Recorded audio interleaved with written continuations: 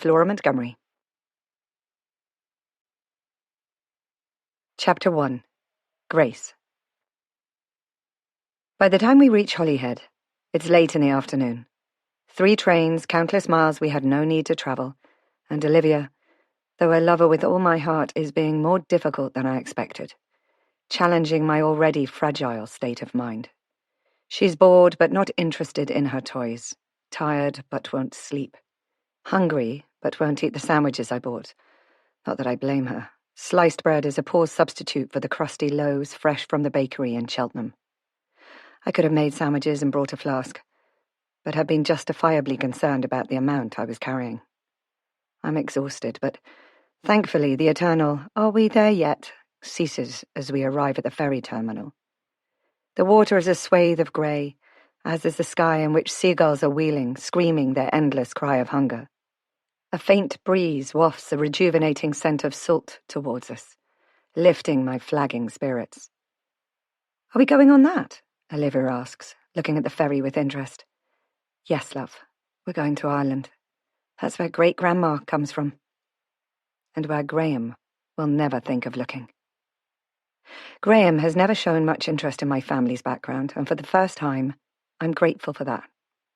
When I was thinking of running, all sorts of unlikely options rattled around my head, including Australia, about as far away as we could get. And yet booking a ticket there would have left a trail for him to follow.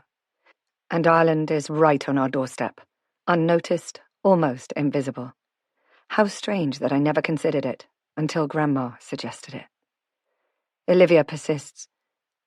"But is that where the seaside is?" "There are lots of seasides, everywhere. You know that. We've looked at the globe together." "Yes, but are we at the right seaside?" "Not yet, love. We're going on the boat, and we'll stay in a hotel tonight. Then we'll set off for the seaside in the morning." Her lips quiver. "I'm tired. I want to go home." "I know you're tired, darling. I'm tired too. But it will be lovely when we get there, won't it?" "Will Daddy be there?" "No, I told you, Daddy has to work. This is a holiday, just for you and me. A holiday leading into a whole new life, I hope." I sigh. I can't possibly explain this to Olivia, and just hope that my love for her will see us through what's going to be a traumatic awakening. That her father will no longer be part of our lives.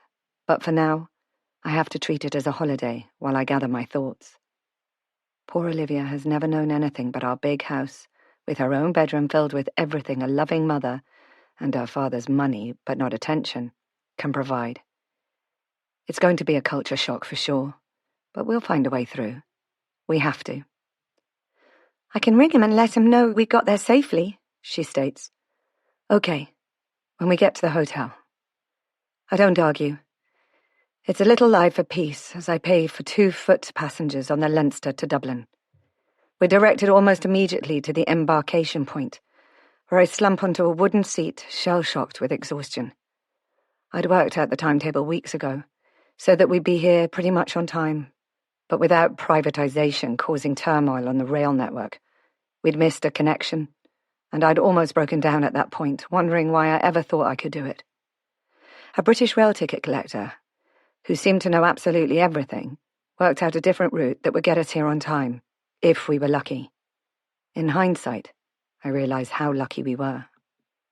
In the passenger waiting area, I pull Olivia onto my lap and rock her, humming one of the little ditties she'd learned at school. She's bright-eyed and limp with tiredness. I brush back the fuzz of fair curls sticking to her forehead and whisper, "Don't sleep yet, love. We're going on the boat now, and there's a bed on the boat for you." "I don't want to go on a boat. I want my own bed." "It's a holiday, love. We always sleep in different beds on holidays." "I don't want to." The whimper is punctuated by a wide yawn. And a few minutes later, thank goodness, the barrier across the foot passenger gangplank is hauled back, and a man gestures for us to embark. I stand, but Olivia refuses to let go and be put down, clinging to me like a monkey. I'm wondering how on earth I'll manage to carry her, 2 cases, and a rucksack, when a grizzled old gentleman in a tattered tweed jacket tips his hand to a flat cap and, with a thick Dublin accent, says, "Girl, you looks fair fraught, so you do. Let an old one give yous a lift." "I'm so sorry," I say, utterly spaced out. Please leave it. It's too heavy. There's probably someone else. But everyone else is making their way onto the boat, passing by, eyes averted. Even the staff seem to be avoiding the problem. I guess they don't get paid enough to care. But surely caring is something you do because you want to be kind. Sure, they're light as a feather. He lies, heaving the cases and leading the way. I was overseeing my own family. You know, I've got 5 boys and 2 girls. 3 boys in New York and 2 in Birmingham. And the girls safe at home with their weans. 17 grandchildren I have. He gasps proudly. And 2 on the way. That's wonderful, I say, not really meaning it. I don't understand why it's perceived as an achievement for one man to father a whole tribe when the planet is so overpopulated. But the man is kind and is useful in more ways than one. He knows his way around the ferry and leads us straight to the cabins. Ours is cramped, with a salt-scoured window and 2 berths. Thank you so much, I say to the old man, who is standing head cocked, as if waiting for my story in return. But I think I'm going to have to lie down with her. Not a bother, he responds, tipping his cap with 2 fingers. He backs out and closes the door behind him. I slump onto the narrow bed with Olivia crooked into my body and hum a lullaby. She's asleep within minutes. I'm exhausted too, mentally and physically. It takes me a while to settle, though. I'm almost surprised we got this far without Graham catching up with us. At every step along the way, I imagined him driving behind us, getting closer and closer. Perhaps he's even on the ferry, in the cabin next to us, watching for an opportunity to steal Olivia back. My breath quickens, and I make myself breathe slowly and evenly. I can't let my imagination override my determination. I'm not just saving myself. I'm saving my daughter, too. I'm awakened by a klaxon belling through the tannoy system, warning us we're about to berth. I must have slept for the full 4-hour crossing. There's no time for washing, but I make sure Olivia does her teeth and I brush her hair. She's subdued, confused, and glares at me with impotent accusation, having realized that this is no normal holiday. Graham organizes everything with clockwork precision. Trains arrive on time, providing first-class accommodation, and we're chauffeur-driven to hotels where porters carry our bags, and there are real beds to sleep in. I'll find a hotel for the night, because there's another hard day of travelling ahead of us. But everything will be fine when we get to the cottage. It'll be basic. Grandma had warned me. I'll actually have to draw water from the well. But if several generations of Grandpa's family manage to survive there, so will we. When I open the cabin door, I'm surprised to see my saviour of a few hours ago waiting outside. "Patrick at your service, ma'am," he says with a flourish of his cap. "Just thought I'd give yous a hand with the bags." He bends to address Olivia. "And how's the pretty Colleen? Better for her sleep, no doubt." "I'm not Colleen," she states. "I'm Olivia Adams, and my father is going to come and get me soon." I'm slightly shocked by her statement, which tells the whole story in a sentence. "She's tired," I counter. "We're going to stay in my great-grandpa's cottage for a holiday." I don't mention that great-grandpa won't be there. And I don't mention that I'm more than a little worried about how we'll be received. Though I'm Irish by descent, I don't sound like it. It bothers me that people can be hated for something they didn't have any say over, such as their accent, where they were born or who their parents are. But Olivia's present tone won't endear us to anyone at all. He doesn't seem to take offence, though, and hefts the bags despite my protest. As we come out into the fresh air, I instantly feel that I'm in a foreign land. I glance around at the cranes, the warehouses and beyond, on a small rise, the rows of terraced houses, and wonder why I feel this way, when the landscape is not so dissimilar to where I grew up, in Birmingham. "Have you any idea where we'll find a taxi?" I ask. He indicates with his chin and begins to walk. "Where will yous be heading?" "A hotel for tonight," I said. "We need to rest up while I find a way to get down south. We've never been to Ireland, so I haven't a clue." "Good hotel?" he asks with a crooked grin, probably having seen the Harrods logo on the cases. "Not the Ritz," I said dryly, "but better than a boarding house." "The Gresham, then." "Isn't that expensive?" "They have basic rooms, too, and it's right in the centre. Ideal for use. I'm after thinking. But look, he adds, it's a few miles into the city. We can give yous a ride. You don't need a taxi. He puts the cases down and waves at someone in the distance. A young man, lean and fit, walks up to us, a smile of greeting on his face.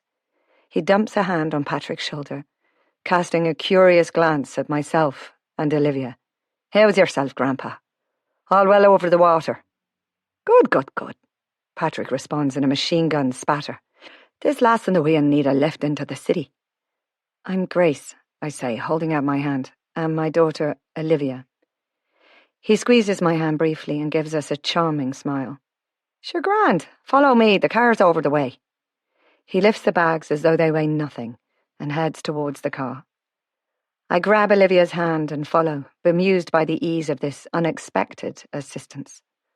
As we walk, the old man provides a running commentary for his grandson on his family in England. They're all grand, so they are, doing well. The men have jobs in the steelworks, but there are rumblings of closure. But sure, won't God provide? The women are kept busy, sure they are, with the weans clamouring for food like a pack of puppies. The young man stops at what used to be a cortina. The word car doesn't describe the remnants of the vehicle. It's a wreck on wheels, and I'm stunned it's on the road at all. Its orange paint blends down into rust and peters into holes through which the chassis is visible.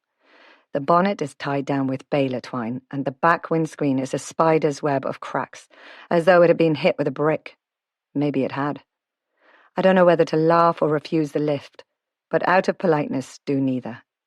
My cases are stowed in the boot, which is closed with a hefty slam, as it doesn't seat well. My old saviour offers me the front seat, but I reach for the back door. I'd better sit with Olivia. She wouldn't want to sit next to a stranger, kind or otherwise. I try to open the door, but it's jammed. The grandson reaches past me and gives it a heave. It opens with a complaining squeal, and he gestures for us to enter, as though it's a grand carriage, adding, Mind the floor, why don't you? It's a bit ropey. He gives the door a mighty slam behind us, making us wince. I grin at Olivia, and thankfully she grins back. It's an adventure, after all. Daddy's got a Rolls Royce, she states as we pull smoothly away, the engine apparently in better condition than the rest of the car. I want to shrink into the upholstery with embarrassment. Oh, has he indeed? Patrick responds, glancing over his shoulder. I hear the smile in his voice, though I can't see it. Yes, and it's silver like the princess's dress. Sometimes he goes to work in it, and I go in it too. But not often, because Mummy drives me to school in the blue Volkswagen because it's a safe car. And how old are ye? Olivia. He's remembered her name, somehow. 6 3/4. 6 3/4 is a very fine age, to be sure. And when I'm 7, I'm going to a big school after the holidays. Well now, that will be exciting, eh? And what are you going to be when you grow up? I don't know yet, Olivia answers seriously. I like drawing, but maybe I'll work in Daddy's firm. Arthur is going to work there, only he doesn't want to. He wants to be a deep-sea diver. Deep-sea diver? Poor Arthur. I suspect that was a wildly inventive wish, anything but become his father's understudy in the world of commerce. Arthur? Patrick queries, looking over his shoulder. My big brother, Olivia says. By my husband's first marriage. I feel obliged to inform them. He's a lot older than Olivia. He's just finished university. Ah! There's a wealth of understanding in the word. Did she die? Arthur's mother. Yes, but, well, they'd been divorced for a while. I belatedly recall that divorce is illegal in Ireland. The road into Dublin is quiet compared with what I'm used to, and several cars going in the opposite direction seem to be in much the same state as the one we're in. A couple of tractors, old and tattered, pass in the opposite direction too, and there's even a donkey cart which I point out to Olivia, who stares in amazement. She's seen horses, of course, when Graham took us to the races at Cheltenham, but nothing like this. We cross a bridge and are suddenly within the city environment, with its tall 19th century buildings and rows of shops. The Gresham Hotel is a huge block of a building with what seems like 1,000 windows. We pull into the curb, and Patrick's young driver gets out and heaves my bags from the boot. He insists on carrying them inside for us. I lean down and thank Patrick for his kindness. Ah, not a bother, not a bother, he mutters, as if doing someone a favour is simply part of life. It meant a lot to me, I respond, and his dark, wrinkled skin seems to grow a shade darker. I don't want to embarrass him further, so I leave it there. I try to offer the young man money for the petrol, but he shrugs it aside with a grin. Glad to help. Sure, it wasn't out of my way at all. Have a good stay in Dublin, won't you? And here we are, in Ireland. I don't feel complacent, but the wide stretch of water between myself and Graham provides hope that the hounds chasing us will have lost the scent. Chapter 2. Grace. The evening at the hotel in Dublin is a trial. Weary from travelling and confused, Olivia doesn't sleep when she needs to, and has slept when she shouldn't, so dinner is an expensive disaster. Exhaustion has overtaken us both. It's a long evening as I try to settle her by reading several Beatrix Potter stories from the omnibus I didn't realise she'd packed. No wonder her bag was heavy. She doesn't settle, and finally, in desperation, I switch the television on. Not caring much about what we're watching, we drift through a sitcom I've never heard of and never want to see again. Olivia is drooping, so I doubt she'll remember any of it. I certainly won't. When she eventually falls asleep, I collapse suddenly and explosively into silent sobs that well up from somewhere deep inside. I'm exhausted. Not just by today, but by several years of burying myself beneath the burden of a life I began to loathe. I really don't know if my tears are those of happiness, because I've broken free of my disastrous marriage, or those of fear, that Graham is hot on my heels, and that I haven't broken out from under his controlling influence after all. I think I cried myself out as I wake in the morning filled with new determination. By hook or by crook, we are going to forge a new life for ourselves. I know what I'm doing, but my poor daughter has been lifted from her safe home environment into an adventure that must seem more like a nightmare. One day she'll understand that I've done this for her. I sign out of the hotel, pay with cash, and take a taxi to the train station. I told Patrick that I wanted to look around Dublin, but now isn't a good time. Maybe when we're settled, and Olivia has come to terms with our new situation, we can come up for a weekend. Now, all I want to do is find my new home and settle in. The trains here are as ragged as the ones at home, but I must stop calling England home. This is home now. We're lucky, as the train to Cork is only half an hour late and is half empty, so the 4-hour journey isn't the trial I expected. Olivia is passive, but obviously confused. She's in foreign territory in more ways than one. She knows where Ireland is on the globe because I showed her where her great-grandparents came from. So long ago it's ancient history to her. But actually being here, without Graham's authoritative presence, is probably more frightening to her than liberating. She's accepted that Daddy isn't coming to rescue her, not at this moment anyway, so she needs to stick to me even though I'm presently the bad witch in the story. She has no idea that this move has no end date, and I hope she doesn't start to hate me for it. One day I'll explain that it's me rescuing her from him. She has no idea what Graham had in store for her, and even in this day and age, the authority of a rich businessman would have overridden the objections of his token wife. I didn't want to rip her from her home and her father, but the truth is, I'm afraid. Not just for her, but for myself. Graham would have manipulated Olivia to suit his purpose. But me?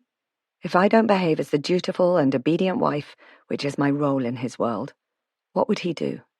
I don't know. Which is why my peace of mind rests with the fragile uncertainty of remaining undiscovered. He doesn't like his will crossed and won't tolerate being made a fool of. The first wife, absconding, had been embarrassing, but the second following suit definitely wouldn't fit his schedule. We steam past rolling swathes of green fields, speckled with little rocky outcrops, but it's subtly different from England. The hedges are barren of trees, and the land is polka-dotted with isolated houses. At one point, there are a few hazy mountains in the distance, hinting of something bigger and wilder than England's Lake District. We pass through a few towns, but the journey is mostly endless green. Not the 40 shades as suggested in the song, but the relentless sameness of a green desert. It's mid-afternoon when we get to Cork, and although I was hoping we could carry on down into the west, I decide to stop over. I can't imagine trying to find the cottage in the encroaching evening. Besides which, we'll need to buy bedding and other necessities. The cottage has been vacant for a long while, so it's certainly going to need a good clean, if nothing else. I'm desperately hoping it hasn't been occupied by squatters. I find a taxi and ask for lodgings near enough to the bus station that we can walk there in the morning. We end up in yet another big, old hotel, and I pay a small fortune for the privilege of a night in a somewhat seedy bedroom. It's either that, or get cheaper lodgings, further away, and have to pay another taxi to get us to the bus station. So we make do. Tomorrow, I think, we'll be there, finally in Roone Bay, so I can stop throwing money away. Despite my years with Graham, when money was there for the taking, I wasn't brought up to be extravagant. It's surprising how little you can live on if you do your own cooking and don't go trawling the shops from boredom, looking for things to buy. That thought makes me smile, reminding me of a song Dad used to chant, when terminal illness and a hacking cough had deprived him of his job and his singing voice. Busy doing nothing, working the whole day through, trying to find lots of things not to do. The next morning as we approach the bus station, Olivia throws the mother of all tantrums. "I want to go home," she sobs in rising hysteria. "I want my bedroom, I want my daddy." "We're nearly there," I croon, trying to rock this child who has turned into a curve of steel anger. "Come on, love. Just one more bus and we'll be there, in Grandpa's lovely old cottage. It's got a garden, and we can walk from there to the seaside once we've had a little rest." "I don't want Grandpa's cottage. I don't want to go to the seaside. I want to go home." We're standing just outside the bus station. It's within reach, but might as well be a million miles away. I can see the bus we're supposed to catch. I've dropped the cases, and I'm holding on to Olivia as she tries to pull away from me with relentless and mindless fury. Right in the centre of the city, the traffic is a constant stream, and if I let go now, she might run. My mind suggests indescribable scenarios. Olivia's face is red with rage, smeared with snot. Tears are running down my own face, and I don't know what to do. I truly don't. I've never seen her lose control in this way before. She can be difficult, can't all children? But this is beyond me. I imagine everyone watching, wondering if I've kidnapped this child. Well, I suppose, in a way, I have. I'm wishing I'd been brave enough to blow some of my cash on a car, but I thought we could manage without one, and I was too afraid of Graham finding us. I'd imagined us travelling in harmony, looking out over mystical Ireland together as we discussed our idyllic new life.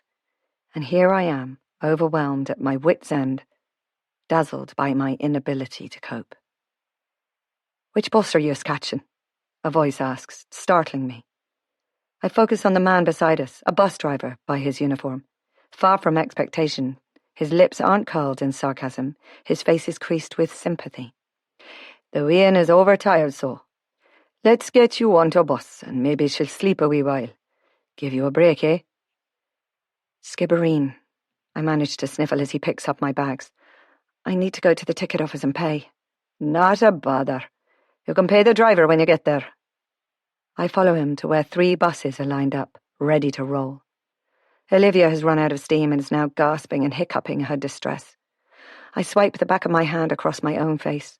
We must look a right pair, tumbled and scruffy from 2 days of travelling with matching tear-streaked cheeks. The driver leads us to the bus and chats with my driver as they load the cases. The driver indicates for me to get on first. I feel guilty jumping the queue, but no one complains. There's empathy in the gazes that graze mine, and a quiet acceptance that the driver had simply made the only decision he could in the circumstances. Finally, we're on the bus. I haul Olivia onto my lap and hug her. "I love you, darling," I whisper. "I'm doing this for both of us. You'll understand. One day." A few minutes later, after everyone else has climbed on and baggage has been stowed, the driver comes up the aisle and offers me a carrier bag. "Lunch," he says. "I reckon you didn't manage to get something for the journey, hey? Hard to cope with a little one on your own. There's a packet of sweets in there for the wean." He winks. "Sometimes you just need the right medicine." "Thank you," I manage to say. Tears cloud my vision at this kindness, and I blink them back as I reach for my purse. "Yes, I was going to get something, but, well, you know, what do I owe you?" He pats my arm. "No bother. Have a nice day in Ireland." Stunned, I smile through my tears. I think I will, after all. How I'd misled myself, assuming the journey would be easy by public transport. Nothing about it was easy at any stage, and I have been grateful, more than once, for the kindness of strangers. Chapter 3. Grace. Squeezing Olivia's hand as the bus disappears up the road, I have the desperate urge to run after it and ask, "Is he going back to Cork?" Panic chokes me. I've changed my mind. I don't want to be in this tiny backwater town in a foreign land. I want to be back in Cheltenham, in my nice warm house, where I can just turn on the television and disappear into myself and survive another day. Cold rushes through my head. I'm so alone. But if I go back now, Graham will make sure I never have the opportunity to leave again. Not with Olivia, at least. For a second, I think I'm going to pass out. But I can't, not here, out in the street where people can see, and not in front of my daughter. The trouble is, Olivia adores her father. She's too young to realize how manipulative he is, that his plans for her will override any plan she might want to make for her own future, as he has with Arthur. If Graham gets his hands on her now, I might never see her again. Is it more selfish to deprive a child of a mother or a father? As a mother, though, do I really have a choice? Deep-seated unhappiness isn't just a temporary state of mind, Grace, my doctor had said. It's a mental illness that leads to depression and suicidal thoughts. You really should get therapy before it gets that far. He didn't realize I was already there. When the thought of simply closing my eyes and not having to cope any longer became a driving need, it scared me. When I began to think that dying was an option I should explore, I knew I had to do something. Olivia tugs at my hand. "Mummy?" Her face is still blotched from the morning's tantrum. She's staring at me, wondering why I'm standing there not doing anything. But I'm numb, overwhelmed. I want to be a child again, to throw off this mantle of responsibility and have someone tell me what to do. I force myself to slow my breathing. I take stock of my surroundings, ground myself. I'm standing on a pavement, our baggage by my feet. I need to act. We're in a small town called Skibbereen in the south of Ireland, and seem to have been dropped randomly in a narrow street of shops where there's no bus stop or timetable. I have to find someone to ask. "Yes," I state, straining to sound positive and in control. "Right, let's find someone. We're nearly there, I promise." I've been promising the same thing for 2 days now, but this time it's the truth. Maybe there's a hotel here where we can just rest. It's tempting, but we're so close. I want to land finally at our destination, which, as far as I know, is only 10 miles or so away. I have a fragile hold on that need, like needing a cup of tea and finding comfort in it for no logical reason at all. I reach for our luggage and heave myself upright. It seems to have inexplicably gathered weight on the journey. "Hold the strap," I instruct, but Olivia's already doing it, used to the drill. I'd considered buying new suitcases with wheels, but I was afraid of Graham finding them. He didn't see the need for wheels because there was always someone, at the click of his fingers, a taxi driver, a concierge, to perform the manual task of humping our stuff around. Graham had bought this set of matching suitcases for our honeymoon in Venice, and I'd been so proud of them. Matching luggage. Transported into our hotel on a gilded trolley. I'd been so thrilled then. Floating on air, living the dream. We were treated like royalty, and treated ourselves the same way. Anything we wanted was ours for the taking.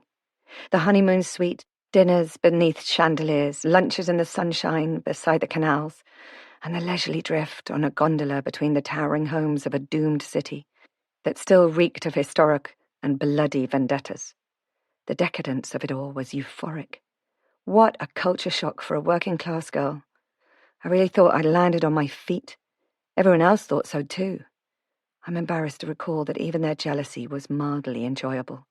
And even now, several years later, when the honeymoon period has long dissolved into the reality of marriage to a man who controls every aspect of my life, they'd think me foolish for running. I mean, who would leave all that wealth? And to leave Graham, the Mr. Darcy of Cheltenham? Was I mad? The shop fronts in Skibbereen are old-fashioned, with carved wooden frames and glass that distorts my reflection. A bell tinkles as we enter a small shop which sells, alongside milk and groceries, a peculiar section of other goods, vests, buttons, sewing thread, and coal scuttles. A vast old till hunkers on a worn wooden counter, behind which homemade shelves rise to the low ceiling. It's like going back to my childhood, when Mum with her bulging shopping bags would traipse from shop to shop, me trailing her as Olivia now trails me. I dump the cases, and one falls over. I'm too tired to stand it up again. The woman behind the counter is hefty, unsmiling, a white pinafore wrapped around her middle like a sheet, her greying hair pulled back into a tight bun at the nape of her neck. If she's curious about who we are, she doesn't show it. Meekly, I ask for a couple of rolls, some cheese, and a bottle of milk to keep us going.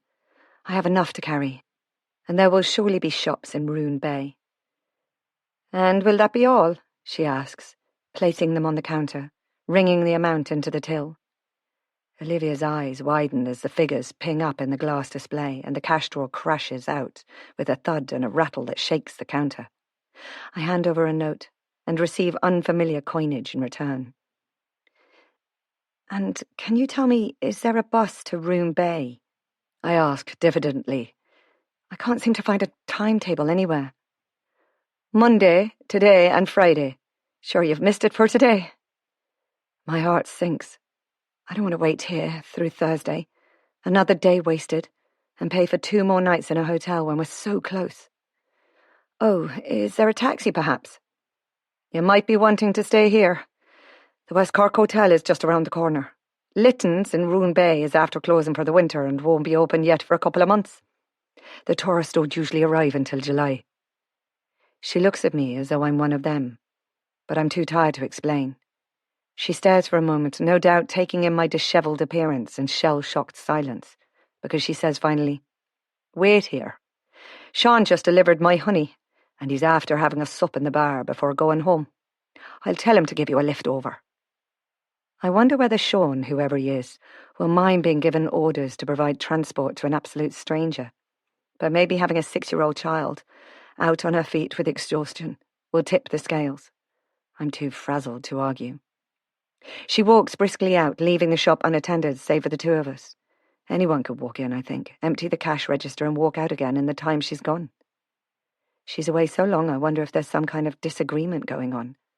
I'm half tempted to leave, but feel obliged to keep an eye on the shop. Eventually she returns, followed by a sturdy young man, possibly in his early 30s, who could be a builder by the state of his clothes. He's wearing a ripped jumper over a checked shirt and jeans so well washed they've bleached to a pale grey. He has a home-knitted bobble hat pulled down to his eyebrows, knitted by his wife, I guess. But the eyes under the garish wool are grey and intelligent, and I realise he's assessing me with equal and warm interest. He smells heavily of drink, and I wonder whether this is a good idea. "I don't want to put you out," I begin hesitantly, but he overrides my objection with quick understanding. "No bother. I just had the one. I'm quite safe on the road, and the old jalopy doesn't do more than 30. I was just leaving anyway. Where are you heading?" "My grandpa's cottage in Roone Bay. He was Conor McCarthy?" "The McCarthy place, past the mill, at Gosheen." He raises his eyebrows. "I know the one. It needs a bit of doing up, I'd say, if you're going to live there." I nod, relieved. I thought as much, but we can make do. He considers me for a bit, then says, "Well, you'd best see it for yourself before you decide." Decide what? He hefts our 2 suitcases and walks out. There's little I can do other than utter a hasty thanks to the matronly woman who'd hoisted him out of the bar for me, and follow, clutching the carrier bag with our food. Sean leads us down the road, behind the shops, over a humped bridge, to a pickup truck, parked by the side of a small stream. The truck, Ford it says on the robust bonnet, is years old. The side is emblazoned with McDarrah's Honey, Roone Bay.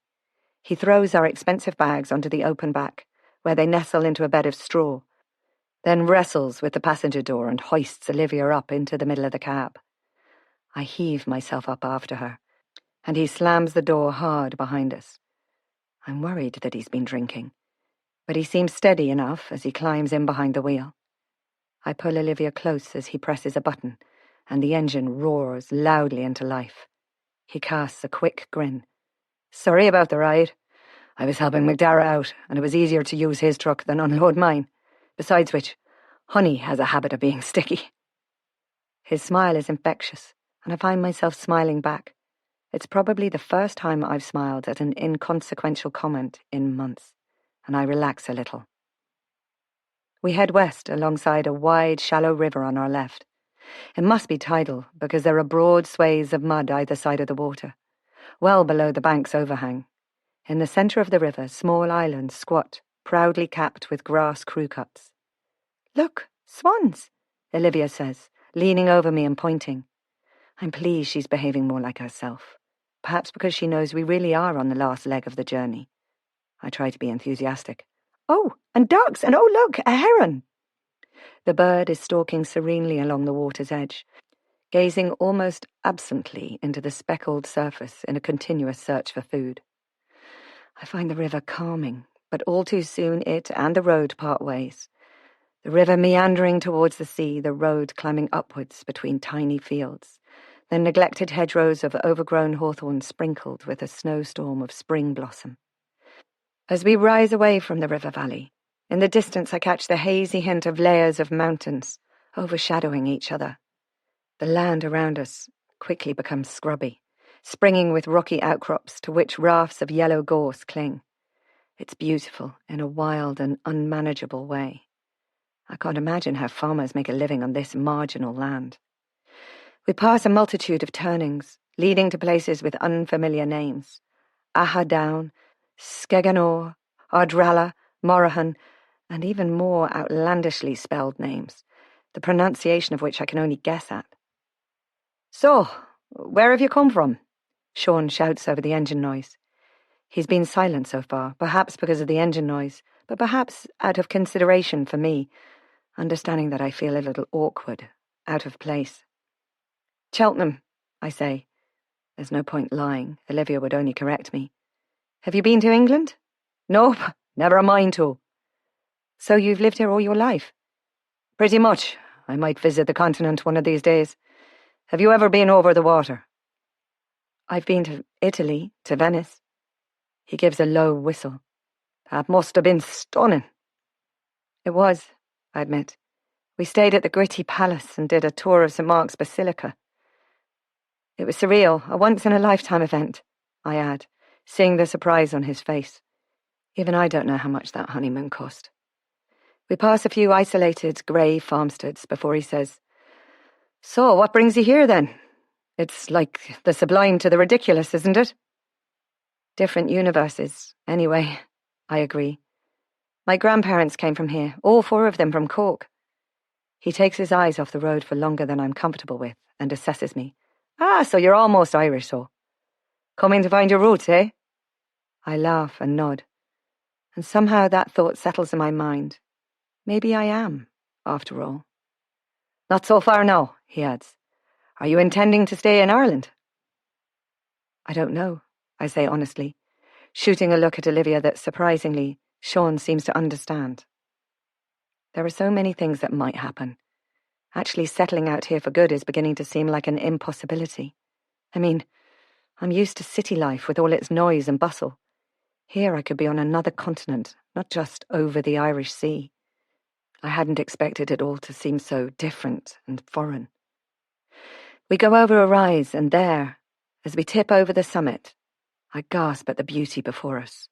As roaring Water Bay and the wider region of Carbery's 100 Isles is revealed like an open map, the sparkling blue sea dotted with distant islands, contained within a protective circle of black, rocky shores. The few moored yachts scarcely move in the still water, and beyond that, more land. Is it an island or a spit of land wrapping around the bay? I knew from reading that the small bay here is sheltered, but I hadn't expected it to be quite so serene. No wonder Grandma looks back on this place with a touch of nostalgia after moving to Birmingham. Suddenly, living here doesn't seem such a nightmare. Then we descend, and the vista is gone. Sean points to a sign for Roone Bay. "You know what that means?" "I didn't know it would mean anything. Isn't it just a name?" "It means the Bay of the Red-Haired Boy." "They named the town after a boy?" Why not? I expect there's some fairy legend attached to it. My mother could tell you. I think it's kinda nice, though. He casts me a grin, which I faintly echo. I am exhausted, but he lifts my mood slightly. He really is attractive, in a wholesome, earthy kind of way. But I came here to escape, not get entangled in another relationship. Any parent will tell you, things are different when you have a child, because the child is part of that relationship too. I didn't understand that until I had a child of my own. As if he's read my mind, Sean nudges Olivia with his elbow and winks at her. What do you think of Ireland? I want to go home, Olivia states, gazing out of the window, lost in her thoughts. I exchange a smile with Sean, not wanting the conversation to end. I ask, do you speak Irish? He shakes his head. There aren't many left who have the Irish, he says. But sure, you don't need to be fluent to understand the things that matter. That's sad. It is. It was beaten out of us.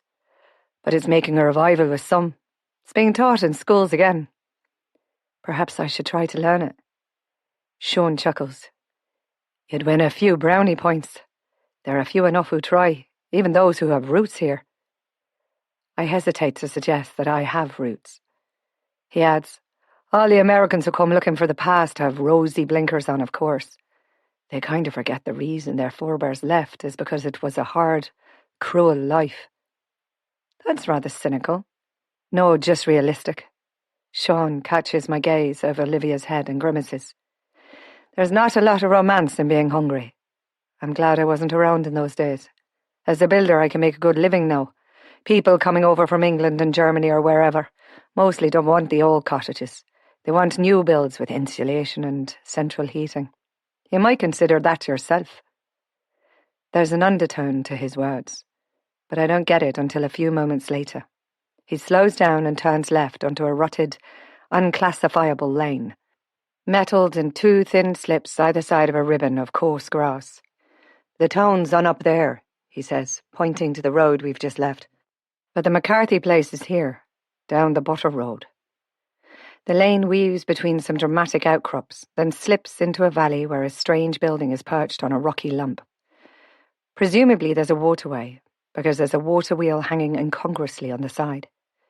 We swerve around a maze of small roads and up another hill. Here, Sean pulls in and wrenches on the handbrake alongside a grey, derelict building, which squats amidst a riot of weeds, sad and abandoned. I stare in disbelief, then cast him a startled glance. This is Grandpa's house. Yep, that's the McCarthy place. My heart drops. This is the cottage I'd been imagining us living in. I slip down and lift Olivia out. We're both exhausted beyond words because it's taken 2 long, stressful days to get here, and I feel my resilience drain out of me. I must be all cried out because the blanketing calm of shock settles on my shoulders. Grandpa had just one tiny, treasured black and white photograph of him, with his father and brother, standing outside the cottage. I didn't even know Grandma had inherited the cottage until she offered it to me. What with your circumstances, she said, and no one living in it. Sure, it will be perfect. I remember thinking, with a kind of wonder, that I would have a home of my own, something that wasn't Graham's. So there you go, love, she said. Start afresh. It'll be basic, of course, after what you've been used to these last few years. I had laughed through my tears, saying, oh, Gran, you're a treasure. Basic I can cope with, and if it needs a bit of TLC, it'll give me something to put my energies into, won't it? But what about you and Mum? Graham will come looking for us. Let him, she said grimly. He'll get nothing from us. I recalled then the big iron key she'd given me on my own wedding day and finally realised what it was for. She'd known all along that I'd one day want to run. I'd imagined putting it in the lock, turning it and entering my own home. Only there's no lock. There isn't even a door. I take the photo out of my bag and compare it with what I'm looking at. It's the right place, though it's hard to reconcile this with my dreams and expectations. It's the house all children draw. A window either side of the front door, 3 above. The cottage faces the lane, set several yards behind a low stone wall and has, apparently, a bit of land behind it. There's a path leading directly down to the rocky shore where Grandma used to collect mussels. It had sounded idyllic. This is certainly the cottage, but time and neglect have worn it to its bare bones. Ivy leaves have gathered in a pile beside the front door, which is lying on its side on the exposed stone floor. In the tiny entrance hallway, a wind-scoured wooden staircase rises. There's still glass in the upper windows, seated precariously in rotted frames. There's a roof, but the slates are swollen with age, disintegrating into layers that are being washed away, judging by the dark stain around the house. And there's a distinct hole in the middle of the front slope. A thick ivy stem has clawed up the right wall and curled around the chimney, as if seeking warmth. As I watch, a couple of jackdaws fly over, argue hoarsely, and disappear into the chimney pot. "Is this great-grandpa's house?" Olivia asks in a small voice. The incredulity on her face echoes my thoughts. Is this where we're going to stay for our holiday? "I don't think we can stay here, love," I admit, defeated at the last hurdle. "Let's just look inside, see what needs doing." I nearly laugh at my own words. What doesn't need doing? It starts to rain, adding to our misery. Sean reaches into the back of the truck and hauls a canvas sheet over our luggage. We enter through the open doorway, my curiosity sandwiched between utter incredulity and despair. The larger room has a big fireplace, filled with a rusted range. There's a sink nestled into a homemade wooden cupboard. A couple of wooden chairs, once painted green, lie on the floor, amongst the debris of damp, rotting leaves. As I nudge one with my foot, a leg drops to the floor. I want to do the same, collapse in a confused heap. And if Olivia and Sean weren't with me, I might have done just that. But it was Gran who instilled in me the need to remain strong and impassive in the face of adversity. If you need to cry, do it when no one's looking. Don't let people know when you're vulnerable. So I take a deep breath and carry on. The smaller room, with the rusted cast-iron fireplace and mantel set into the end wall, is devoid of furniture. Back in the entrance hall, I test the bottom stair with my weight. Seems to hold. There's a small landing at the top, where the stairs divide, 2 up to the right, into an empty bedroom, 2 left to a narrow landing, with one tiny bedroom above the front door and another above the main room. In this, there's an ancient iron bedstead with a chain-link base. I feel a laugh bubbling up. All we need is a mattress, then we'll be fine. I mutter, then laugh dryly at my own joke. Ivy has crept in through the open sash window, both sections of which have dropped to sill level. The remnants of its feathered cord still hanging. Daylight peeping through a hole in the roof exposes a circle of rotting floorboards. I suspect the floor is like blotting paper. "Careful now," Sean warns, his soft voice deepening with concern. I glance behind and am surprised to see that Olivia has allowed him to grasp her hand. After all the warnings we gave her about being wary of strange men, she must instinctively know he's one of the good ones, as do I. The small middle bedroom seems solid underfoot. We walk to the window. Grandma's right about the view. Through the gloom, I can make out an expanse of wrinkled water. A low island with a lighthouse cuts into the horizon, and beyond that, I presume, lies the Atlantic Ocean. It's atmospheric, exactly as I'd romantically imagined it, portrayed through her nostalgic memories. It would be stunning in sunlight. I know Grandma still sees it in her mind's eye, as it had been when she was a child, but why had I supposed it would be anything but derelict? I'd imagined it exactly as she recalled it, because that was what I'd needed it to be. A bolt hole, somewhere where we could just live, get by for a bit while I got my act together, while Graham got used to the fact that I'd left him. Even Mum had assumed it would be sitting here, empty, just waiting for a good spring clean. The house, battered on a regular basis for over 150 years by squalls belting in off the Atlantic, isn't in need of renovation. It's in the process of sinking back into nature. I'm not even sure it's recoverable. "The seaside is down there," I tell Olivia, inconsequentially, as we both stare. It's a rocky shore, not the wide expanse of sand that Olivia had probably envisaged. A wave of guilt washes over me. I shouldn't have brought her here. But even as I'm agonizing, I recall my own despair, much too deeply ingrained to be called unhappiness. It's amazing I got through each day, like an automaton, smiling and talking on command, while my inner self was curled up, dying in a fairy tale turned sour. I'd also had the growing feeling that Graham was looking at me strangely, as if wondering why he'd married me. He said he loves me, but I'm sure what we had wasn't love, but a convenient tolerance. And my previous starry admiration now leaned more towards fear.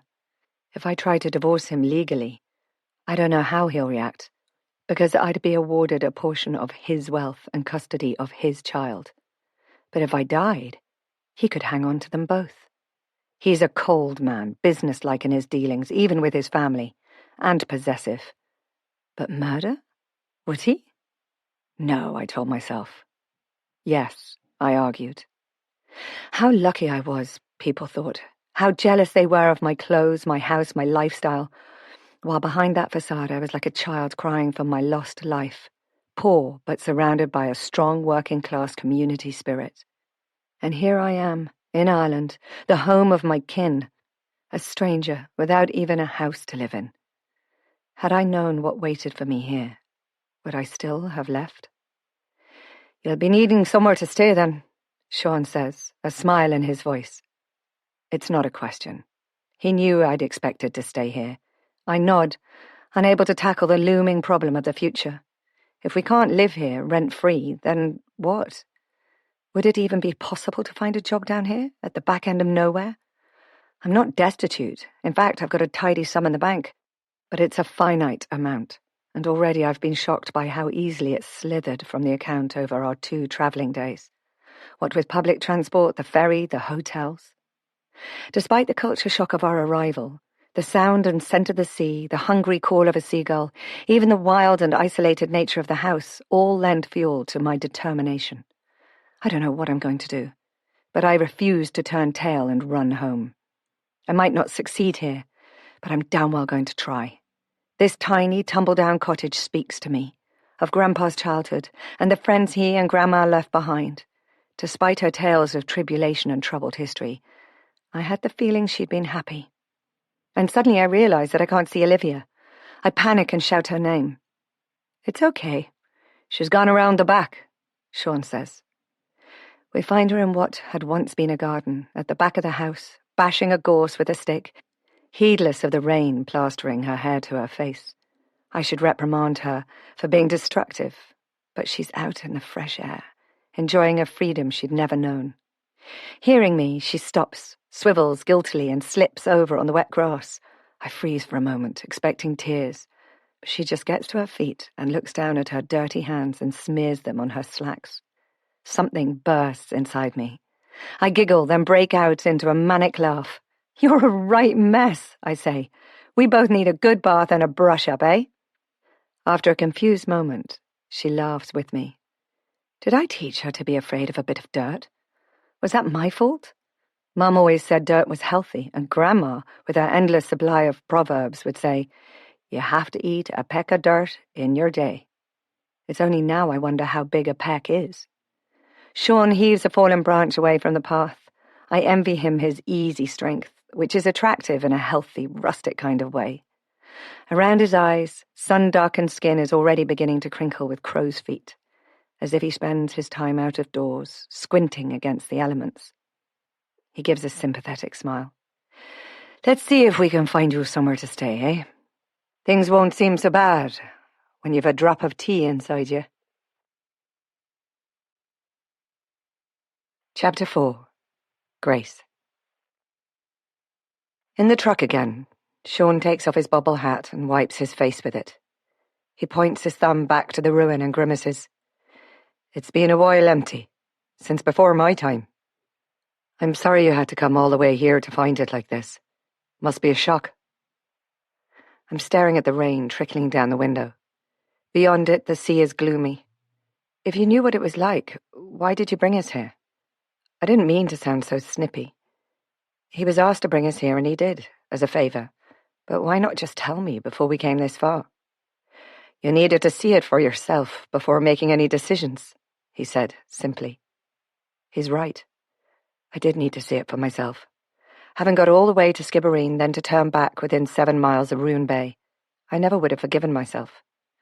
I sigh, thinking back on Grandpa's stories, but I can't put them into perspective. I gaze around again and try to imagine him here as a child and as a young man in love. If I watch quietly, maybe I'll see his echo peering eagerly down the lane. No, he called it a bareen, watching for his lover, my grandma, before he married her and carried her off from this remote and wild environment to the grime of an English industrial city. I expect they'd been as culture-shocked then as I feel now. So what now? I ask eventually, more of myself than anything. I'll work it out when my brain starts to function again. I give a rueful grimace, searching in my handbag, and pull out the tiny photo to show Sean. This is what I was looking for. Sean gives a quizzical glance. Ah, well, I'd say you're mighty disappointed, so. A tad, I say dryly. Is there a B&B in Roone Bay? There's Mrs. O'Hara's. She has a room she lets in the summer.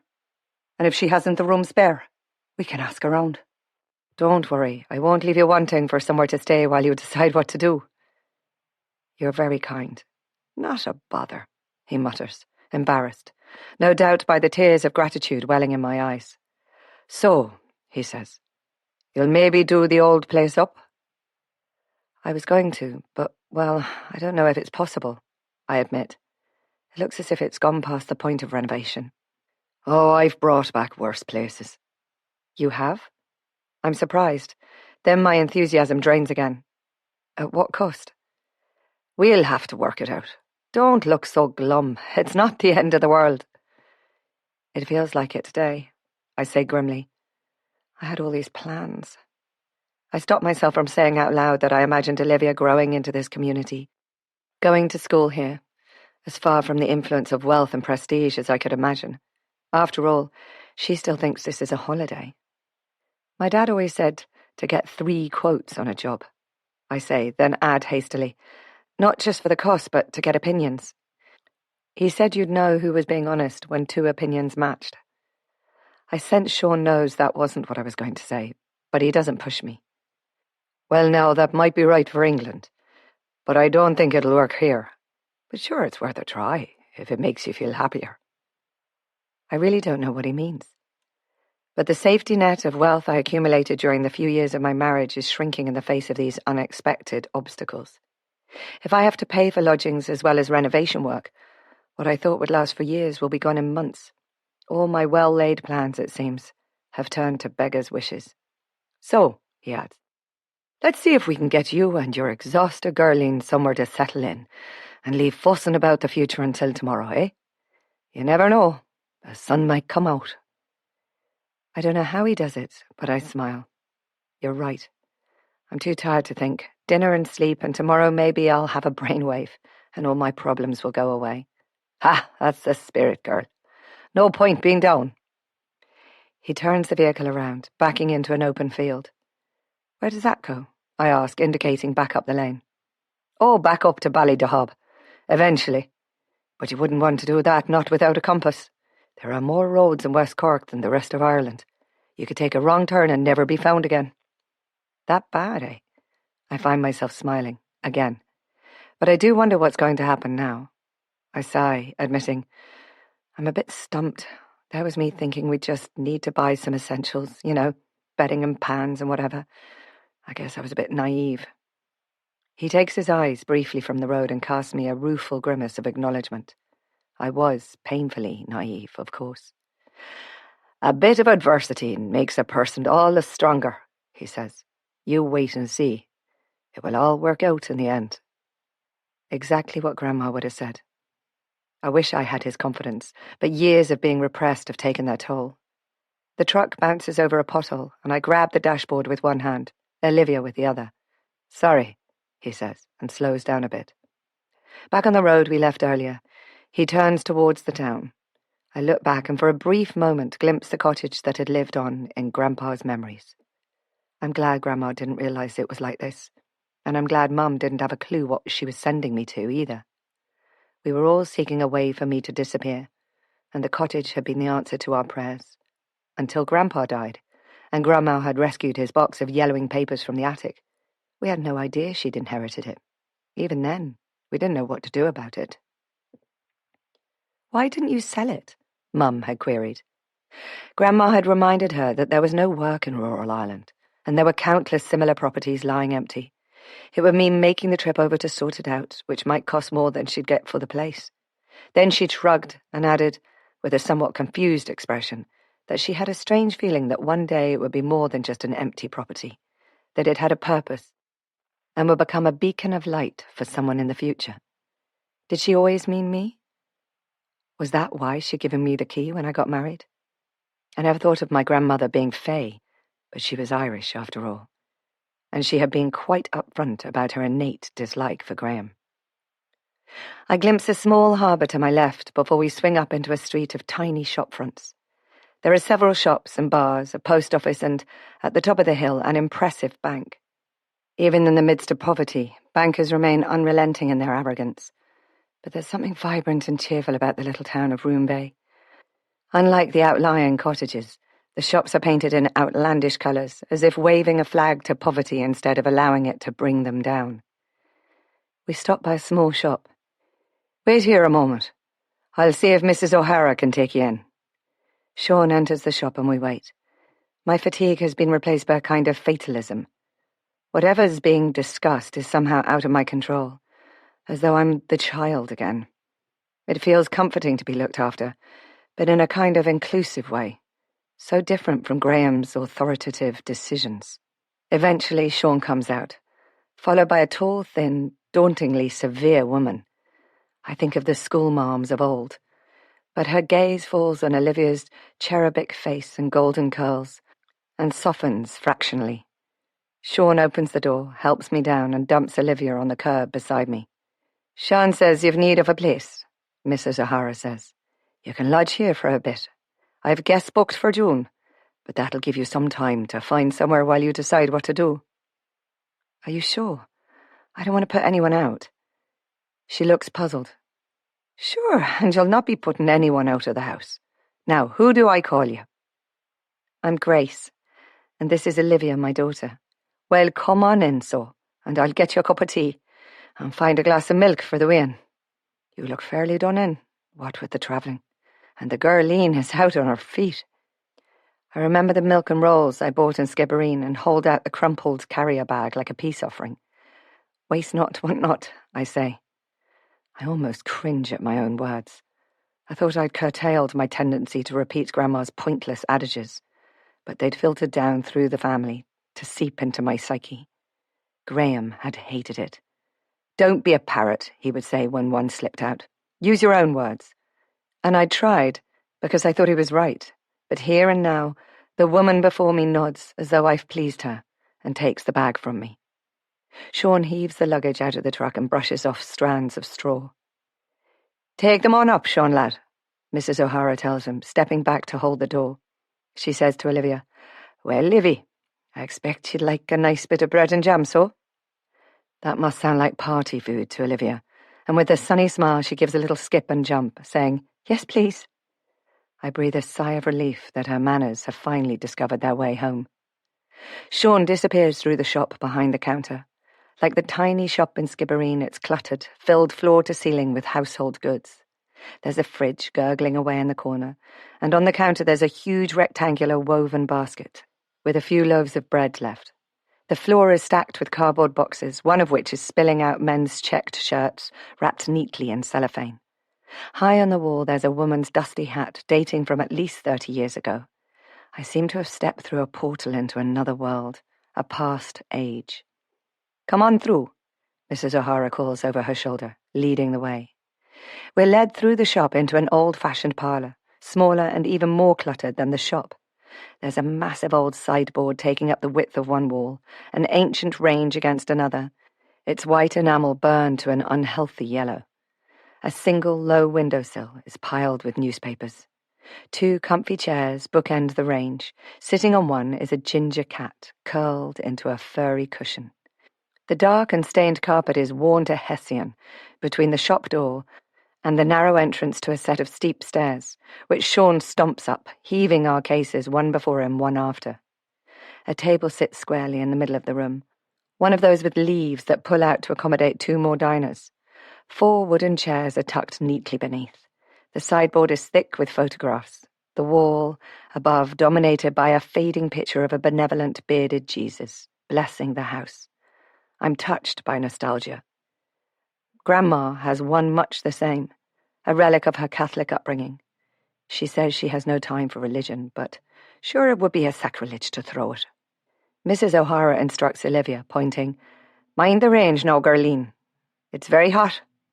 Olivia attentively touches the cat, who opens one eye to assess her before yawning widely, displaying an impossibly large mouth with a fearsome set of canines. "Can I stroke it?" she asks. "Oh, aye, Jenny will be after liking a rub." "But don't put your face too close," I murmur. I've always been wary of cats, a legacy from my mother who's allergic to them. But Olivia has already kneeled, hugged her arms around the animal and placed her cheek on its fur. It erupts into a loud purr. The boards above our heads creak, then Sean thunders back downstairs and tips 2 fingers to his imaginary cap. "I'll be off now, missus." "Take a loaf to McDara on your way through," she says. "They'll be after going stale, and tell him I'll take some honey for the shop. I've only the 1 jar left." "Will do. Take care now."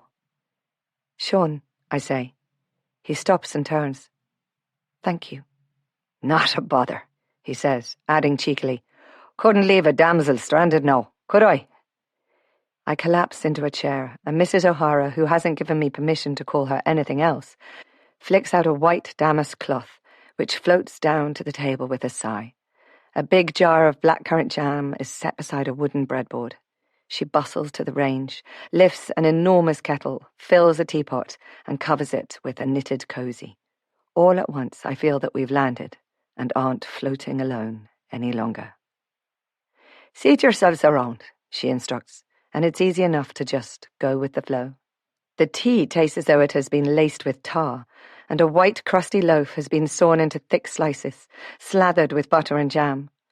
I haven't had high tea since I was a child, when dinner time was at midday, complete with some kind of milk pudding, creamed rice or semolina, with a knob of jam, or steamed roly-poly pudding and custard, and we had bread and butter and jam before bedtime. While working, I'd learned to eat lunch on the hoof, and dinner had become an evening meal. Puddings were reserved for Sundays and special occasions, because by then we knew they were bad for us, all that carbohydrate and sugar. The bread and jam and even the damask cloth remind me so much of Grandma. I feel tears of nostalgia rise. I swipe them back discreetly, but Mrs. O'Hara casts a look that says she hasn't missed them, and maybe puts it down to tiredness, or perhaps my disappointment in the cottage. I don't doubt Sean gave her a précis of my story. After tea, I offer to help clear, but Mrs. O'Hara looks almost affronted. "Get on with you," she says. "Now you're rested. Take the wee un out for some fresh air, then get yourselves an early night. You look fair wasted. Come in around the back. It's never locked." We're shown up to a neat bedroom busy with floral wallpaper, a wooden wardrobe, 2 single beds, and a kidney-shaped dressing table with a mirror. "I hope you don't mind sharing," she says. "It's perfect," I say, meaning it. Olivia will be happier in the same room with me, what with all the strangeness and travelling and the like. "And because Daddy's not here to keep us safe," Olivia adds. "He's got to work." I'm slightly taken aback by this unexpected interpretation of our previous roles. Graham had never been one to comfort her through nightmares or read to her at night. Where did she get that from? I didn't want to go out, but in fact, it does us both good. We amble down towards the sea, where there's a small harbour, no more than a wall, really, where boats can tie up. There's a hatch for selling fish and chips, presently closed. The smell of the fishing industry wafts towards us on a faint breeze, but it's not unpleasant. It's the scent of a seaside holiday. Salt water, seaweed, rank fish, diesel. The tide must be out, for there are a couple of boats, several feet below the level of the wall, and to the left, on a slope of shore, a couple of wooden rowboats rest on stones slimy with green algae. Behind us are piles of fishing nets and baskets, presumably used for catching lobsters. Everything seems so much smaller here, from the roads to the houses to the boats. It's charming, quaint, and yet so real. I feel we've stepped accidentally into a different world. The sun is sinking fast behind a bank of clouds, rolling in from the west, and I shiver in the cooling breeze. Out in the bay, the sea has lifted, churning with relentless determination, chopped with white caps, scratched up by the fitful breeze. I hear the distant plinking of halyards flapping against metal masts from the yachts moored in the bay. To the left, against the black rock, I can just about make out Grandpa's cottage. I point it out to Olivia, who states firmly, "It's not Great-Grandpa's cottage, it's ours." I grin at her, and she grins back as I say, "I guess it is," at that. Lucky us. I wonder why Grandma never had the notion to come back to see it, or even do it up and rent it out. Now times were changing. Did she leave something behind in Roone Bay that she didn't want raked up, didn't want to remember? A faint wind chills my neck. What might have happened here to make her feel like this? What if she and Grandpa Connor had left Ireland for reasons they never shared with anyone? A drift of rain begins to dust the air. What is it, Grandma calls it? A soft day? But it's not soft. It's cold and unforgiving, like the grey sea that whispers before us. In the misty distance, I make out the ridge of a peninsula. I think it's the mizzen, past which the Titanic steamed on its fatal voyage. I envisage the terror of its last moments, as a cargo of desperate souls seeking a new life in America found a somewhat different destination. The ship broke its back, plummeting 2 miles to the floor of the Atlantic, leaving a flotsam of bodies bobbing on the icy surface. I glance up at the low cloud, trying to imagine 2 vertical miles, but fail. It's too far to contemplate. Olivia gives a wide yawn. Back at Mrs. O'Hara's, I settle her into the bed by the window and read to her. It doesn't take long for her eyes to droop. Within minutes, she's out to the world. I'm sure I'll do the same, but I lie awake in this strange bed, in this strange land, my disorientation complete. Behind the curtains, there's no orange glow of streetlights, no noise of revellers coming home late, no distant rumble of traffic. The quiet is almost unnerving. I wonder if I'll get used to it. I try to sleep, but I'm beset by anxiety, all the negativity of my actions rising to confront me with annoying repetition. What have I done? Why did I think I could get away with this? Graham's probably on his way here right now. He'll find us because he never allows himself to fail, not at anything. My mind races and churns as I recall the weeks of planning, the daily terror of exposure, believing that somehow Graham had become aware of my plans and was just waiting to see whether I really meant it before leaping out to stop me. There would be a little curl of mockery on his lips before he pastes the bland expression back in place and takes me to task. He's done it so many times before. He has a way of making me feel small, like a child who's been reprimanded for doing something utterly stupid. And by the end of his carefully modulated explanation, I truly believe I have, until I think it all through again later and realize how he's manipulated my thoughts when it's too late to quibble. I've known for a long time that I actually didn't like my husband very much, but at this moment, I hate him with a vengeance. How dare he court my innocence, then stamp my dreams underfoot, and try to change me from the girl I was into the kind of woman he thinks I should be? How dare he? And he's been doing that to our daughter. Only it was so subtle I didn't realize it was happening until I noticed she'd become strangely silent at mealtimes. I asked her if she were being bullied at school. No, she replied. Then I realized she wasn't being bullied at school. She was being bullied at home. Chapter 5. Grace. I wake in Mrs. O'Hara's tiny bedroom and shrug off the guilt of running. I'd like to say I slept well, but those ever-churning memories are exhausting. I rise, however, with a new determination. I've actually done it. Despite my fear, we made it. We really are here, in Ireland, and there's no going back. I feel a little awkward walking down the stairs into Mrs. O'Hara's living room, as though I'm invading her private space. But the little table is already loaded for breakfast, like any other B&B. Cereals and milk are there for the taking, and the butter and jam are surely intended for toast. There's a mat for the teapot, and the kettle is steaming quietly on the range. I settle Olivia, who's excitedly lining up little individual boxes of cereal, ready to choose. After much deliberation, she takes sugar puffs, while I take snap, crackle, and pop, which I've loved since childhood. I haven't called them Rice Krispies for as long as I can remember. I don't usually eat cereals, but today I'm determined to enjoy a holiday mood. For a while, at least. Already the dream has cracked around the edges and reality is seeping in. There are decisions to be made, but I'm not in the right headspace to confront them. Mrs. O'Hara bustles in from the back, busying herself with the teapot, and I say, "Oh, sorry, we started. I hope that's all right." She smiles. "Don't be worrying now, sure you're grand. I have some toast browning under the grill. You'll be needing to get your strength back after the journey." We were a bit frazzled, I admit. "So you slept well?" "Like a log," I lie. "It's very quiet here compared to the city." "You're from London?" "Birmingham, originally." Luckily, Olivia is reading from the cereal box, ignoring our dialogue, or she would have corrected me. "So, Sean said you were looking at the McCarthy house. Will you be after buying it, I wonder?" I smile inwardly at the open interrogation. I have the feeling that anything I say will be running around the town as fast as gossip has legs. But perhaps I shouldn't mind. Get things out in the open. I have nothing to hide. "I own it, actually. My grandfather was born there." Mrs. O'Hara pauses. "Your grandfather?" "Connor McCarthy, did you know him?" Her brows rise up into her hairline. "You're Connor's grandchild? By all that's holy." "I know he ran off, in the night, to marry young Kathleen O'Driscoll, who didn't have a penny to her name. My mother told me it was a scandal, so it was. Her father was that angry, she being the last of his children.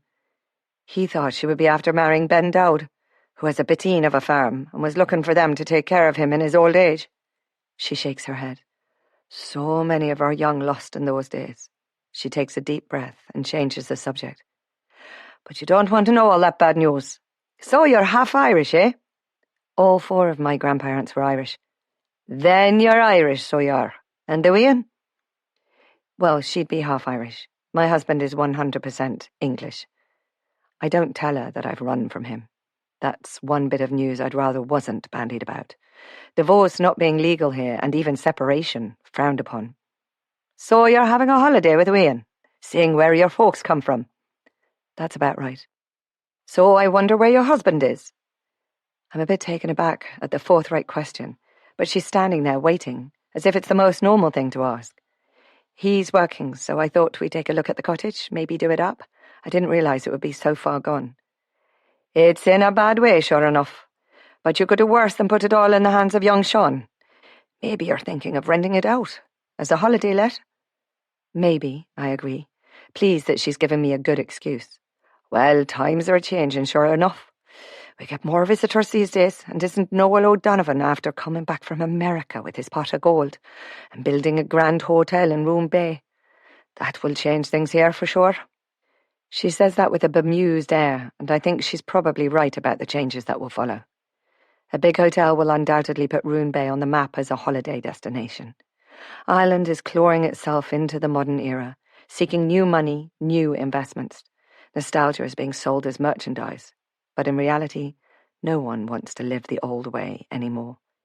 They want what they see everyone else has already got, but it comes at a price. I wonder what this sleepy little town will be like, flooded with tourists. "Soon there will be no green left at all," I recall Dad grumbling on one of our Sunday drives. "I'm glad I won't be here to see it." I thought he'd meant in the misty future. I hadn't known he was dying at the time, and his words come back to me now with force. Those last few months had been dreadful. It wasn't until he was on his final sick leave that Mum told me he was dying. It changed everything. We spent time together as a family, which had been rare before, with Mum driving the Morris Traveller out of the city so that Dad could breathe fresh air. He'd worked in the steel yards all his life, and the dust had filled his lungs, poisoned him. "Devil's luck," he'd said, laughing it off with a shrug. I'd been little more than a child myself, engrossed in growing up, and hadn't realized his hacking cough was anything significant. I mean, he'd always coughed, hadn't he? I wish he and Mum had been honest, prepared me a little sooner. His death was a blow I can recall to this day, leaving a huge hole in my life that never seemed to quite heal. It isn't surprising, therefore, that Mrs. O'Hara views the new hotel with a vague sense that her era is coming to an end. Maybe I'll feel the same one day, but right now the change in my circumstances is one I've chosen, so I'm buoyed by a peculiar sense of hope for the future, as well as a curiosity about my surroundings. My fears yesterday seem irrational. There's no way Graham is going to know we've come to Ireland. The tightness in my chest eases. No way at all. When Mrs. O'Hara bustles in to clear the table, I ask, "Where's this new hotel? I might go and take a look." Sure you can look, but it's not open yet. You'd walk the road back towards Ballydehob and see it on your left. It will have a fine view over the bay, of course. Noel says he's bringing rich Americans visiting, to see where their destitute ancestors came from. She sighs. Maybe I shouldn't mind. It's done so, and bringing money into the community is maybe a good thing. For the young, anyway. She's right, in a way. But like all those in small communities, they see incomers as people with endless good luck and finances to fritter, not realizing how lucky they are themselves to have ties to the land of their forebears and not be burdened with the stress of modern lives. Well, now, don't listen to an old woman rambling on. Have yourself a good breakfast, girl, then go out and get your bearings. Meanwhile, having shoveled her cereal in a breakneck speed, Olivia asks, "Please, may I leave the table?" "You don't want toast?" "No, thank you." Olivia slips from the table, wriggles her way onto the cat's chair, and heaves the amazingly compliant animal onto her lap. "Ah, the precious," Mrs. O'Hara says softly. "Be at home here, why don't ye? It's not a bother. Come and go as you please. Now, can I fetch you anything else?" "We're fine, thank you. So it's all right if we come back here during the day?" She seems puzzled by the question. "Well, sure, and why wouldn't you?" Breakfast over, we exit through the back door and step outside into the courtyard with no real plans. Let's explore, shall we? "I want an ice cream and a bucket of spade." She glances at me slyly and belatedly adds, "Please?" I smile. Trust a 6-year-old not to forget a promise. Like me, rested in knowing there's to be no more travelling, she's in a better frame of mind this morning. The courtyard backs onto 2 tiny houses, a parking area and a building that might be a garage or storage. A tiny road leads us back into the main street as we found last night. It's a warm, sunny May day. Real holiday weather. I feel overdressed in my thick, knitted cardigan, but I wasn't expecting warmth after the miserable weather of the last 2 days. Perhaps it's a sign, I think, hopefully. To the right, the row of shops rises gently towards the Allied Irish Bank building, which dominates the town. We buy ice creams, then amble down to the harbour, where we sit on the old stone seawall, our feet dangling over the edge. The structure reaches out into a small quay. Rafted up against it, in twos, are a half a dozen working fishing boats, their paint flaked, their names battered and tired. There's a drop of 6 foot or more below us, and to the left, a concrete slipway marches down into the water for launching small craft. Beyond that, a small beach has been exposed, but this close to boats, I suspect it's not the cleanest place for children to play. "Don't fall in," I say as Olivia leans over to peer down into water that's slapping gently against the wall. The softly undulating surface has an oily sheen that catches the sun, and there's the usual debris bobbing in a scum of yellow foam. I don't fancy jumping in after you. Up on the hill, the cottage is clearly visible, and even from this distance, its empty windows stare sadly back at us, like a neglected child desperate for nurture. Olivia chomps the last of her cornet, then wheedles, "Can I get my bucket and spade now, please, Mummy?" I heave myself to my feet. "All righty, come on. Let's get some sandwiches and lemonade too, and then go and find a beach." Olivia leaps up, and I'm struck by her resilience. An ice cream by the sea and those 2 awful days of travelling have instantly disappeared into the past. I wish I could have retained the ability to live for the moment, but life and the responsibilities that come with it have a way of filling my head with all things that could go wrong instead of what's actually gone right. The tiny row of shops will provide for all our needs, I realise. As well as the grocery store, there's a restaurant, a tourist centre, a bookshop, a post office, a cafe, a hardware store, a dying breed in England these days, and a couple of clothes shops. Goods here are more expensive than I'm used to, but our needs seem to have diminished. There might be little choice, but compared to the overwhelming shopping centres in Birmingham and Cheltenham, the simplicity is refreshing. We find a bucket and spade, and I buy a couple of large towels, which I hadn't had space for in the suitcases. I also buy myself a book to read, and would have browsed longer except Olivia is tugging at my arm, pleading, "Mom."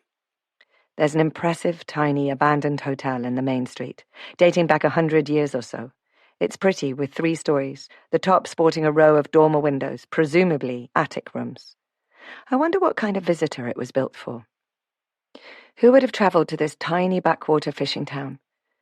There have always been travellers, of course, salesmen and those enabled by wealth and itching to explore. The peeling paint and bushes growing on the gutters lend an air of despair, as though the building knows that the new hotel on the hill will be its death knell. Of course, I could never voice such idiocies to Graham. I can hear his response. "Don't be daft, Grace. Buildings don't have feelings. It would probably cost more to renovate than you'd recoup. Best thing would be to pull it down and build apartments. Make a nice little profit." His life is all about profit. I wonder what the owners of this hotel think of Noel O'Donovan's posh new hotel up on the hill and the implications for the future. We walk back towards what I now know is the Butter Road, where the mill is situated, and scramble down to a small beach that's mostly rock, but with a narrow band of light shingle that can pass as sand for today.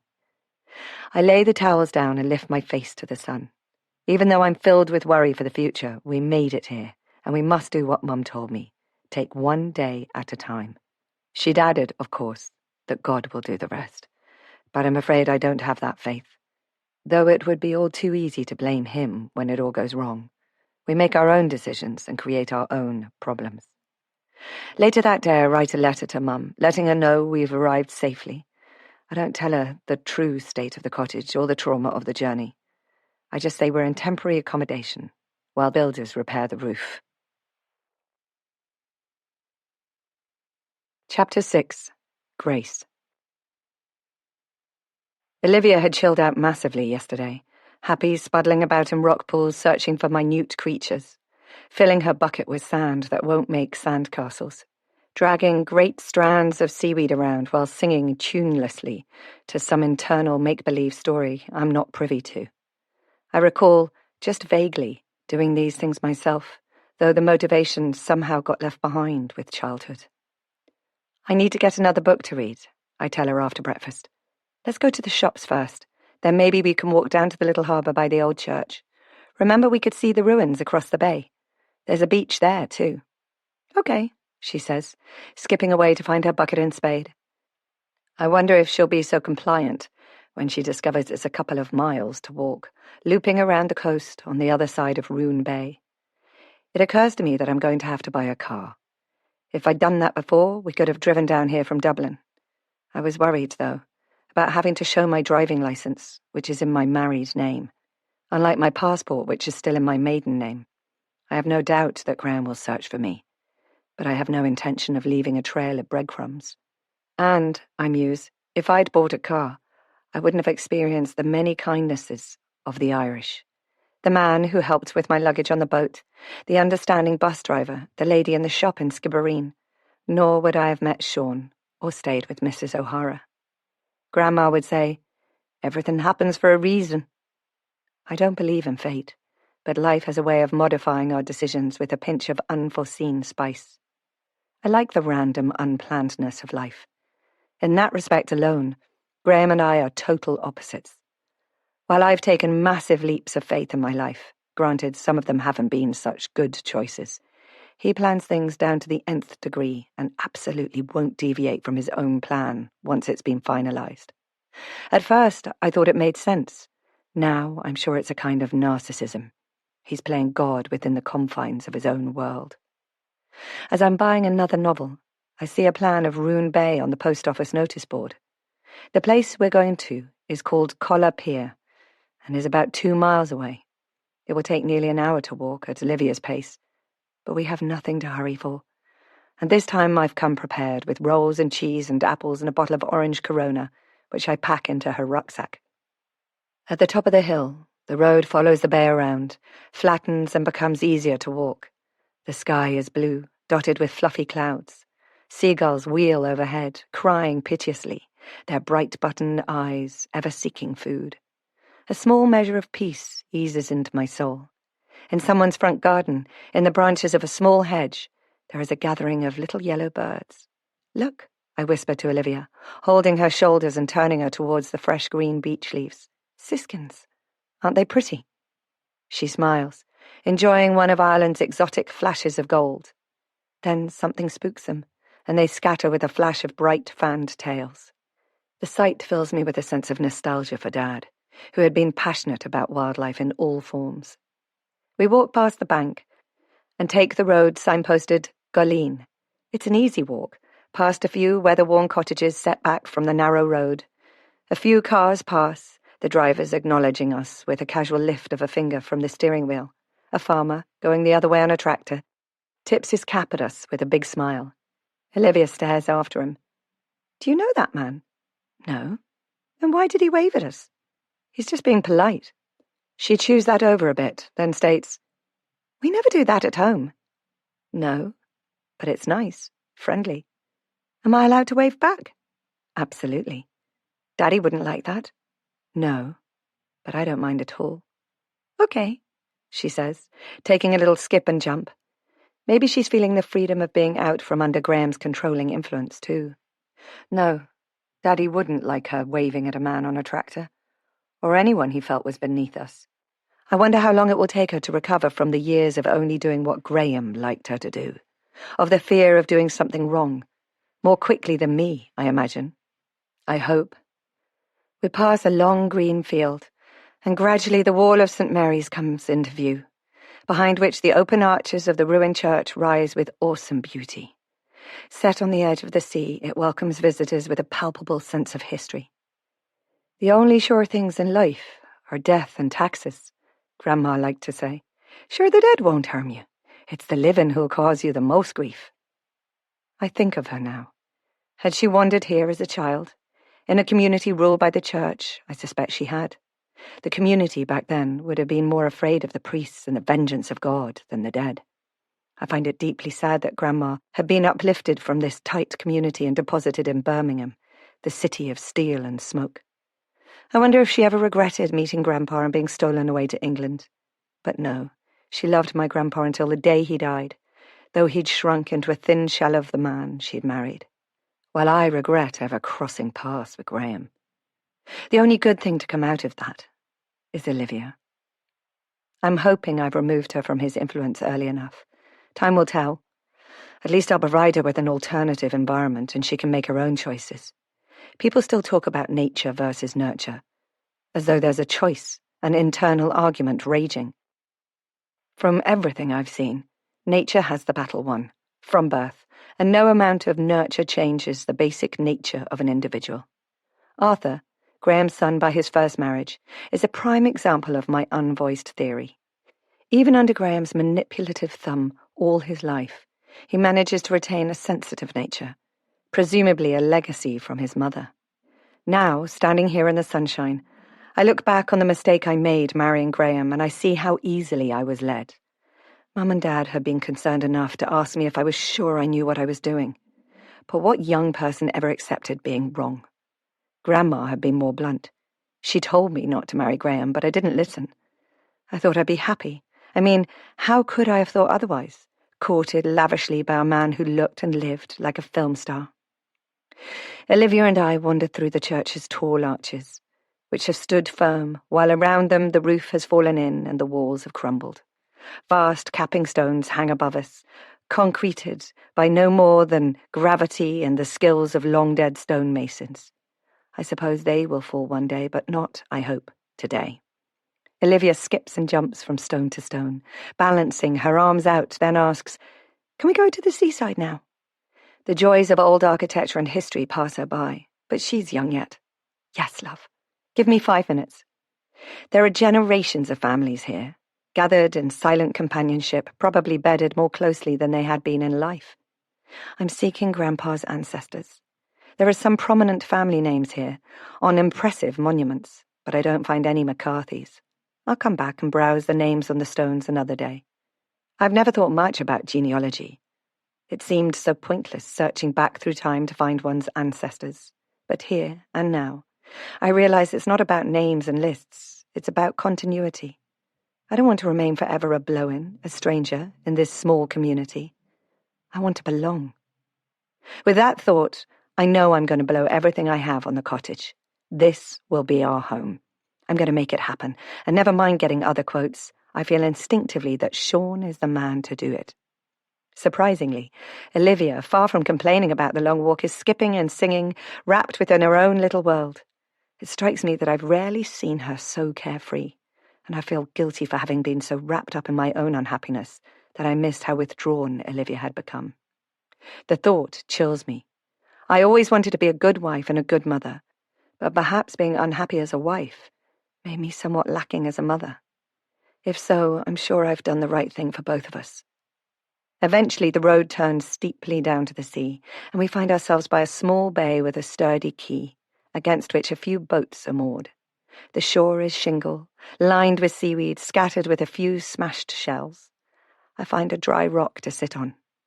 Olivia divests herself of her jeans and puts on the rubber flip-flops I'd bought in the post office for her, slipping them on with the satisfaction of knowing that her father wouldn't approve. When we stayed at a hotel in Mallorca last year, he'd told her, quite categorically, that we don't buy cheap junk like that. I'd smothered my amusement when, a couple of days later, his expensive brogues were ruined by sand and salt water.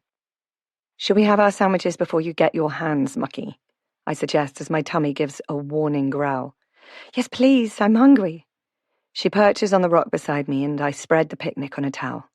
I break the rolls with my hands, spread a bit of melting butter in them with a bendy plastic knife, and add a chunk of cheese.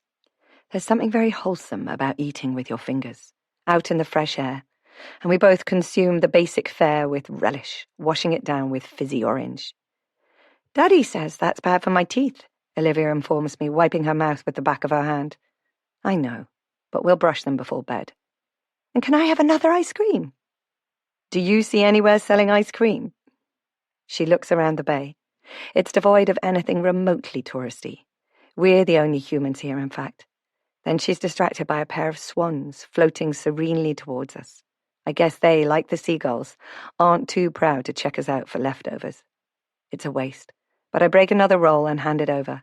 See if the swans will come close. She gleefully breaks off small pieces and throws them into the water. The swans drift closer, gracefully dip their beaks and shake the salty soda bread in a flurry of droplets before swallowing them. I lean back on my elbows, close my eyes, and lift my face to the sun. The soft shushing of the sea, the calling of seagulls, and the slapping of water against the concrete quay are mesmeric.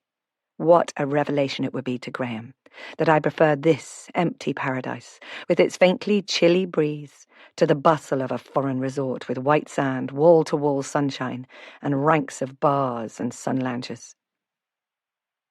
"You're looking better than the last time I saw you." Sean's voice startles me. I'd vaguely heard the rattle of shingle, but I'd assumed it was Olivia playing. Now my eyes flit to where she's crouched by a rock pool, poking at something with the handle of the fishing net. Satisfied that she's safe, I turn to Sean, who looks incredibly wholesome and windblown. He's wearing those pants that have loops and pockets all over for tools. He must be having a break from work. "I didn't mean to startle you," he says. "You looked so peaceful there. I almost walked away. May I sit down?" "Please." I smile and pat the rock enticingly. In all honesty, I'm glad to have the company, especially someone who exudes peace and contentment. Best seat in the theatre. He gazes around appreciatively and agrees. "Sure, it doesn't get much better than this. But it's a good job I'm well padded in the rear, eh?" I giggle, probably for the first time in years, as he hands me a note, scribbled by hand in pencil on a page torn from a notebook. "I took the liberty of checking out your cottage. I thought it might be helpful. So here's the damage. It's only approximate, of course." I scan it and sigh with relief. The big things, the windows, the roof, and the internal floor, won't cost as much as I'd imagined. I could easily have frittered that much in a year to keep Graham happy. "Can you do it for me? Would you?" "Of course." "Do we need a contract?" He raises an eyebrow. "Darling girl, This is West Cork. We don't do contracts. We spit and shake, maybe over a pint. My cheeks flush at the casual endearment, but he either doesn't notice or doesn't mind. So, I clear my throat and grin at him. When can you start? Let's sort out the process first. I'll explain what needs doing, in what order, and why.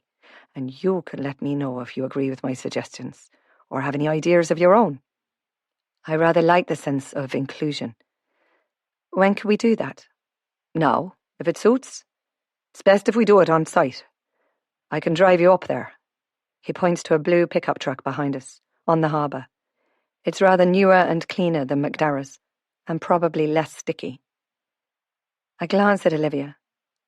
We haven't been here long. I don't think she'll take kindly to being dragged away yet. I've got a message to run, so I'll come back in an hour. She'll be bored by then, and the promise of an ice cream should seal the deal. I almost laugh. You must have children. A nephew, 4 years old, he says with pride. Starts school in September. But he can already read. Either that, or he's got a really good memory. He bounces to his feet. Right then. I'll be back in a bit, so. Thank you. We'll be ready. Olivia is watching now, and as Sean leaves, he throws her a friendly wave, which she returns before shuffling her way back to me in her flip-flops, creating a double snail trail of footprints. Why didn't Sean stay? He's nice. I explain our plan and suggest she goes to play for a while, and that we'll look out for his pickup truck together. While sitting in the sun, I reflect on the day we left home. There have been moments when I'd almost wanted to turn back. But I'm pleased now that some tiny remnant of self that hadn't been eroded over the years had propelled me to take action. Chapter 7. Grace, a few days earlier. The morning we ran away started like every other morning over the last few years, but at the point of waking, I knew it wouldn't end that way. I lay still, feigning sleep. Surely the frantic beating of my heart must have been shaking the bed. But Graham slid out, trying not to wake me. A few years ago, I truly believe he did this for my sake. His soothing voice echoes from the early days of our marriage. Poor sweetheart, so tired. Looking after the baby. Didn't have the heart to wake you. I soon realized my mistake. He likes to have his breakfast in the silence of his own company. Half a grapefruit, a bowl of cereal, 1 piece of toast, no more, no less. He's worried about the possibility of a midlife paunch, but it's unlikely to happen in the face of his rigid self-discipline. And while silently consuming, he'll be mentally reviewing his schedule and internally phrasing answers to questions that hadn't yet been voiced. He calls it business sense. I call it manipulation. As he owns the company, I suppose he feels he has the right to make everything go in the direction he intends. But managers, ostensibly hired to take some of the burden from his shoulders, soon discover that their role is to agree with him and filter his wisdom down through the ranks, just as his wife does at home.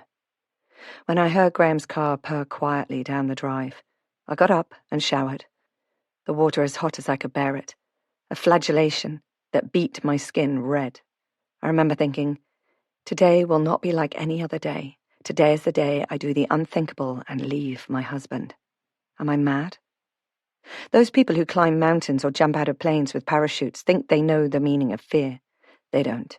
They experience momentary, adrenaline-flooded exhilaration fueled by the possibility of death.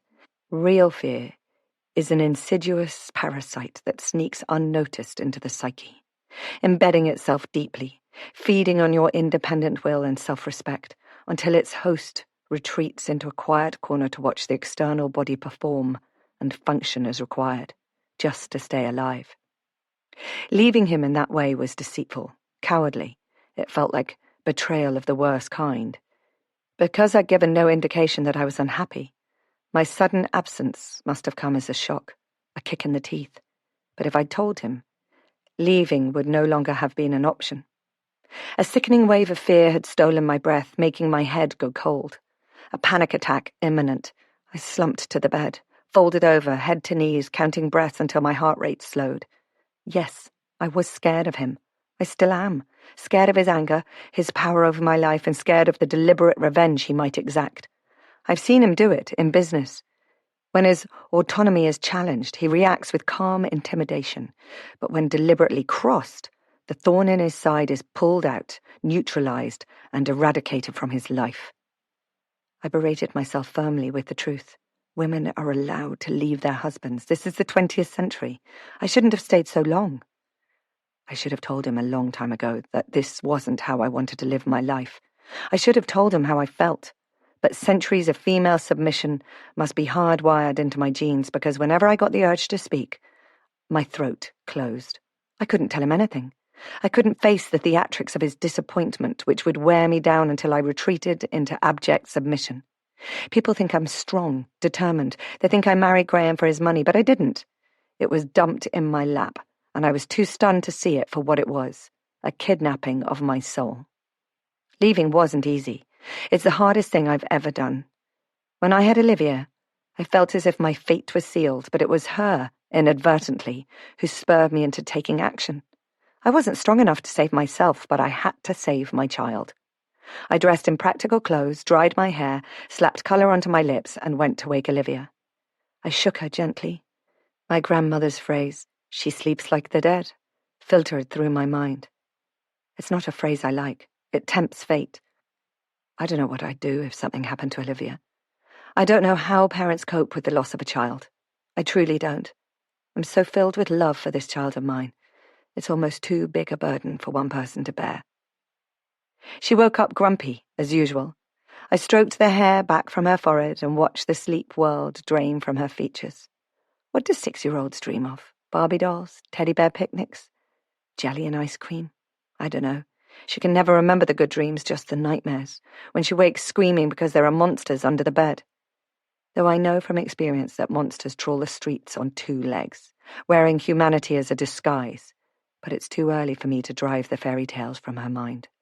She knows not to talk to strangers, not to go in a car with someone she doesn't know, but God forbid she needs to learn the reason why, just yet. As she awoke, it saddened me to see her pretty face tighten with the onset of the day. I thought maybe she was being bullied at school, but I didn't know for sure. Her teacher, not a mother herself, and surely too young to have all that responsibility, said she wasn't, that Olivia was sometimes volatile, getting angry or upset, crying for no reason, and her work wasn't as good as it should be. Otherwise, everything was fine. Everything was fine. I wondered whether the teacher was being sarcastic at my expense. Her expression, not quite as hidden as she believed, suggested that it was my fault. After all, as a working woman, she no doubt believes that wealthy housewives are selfish, caring more about themselves than their children. But there are only 2 other people in our home life who could be slyly bullying Olivia: my husband or his son. The other mothers used to glance at me with a level of curiosity when I dropped her off in the morning or collected her in the afternoon. I didn't doubt they were wondering what it's like to live in a house with 7 bedrooms and a full-time housekeeper. I'm not allowed to call her a cleaning lady, and the weekly attendance of a gardener handyman. But they couldn't know how utterly redundant I felt in my own home, like an ornament taken down and dusted off when required. They also, no doubt, wondered why I hadn't sent Olivia to one of the many private schools around, when I can clearly afford to. Graham wanted to, of course. After all, Arthur had gone to boarding school from the age of 7 and had apparently made a man of him. Poor Arthur. I don't think he's happy. Even now he's moved on. But university will be finished for him soon, and while it removed him from Graham's overpowering, manipulative presence for a few years, he'll be expected to come back and pull his weight in the company. When I told Graham I wanted to be a mother to my daughter, and boarding school at the age of 7 kind of negated that notion, I'm sure he thought I was criticizing him. Maybe subconsciously I was. But he graciously backed down from the discussion when I assured him that when she's old enough, we could check out schools together. I should have known better. A month ago, a letter had arrived in the post, in answer to the application I discovered he'd gone on and sent. I had never, until this time, touched Graham's post, but the school logo had been emblazoned on the envelope. Olivia was to start there in September. They were thrilled that he'd chosen their school and would care for her with dedication, etc., etc. I destroyed the letter rather than let him know I'd opened it, let him think it had got lost in the post. That had been the catalyst. I couldn't leave for me, but I could for my daughter. Olivia's 7th birthday was fast approaching, and if I didn't go then, it would be too late. In September, just a few months away, I would stand and wave her off to school, as expected, a smile on my lips, grief shuttered behind the required facade, and then I would have nothing, because Olivia would learn to hate me. Graham remains firmly entrenched in the Victorian concept of children being taught to survive boarding school, and that the man in a relationship owns everything, even his wife and children. At first, I thought he enjoyed giving me presents to please me, but soon realized he was pleasing himself by giving. He enjoyed receiving gratitude. It stroked his ego, while I was slowly but surely being undermined as an individual. That morning, Olivia stared up at me, half awake. I forced myself to smile brightly. "How do you feel about a little adventure, darling?" "What about school?" "We're going to skip school, just this once," I said, "and go on an outing. Come on, jump up. You can choose what to wear, but it has to be something sensible because we're going on a train." She looked interested, surprised. "Where? To the seaside?" "To the sea," I agreed, bending the truth a little. The long summer holidays weren't far distant after all, and the weather had been kind. She leapt into action, eyes sparkling. "I'll get my bucket and spade. They're in the garage. And my swimsuit and armbands." "I don't think we can fit the bucket and spade in the suitcase, darling. We can buy some new ones when we get there." She inclined her head and narrowed her eyes. I saw the argument raging in her head. The ones she has, that she likes, or shop for new. I breathed softly with relief as she nodded, probably having reasoned that ending up with 2 sets of everything was quite a good deal. While she dressed, I hurriedly packed a suitcase for her. Mine was ready and waiting in my side of our massive wardrobe. Graham never looks in there, but I was nearly wetting myself with fear the previous night in case for some crazy reason he did. My packed case was shouting loudly, like a child playing a sneaky game of hide-and-seek. "I'm here. Look harder. Here I am." I hate dishonesty, but it was the only way I could do it, because I was too scared to do it openly. I was weak in the face of his immutable nature. If he argued, I would fold like the wet blanket Arthur once told me I was. I was angry that my stepson could be so rude, but actually he's right. I'm not strong enough to argue. Conflict makes me feel physically sick, so it's best avoided. I wanted to be honest with Olivia, too, but I envisaged her shock at the realization that we weren't going to come home again. I used to think the expression on her face when he came home each night was hero worship, but later I realized it was fear. Like me, she was afraid of doing something wrong. Graham is massively sure of himself. Even I'm stunned by his charisma every time I see him. Tall and cleanly handsome, with hair that's tipping towards silver. He's moved into middle age, with the confidence that comes of absolute self-belief, and he intended to pack his daughter off to boarding school just a month before her 7th birthday. She might have learned to hate him, as I think Arthur does, but it's more likely Graham would let her believe that was my decision. I glanced around her pretty pale blue room, the carpet cushioned by felt underlay, the tall windows swagged and draped with net curtains and night blue velour, and the princess canopy over the bed. It's the room of a spoilt child. But how could I not spoil her when I had the money? I gave her the things I'd only been able to dream of as a child. A self-defeating exercise, as it turns out. "Let's have some t-shirts and jeans and hoodies," I suggested. "It can get chilly by the sea. And put on your trainers for the journey." "I need Jemima." "Okay, darling," I agreed and stuffed the duck, her comforter, down the side of the case. "No, I want to carry her," she demanded. It wasn't her fault. I woke her up with surprise, and if she's anything like me, surprises are shocks best avoided. Panic bubbled away beneath my calm exterior. The mask I'd donned daily for several years had become like a second skin. What if Graham had forgotten something and came back? He never did, of course, but what if? I suggested, "Well, let's take your school rucksack. Then you can carry her on your back with some books to read on the train." "Okay," she agreed as Jemima and her precious Game Boy went in. I also suggested a colouring book, her pencil case, and her skipping rope. This new fad for staring into a tiny screen and playing pointless games is something I don't really get. But Graham loves technology. It's his business, after all, and once he'd given it to her, overruling my uninformed argument, taking it away would have made me the bad parent. Discussing anything with Graham, I discovered early in our marriage, was a painful experience. It always ended up with him saying, "There, see, sweetie? I knew you'd agree with me in the end." So I learned to outwardly agree to things I didn't really agree with, simply to keep the peace. But isn't that how it starts? The loss of self, just keeping the peace, being Adam's rib, formed solely to be his companion and to bear his children. I learnt to save my tears for when I was alone, and eventually my self disappeared behind the stage curtain, and my fairy tale marriage became a play I acted out, day after day. In hindsight, I suspect I was deeply, blindly flattered, more in love with the fairy tale castle than the prince. But who better to deceive us than ourselves? I enjoyed the change in attitudes towards me at work. Graham owned it, after all, and was thrilled by my upward shunt into moneyed circles. It was my childhood dream realised. Marry Prince Charming, live happily ever after. I bought shoes whenever I wanted, without having to polish over the scrapes and have them re-heeled. I wore a ring made of real gold, set with a real, somewhat large diamond. If I didn't quite love him, I'm sure I believed it would happen. How could it not, when I was so lucky? It took a couple of years for me to realise what an idiot I'd been, and by then Olivia was on the way.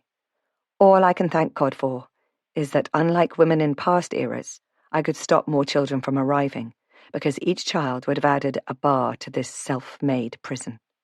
Mum, seeing the pain behind the makeup, had begged me several times to leave Graham and come back home, but I was too afraid of losing Olivia. Mum assured me that the child is always awarded to the mother, but Graham had the money, the lawyers, and he was possessive about his toys, even the ones he didn't really want. When we were packed and ready, the need to leave became urgent. I had passports and money, and anything I'd forgotten could stay forgotten. I loaded the Volkswagen and drove away, almost sure I was going to see Graham's silver shadow gliding towards us. Nothing, he once admitted, with a grin I then thought innocently ingenious, ever surpassed the thrill of driving the best car ever made. The further I drove from home, the more my resolution strengthened. I should have done this sooner. The trouble was, I hadn't known where to go. Mum's would be the first place he'd look, and I couldn't go to some woman's shelter. I'd feel like a fraud amongst all those women desperate to escape poverty and domestic violence. It was Grandma who provided me with an escape route, the cottage Connor had left behind in Ireland, all those years ago, which we'd all kind of forgotten about. I parked the car in the long stay at the Cheltenham bus depot. I was sad to have to abandon my car, but it was necessary to stall the chase until I was safely out of reach. It would be easy to trace. When they find it, they'll assume I've gone somewhere by bus. I don't know who they are, but I don't doubt Graham will search discreetly rather than go to the police. He never was one to air his dirty linen in public.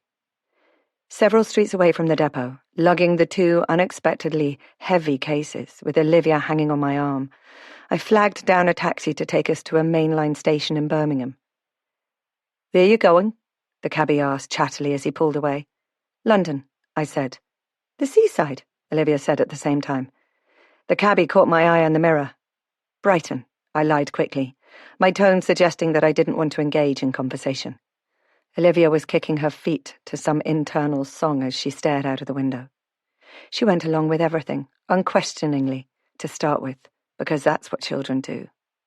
We train them to accept that adults have the situation in hand, that they know what they're doing, even when it's absolutely not true. My stomach was churning, but I'd put a little planning into this escape. I left a note on the kitchen counter to say I'd taken Olivia shopping in London for the day, and we might stay over.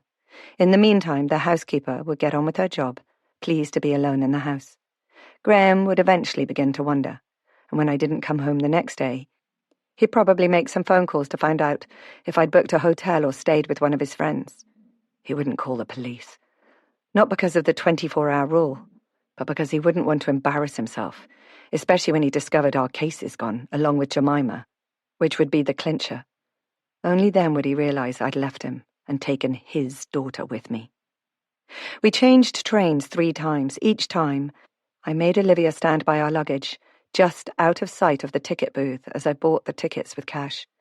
I wanted my trail to vanish. A tall woman with Harrods bags and a pretty girl of about 6? No, we haven't seen her. Finally, the train arrived that would take us on to Holyhead. Gone are the days of secluded compartments with doors that lead out onto a corridor. As a child, I used to like those, because sometimes, if it wasn't busy, the family could take over a whole compartment and I could lower the window by unhooking the leather tab from its eyelet. I used to smell the coal smoke and put my hand out and feel the weight of air as we rushed onwards to our annual holiday destination, invariably Weston-super-Mare, all the way down in Somerset. We ended up in a large, dirty, open carriage that smelled of sweat and cigarettes. I put the big case in the rack at the end of the carriage and heaved the smaller one onto a rack above my head. I checked the upholstery for sticky substances and chewing gum before ushering Olivia into the window seat. Then I leaned back and closed my eyes. Surprisingly, I found myself fighting back tears of loss for my car, my nice home, and even for Graham, before the rose-tinted spectacles had tarnished. Chapter 8. Grace. The beep of a horn startles me back to the present. For a second, my heart beats out in panic, thinking Graham has found us and has come to haul us back to Cheltenham. Then my eyes focus on Sean's truck. I take a few slow breaths and call Olivia, but she's already running back to me. I shiver slightly in a rising breeze. The water in the bay has turned an iron grey. Clouds have gathered while I've been reminiscing, and a spit of rain drifts across the beach. I hurriedly dry Olivia off and throw our stuff in the rucksack as she wriggles back into her clothes. "Timed that right," Sean says, opening the door and lifting Olivia in. "I think you would have been in for a soaking. There's no shelter out this way, and you know we get 4 seasons in a day and never a winter." I'd heard Grandma say that about Ireland, and it seems so peculiarly Irish. If there isn't a winter, there are only 3 seasons after all. But, she said, there's no one can make Irish jokes better than the Irish. There are only 2 seats in the front of the truck, but they're obviously built for men, so Olivia is squeezed in between Sean and me. She's wary of men on the whole, but doesn't seem worried. Sean winks down at her, his face creased into a grin, and says solemnly, "If you see a guard, duck." She blinks, not understanding. I explain that a guard is an Irish policeman, and he's not talking about the bird. Meantime, I hope we don't pass any. Being fined wouldn't be an auspicious start to my stay in Ireland. It takes a couple of minutes to drive back down into Roone Bay, through the town. He stops by a small garage, where he leaps out and comes back with 3 Walls's chuck ices. I'd forgotten what he'd said about ice creams. He thrusts them at me with a grin, saying, "Don't let them melt," and drives on up to the cottage, Olivia bouncing on the seat with anticipation. The cottage doesn't look any better in the cold light of knowledge, but at least it's not a shock. Sean jumps out and hustles us in through the empty doorway, where we rip the papers off the ice creams. Sean's is demolished in half a dozen bites, while he scans the building with a calm and obviously experienced gaze, which diffuses my own trepidation slightly. His relaxed manner is in total opposition to how Graham would have been, faced with the same situation. His rigid disapproval would have radiated visibly, and his staccato utterances would have been wrapped around self-congratulation as he mentally managed each individual problem. I stand where the front door should be and try to envisage living here, staring out on a daily basis over Roone Bay Quay. It sounds quite romantic, watching the storms flail the shore, the fishing fleet plying its business, the summer sailors mooring in the bay. But these wrecked walls make it seem like some kind of distant, elusive dream. I usher Olivia before me into the little living room and stand just within the gaping window frame. In the bay, the blue sky has been obliterated by low cloud, rolling in from the mercury-coloured sea. Quite a different story from the morning's casual walk down to the beach. I collect the ice cream wrappers, screw them up together and stuff them in the rucksack. I wipe Olivia's face and hands with the towel and rub at the smear of chocolate gloop down her front. "Well, at least you got some in your mouth," I say, laughing so that she doesn't think I'm cross. Graham would have been. He expects us both to set an example all the time. I suddenly realise I'm spending far too much energy on wondering how Graham would behave in any situation. I must push him to the back of my mind. I'm here, he's not. Sean's physical presence is as solid as the rock this house is built on, so I don't need to know what Graham would do. "Okay, so," Sean states, and we follow him around like a trail of signets as he points out what's necessary and in what order. His enthusiasm is infectious as he discusses possibilities and skates over obstacles as if they aren't there. He makes me imagine this room painted in a cheerful colour, the curtains and carpet and us luxuriating before a log fire. Not turf, I joke. Oh, it's still available, and the scent does lend a certain ambience, but I'd suggest a log-burning stove, in fact. More heat, more quickly. Far more efficient, and less of a fire risk. OK, let's take a look out the back. The back door, straight off the main room and kitchen, is made of vertical planks of wood on the outside, nailed to horizontal planks on the inside, and one diagonal to stop it sagging. Though still resting on its hinges and one simple metal latch, the wood has rotted off about 9 inches from the slab of slate beneath. He heaves open the protesting back door and steps out. We'll go around the side, so I'll show you where I'll put the septic tank. The back of the cottage opens directly onto a field that rises towards a rocky ridge. It's been grazed closely, by sheep, presumably. It's bound by a ragged complement of unkempt hedges and bits of wire, and the back garden has the remnants of a dry stone wall. The stones have long been dislodged by roots and gorse and animals, and there's no gate. If I want a garden, I realise, looking back at the house, I'm going to have to put up some kind of barrier. Somehow a boundary would make me feel safer, too. It's all so barren and exposed.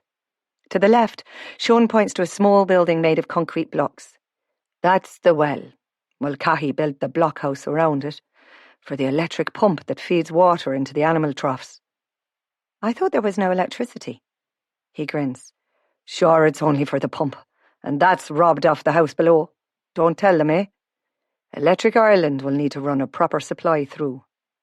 He takes my arm to turn me, and a jolt of warmth shudders through me at the unexpected intimacy. Here, we'll build a new kitchen and bathroom, he's saying. Those are the 2 rooms you really want to have neat and modern. We can put a pump and filter to bring in water from the well. His eyes crinkle in amusement. No need to go carrying buckets like your grandma did. It all seems frighteningly complicated. Perhaps, I suggest diffidently, I'd be better off buying a little townhouse. He shakes his head. For the same money, you could buy a townhouse and move in straight away. But you'd probably be buying a bundle of problems. Damp rot, woodworm, a new range, a new roof, heating, insulation, and they'd all trickle in one at a time, and you with no money to spare. At least here, you'd be starting fresh. You'll know exactly what you've got, and how long it will last. Not to mention the 15-acre field. 15 acres, I repeat blankly. He nods. I've been talking around. Mulcahy has worked that land on charity for his whole life, but everyone knows it belongs to the cottage. There's not a lot of money to be made out of it, of course, but he can't really grumble at paying a bit of rent after all this time, eh? Grandma never said anything about that. She did say Grandpa's father kept a donkey and chickens, and reared a pig and a cow for meat. But 15 acres! And although I haven't a clue what kind of rent it could generate, it means I won't be entirely dependent on my savings. No, for upstairs. Sean leads the way, and we huddle on the little landing while he explains that having the bathroom downstairs means we could keep all 3 upstairs rooms as bedrooms. 1 each for myself and Olivia, and a spare. Sean seems to be more excited about the project than I am, but he makes it all sound possible. Maybe we will one day live here, after all. He thumps down the stairs and out of the front door, and waves an arm to encompass the front of the house. These old places can be gloomy, even in summer. If it were mine, I'd build a sunroom on the front too, like half a greenhouse. It would help to keep the weather off the building. Keep it a bit warmer, and you could enjoy the view, even in the bad weather. Something for the future, I say. It's a rather attractive idea. It all depends on the cost of the renovations and whether I can find a job. He pauses, raising an eyebrow. A job? I flush. I have money, but if I'm going to spend it all on the house... Ah, he says. There's a wealth of understanding behind the word. I hope my finite resources don't go into public record. Well, it's not as bad as it seems. You'll see. Things have a way of working out. To my shock, He puts an arm around my shoulders, gives me a quick hug, and has let go before I can even think of reacting. He has all the sensitivity I'd wished Graham had, to understand my fears without me having to voice them. I find him very easy to be with. He's nice and kind of ordinary somehow. I'm wondering if he's married and what he's like as a husband. Caring, I imagine, and considerate. I glance at the lowering sky. Looks as if the heavens are going to open. Sure, it's just a bit of wet. It'll pass soon enough, and you can get warm and dry in Mrs. O'Hara's. She has the range fired. I called to find out where you were earlier. June will no doubt bring a few more dry days, but maybe bring a raincoat with you when you go walking. You know why Ireland's so green? It's the wet, of course. I'll remember that for next time, I agree, smiling. As the rain starts with a vengeance, I accept his offer of a lift into town rather than risk a drenching, and we run out to his truck, laughing. As he suggested, the squall is brief. In 5 minutes it's gone, and rays of sun are shooting through the gaps in heavy black clouds which are just waiting for their turn. I realise now how basic life must have been when Grandpa was growing up here. The home was simply an enclosed space with no frills. No bathroom, no running water, no curtains, dressing tables, fridges, cookers, washing machines. Any furniture required was made by hand. Water was lugged from the well, daily. Candles or oil lamps provided light in the evenings, if they could be afforded. Fires were lit from scavenged wood or cut turf, and were used for cooking food and providing warmth at the same time. Sheets, Grandma told me, had been made from flour sacks sewn together, and mattresses had been filled with straw. When I said to Grandma I could cope with basic, I really had no idea what that meant. How conditions have changed. That evening we sat in Mrs. O'Hara's living room, listening to the rain hammering at the windows. I packed cagoules, but I think I might need to invest in some more substantial rainwear if this drenching downpour is usual. Ireland is notoriously wet, but the speed at which the weather changes is alarming. It's because we're by the south coast, Sean told me. Atlantic squalls rip through and are gone just as quickly. We'll get used to it, apparently. Later that night, I sit and write another letter to Mum, telling her about the builder picking us up from the beach and about the changing weather. I gave a positive take to Sean fixing up the house for us and don't mention the true state of the place. I'll break the rest of the news when I have a clearer picture myself of what the future holds. I tell her about the journey south from Dublin and make it sound amusing. Maybe one day I'll look back and remember it that way. But as I'm slipping into sleep, the past catches up with me. Chapter 9. Grace, 1 year earlier. After the dreadful photo exhibition, I shocked myself with the realization that I was mulling over how to leave Graham. There was no if any longer. I needed to leave for my own sanity. After all, why was I not happy? I had everything, didn't I? If anyone had asked, I would have said Graham had done nothing more awful than simply be himself, overbearing, arrogant, master of his domain, and always totally and utterly in control of everything, including Olivia and me. But in fact, it wasn't long before I realized that I didn't know Graham at all, that I was wary of crossing his will, even in tiny ways. Then Marjorie Manning's sowed bigger doubts in my mind, but I chose not to believe her sly gossip. Also, having a child added a new dimension to any decisions I might make regarding my own happiness. I thought that staying with Graham was best for Olivia. She needed a stable home, and I truly thought I could sacrifice my happiness for her. But that kind of unhappiness can only be contained for so long. For a long time I didn't tell anyone quite how miserable I was either. If I'd unpacked my unhappiness and shared it, I would never get it back in the box. But Grandma guessed and wormed the story from me. Graham and I had been at an art presentation when Marjorie chose to confide in me. I arrived as one person and left as another. Her snippet of gossip sank into my subconscious and bred there, out of sight for several years, though I wasn't aware of it at the time. And the moment I knew I had to leave, for my own sanity, I realized I was actually frightened of Graham. It said in the exhibition brochure that Graham was kindly sponsoring the event, avoiding the underlying truth that he only considered money well spent if it gave him kudos in some way. The whole superficial pretentiousness of the opening night made me wonder how I'd ever thought I could fit in. The exhibition of stark monochrome photography wasn't beautiful. Shocking, as advertised, but also shockingly unpleasant, which I hadn't expected. I should have, as it was clearly labelled, erotic. Erotic used to mean a suggestive impression of desire beneath something beautiful, but now the word is used to encompass blatant pornography. What a waste of a lovely word.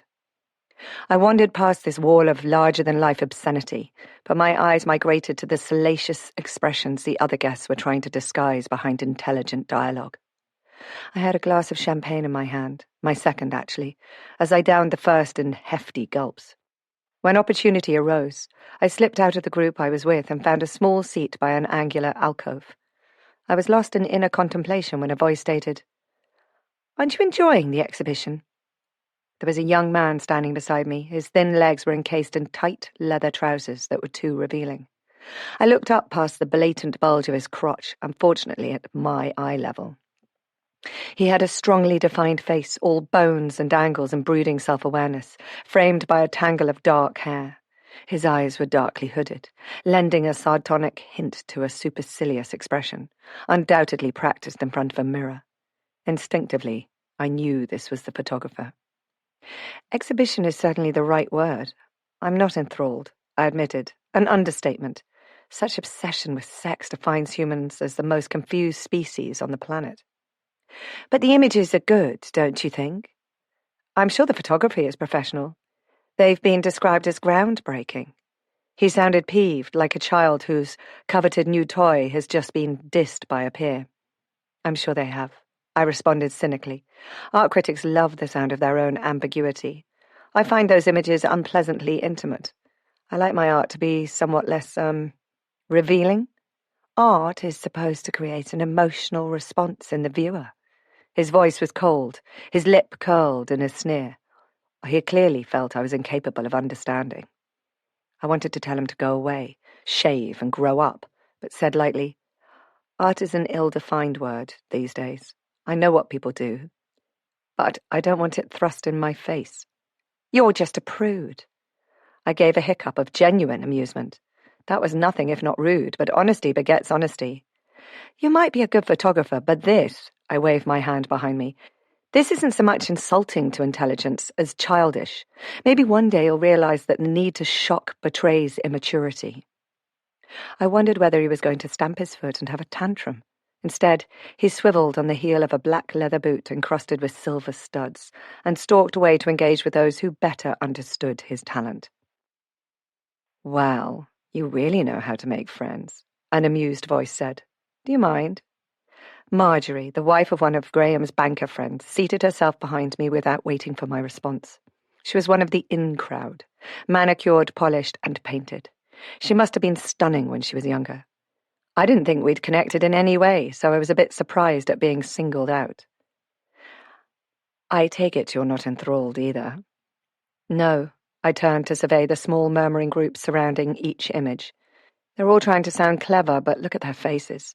Someone has finally given them permission to walk through a forbidden door.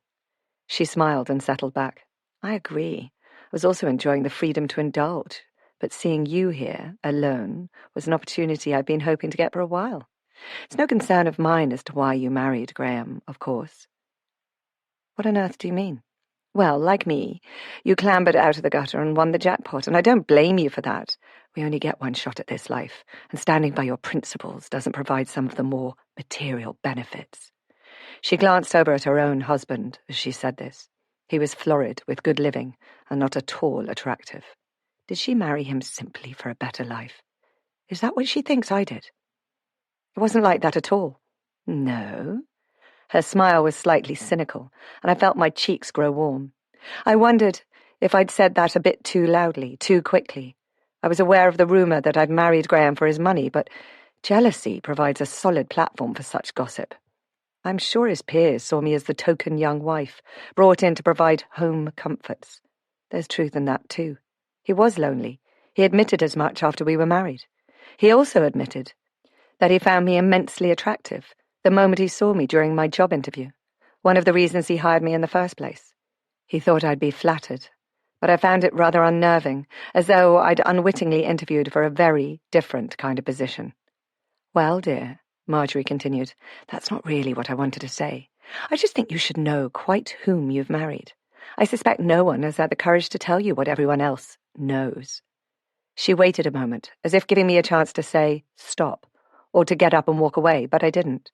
Curiosity is a powerful incentive, and if people were gossiping about me, I wanted to know what they were saying. She took my silence as permission to continue. "Did Graham tell you how Cynthia died?" She was referring to his first wife, of course. "I suspect he left out the bit where the Spanish cops arrested him for her murder." "What?" Her words sent an involuntary shiver of apprehension through me, before I laughed it off. Well, obviously he didn't, or he'd be in prison, wouldn't he? "There are those who think he should be." Her eyes flicked briefly over to where her husband was now engaged in dialogue with Graham. They weren't looking at the images, so I suspected they were talking business. As if reading my mind, she said, "It always comes down to finance, don't you think? Everyone knows Graham married a wealthy woman. But what isn't generally known is that he didn't get his hands on her fortune until after she died. Cynthia was wise to gold diggers. When they married, she kept the majority of her wealth in a separate account. She invested a substantial sum in Graham's business, of course, but when she died, he got the rest. A considerable sum. I know that because Frank dealt with the transfer of the funds from her private account into his, after probate. I tried to sound cold. "Your point being?" Her smile was feline. "I liked Cynthia. I was sad when she died. She'd already left Graham for another man, a widower with 3 children of his own. Then she asked for a divorce. Bang. There goes the fortune along with his wife. Then before things were finalized, she very conveniently died in a somewhat bizarre accident abroad, at which point Graham inherited everything because they were still legally married. A coincidence, surely." She patted my hand and stood up. "It might have just been lucky for Graham, but the police must have suspected otherwise." She shrugged. "I'm surprised you didn't learn this sooner. But I don't have a vested interest in keeping you in the dark, like the rest of his satellites." She bent over and whispered, "I meant it for the best. Now take that look off your face or tell Graham it's because you find the images offensive. They're on their way over." When I told all this to Grandma, she said I wasn't put on this planet to keep Graham happy at the expense of my own life. That I should think of myself, too. But I didn't know what to do. If I told Graham I was unhappy, he would have bought me something expensive, as if that solved the problem. Because he was content with the way things were. He wouldn't see the truth. And if I told him I was going to leave, he would have immediately put everything in place to secure his own interests, assessing my value in terms of an asset or a liability. And worst of all, he would have made sure I couldn't take Olivia with me. Graham's power lay not in understanding anyone else's point of view, but in subverting it. He might even have suggested a marriage counselor. The way I saw it, though, was that a marriage moderated by a third party would be a compromise. I didn't want my life to be a compromise. I didn't want to give it another shot, to put myself back on the rails, and then have to go through it all again when it didn't work out. Once I'd made the decision, I knew it had to be a clean and absolute break, because Graham was as inflexible as the tide. Domestic revelations are never sudden events. They creep up sneakily. And that apparent epiphany is simply the moment when the pieces of the puzzle come together, and the incomplete picture pops into focus. Chapter 10. Grace. The next morning there's a letter from Mum waiting beside my plate at breakfast. I eagerly rip the envelope open and scan the contents. After telling me that she's well and pleased that I arrived safely, she'd been worried. She said that Graham had indeed gone there looking for me, the day after my flight, and she told him in no uncertain terms that I'd left him. And when he asked where I'd gone, she said she wasn't going to tell him, and that I was somewhere he wouldn't find me. Apparently, he'd thought about this for a moment, then concluded that I must be having some kind of midlife crisis, and that he'd discuss it with me when I came home. It was typical of him to believe I hadn't really left, but was just making some kind of statement, and would come crawling back apologetically in the end. I wondered if I should send him a letter and mentally began writing it. "I'm sorry I left you in that way, but..." I laugh out loud. Begin with an apology? Absolutely not. No. When I can write a letter, that's about Olivia and me, not him. Then I will write it. I've no idea whether there are any opportunities in Roone Bay for typing and PA skills, and have a suspicion that available work is networked to friends and family. But I have to try. I draft a notice, seeking employment, and place it in the post office. I itemize my secretarial and typing skills, and my history of work without specifying the companies. If someone asks for references, that could be a problem, and if it doesn't generate any interest, I might have to put an advertisement in the local newspaper. I wonder at my own hopefulness. How can I get a job at all, when I have Olivia? But she'll start school in September, and we can surely survive until then. There's a small school here, quaint, with just 2 classrooms, which I intend to visit, but not yet. She hasn't realised this is any more than a holiday, and the moment we visit a school, my dastardly plan will be clear. I only hope we'll have moved into our renovated house by the time school starts. I made an appointment at the bank to open an account, and walked up briskly at the appointed time. Mrs. O'Hara was kind enough to let me leave Olivia with her for an hour.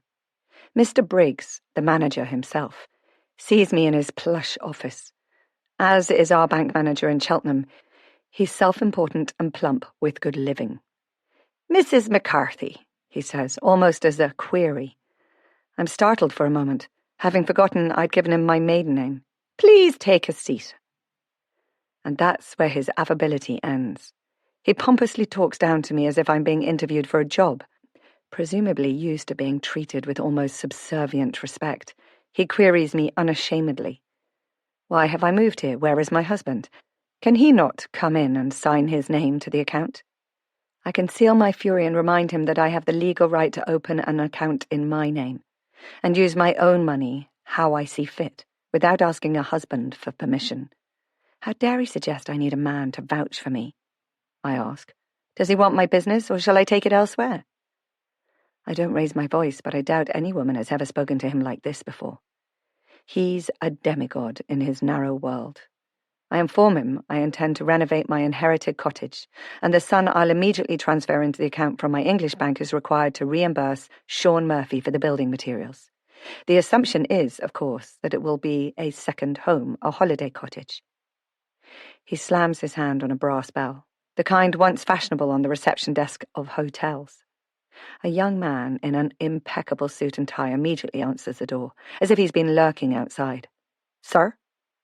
Mr. Briggs glances up, then looks down at me over his triple chins as he opens a ledger, the actions dismissing me in more ways than one. "Mr. O'Rahilly will oblige with the count and the transfer. Good day, Miss McCarthy." "Yes, sir," Mr. O'Rahilly responds. Annoyed but vaguely amused, I'm shown into a less grand office where the paperwork is competently and quickly completed. "When will the money arrive from England?" I ask. "It will take about 2 weeks to clear." I refrain from asking if it's brought over in person, by horse-drawn carriage. I rise and take my leave, realizing that I scuppered any chance of employment in the one establishment in Roone Bay where my experience would be useful. But in any event, I wouldn't want to work in this stifling, cumbersome remnant of a past era. It seems that being single with a child or divorced with a child equally undermines the fabric of Irish society, which is clinging precariously to the old order. But other things are changing here, so no doubt that will, in due course. When I was young and naive, I used to think that if a marriage was bad, a woman should just put up and leave. The world wars and the suffragettes' fight for equality changed the social landscape forever, didn't they? So why don't women just leave unhappy relationships? I learned, of course. Having a child changes everything. And sometimes it's better the devil you know than the one you don't. One of Grandma's endless stock of platitudes. But what would she know? She married the love of her life, went to England with him and lived her life poor in wealth but rich in happiness. I don't recall Grandma ever being unhappy. Her only regret being having just the one child, my mother. She said she'd once thought she'd have a houseful. Now I wonder if the fates weren't being kind in providing just the one. Her endless optimism is a character trait, I guess, but it's also a kind of blessing. Without aspirations of grandeur, perhaps happiness is easier to achieve. I wish I'd known that when I met Graham. Having clawed myself from a life of permanently counting pennies to one of comparative luxury, for a while I truly believed I was lucky, even though my good fortune came with strings and obligations. But my luck became a cloak I had to wear day in, day out, because Graham's wife, an expression of his power and wealth, had to be perfect. She was an object in his empire, not so much revered and cherished as owned. His wealth was his, not mine. I take a deep breath. I mustn't dwell on this. I've escaped. I own a house we'll be able to live in one day. This community I've dropped into will eventually accept me, and if not me, it will accept my daughter. That's my goal, and my goal must become my strength. 2 weeks pass with strange speed. Some days it rains, and the temperature plummets. On those days we sit in the parlour reading or playing board games. Sometimes the sun comes out, and it's surprisingly warm. So we walk into the town or down to the beach. I don't know when Olivia stopped asking me when was Daddy coming, but I feel lighter with that possibility sinking into the distance with every passing day. I have the feeling she's relaxing too, becoming the carefree 6-year-old she's supposed to be. May has slipped into the middle of June, and 2 things have changed. Firstly, Mrs. O'Hara tells me that her first booked visitors will arrive soon, so I'll need to find somewhere else to stay. Secondly, I'm informed by the bank that my money has arrived, so I phone Sean's mother, as instructed, from Mrs. O'Hara's telephone, to pass on the message. Sean rings back that evening, and I hold the phone tight to my ear as if it will bring us closer together. I've been pushing to finish my last job, he says, so that I can get going all the sooner on yours. That is, I assume the job's mine. Didn't you get a couple more quotes? I tried, I tell him, but the people I spoke to just looked at me strangely and said, "Isn't that Sean's job?" He laughs. That's the way it is here. Mind you, I did warn everyone that I'd scupper their boats if they stole my work. So, will I order the materials? Please. And I'll meet you on site, soon. That would be good, I agree. An awkward silence follows before he says, "Right, fine. We'll do that then. See you soon." See you soon. I experienced a little thrill of anticipation as I put the phone down. I thought something had clicked between us as he was walking me around Grandpa's cottage, discussing what he planned to do, and I wonder if he felt it too. It's strange that so soon after leaving a bad relationship, I'm contemplating another. But maybe the fates are pushing me, after all, because it feels absolutely right. Chapter 11. Grace. A few days later, I'm quite surprised to arrive back at Mrs. O'Hara's to be presented with a letter addressed to me by hand. There's no stamp, no postmark, and for a moment I assume it's from the bank, then realise that if it were, it would have been typed. Mrs. O'Hara can't contain herself. "It's from himself at the big house," she informs me in tones of almost religious reverence. "Who?" "Noel O'Donovan." I must still have a look of confusion on my face, so she elaborates. "Roone Manor, behind the new hotel. Jane Meadows brought the letter down. She's his housekeeper now. Her father used to drive the trains before the rail shut down. Back in the 40s it was. What with her husband dying of the cancer, her only daughter running off to England and no boys to support her, she had to go out working again." Oh, goodness. What on earth does the man from the big house who came from America with his pot of gold want with me? My stomach drops. Perhaps he knows Graham. I take the letter and go on up to my room. Mrs. O'Hara's curiosity follows me up the stairs, but I need to satisfy mine in private. "What is it, Mummy?" Olivia asks. "Is it from Daddy?" "No, love," I tell her. "It's from the man who's building the big hotel up on the hill." "Oh," she says, unimpressed, and throws herself down on the bed to read her new book. The notepaper is thick bond with an embossed heading detailing Noel's name, address, and telephone number. The handwriting, which I recognise as old copperplate, is that of someone who can no longer quite control the pen. Age or some kind of disabling condition, maybe. The note is brief and to the point, written with old-fashioned courtesy. "Dear Mrs. McCarthy, regarding your search for suitable employment, I would be pleased if you would attend me at Roone House on Tuesday morning at 10 a.m. If this is not convenient, please call Mrs. Weddows at this number to rearrange. I have a proposition for you, which, of course, you are quite at liberty to refuse should it not be of interest. I look forward to meeting with you. Yours, Noel O'Donovan. I'm curious, of course, who wouldn't be? I'm guessing that a boy who sloped off to America to find a fortune and actually came back with one is something of a novelty in Ireland, especially in a small town like Roone Bay. So many emigrants simply disappeared or remained disappointed, particularly in a time notorious for postscripts to job advertisements reading, "Irish and blacks need not apply." I've noticed that Noel O'Donovan's name is spoken with awe, tinted perhaps with a little envy. Certainly he has celebrity status in this small community, though whether the older generation will appreciate the kind of changes he's bringing to the town is anyone's guess at this time. I'm assuming that the man who owns a mansion and a hotel under construction might well need some sort of secretarial or administrative support, especially in the light of failing physical abilities. If so, this isn't just interesting, it could be a lifesaver. I write my acceptance letter and decide to deliver it by hand.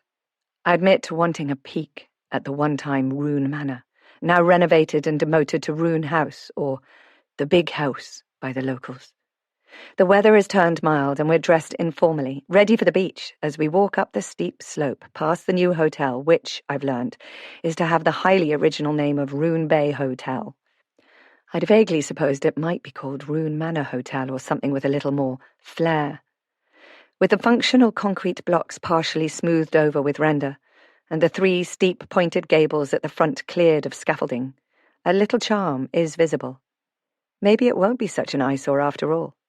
I wave at the guys on the scaffolding, and they wave back as we head up the small lane to the big house beyond.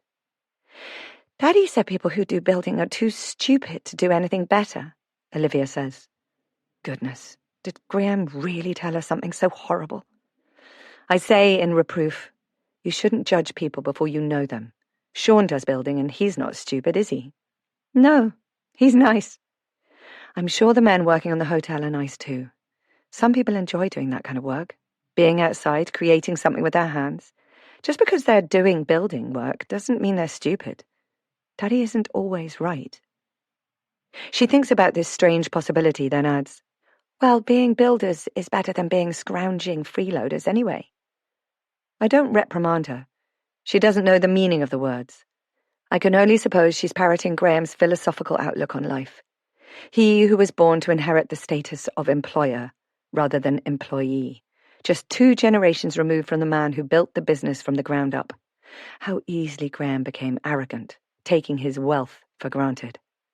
I suspect Graham's grandfather must have been fairly ruthless to build a successful business from almost nothing.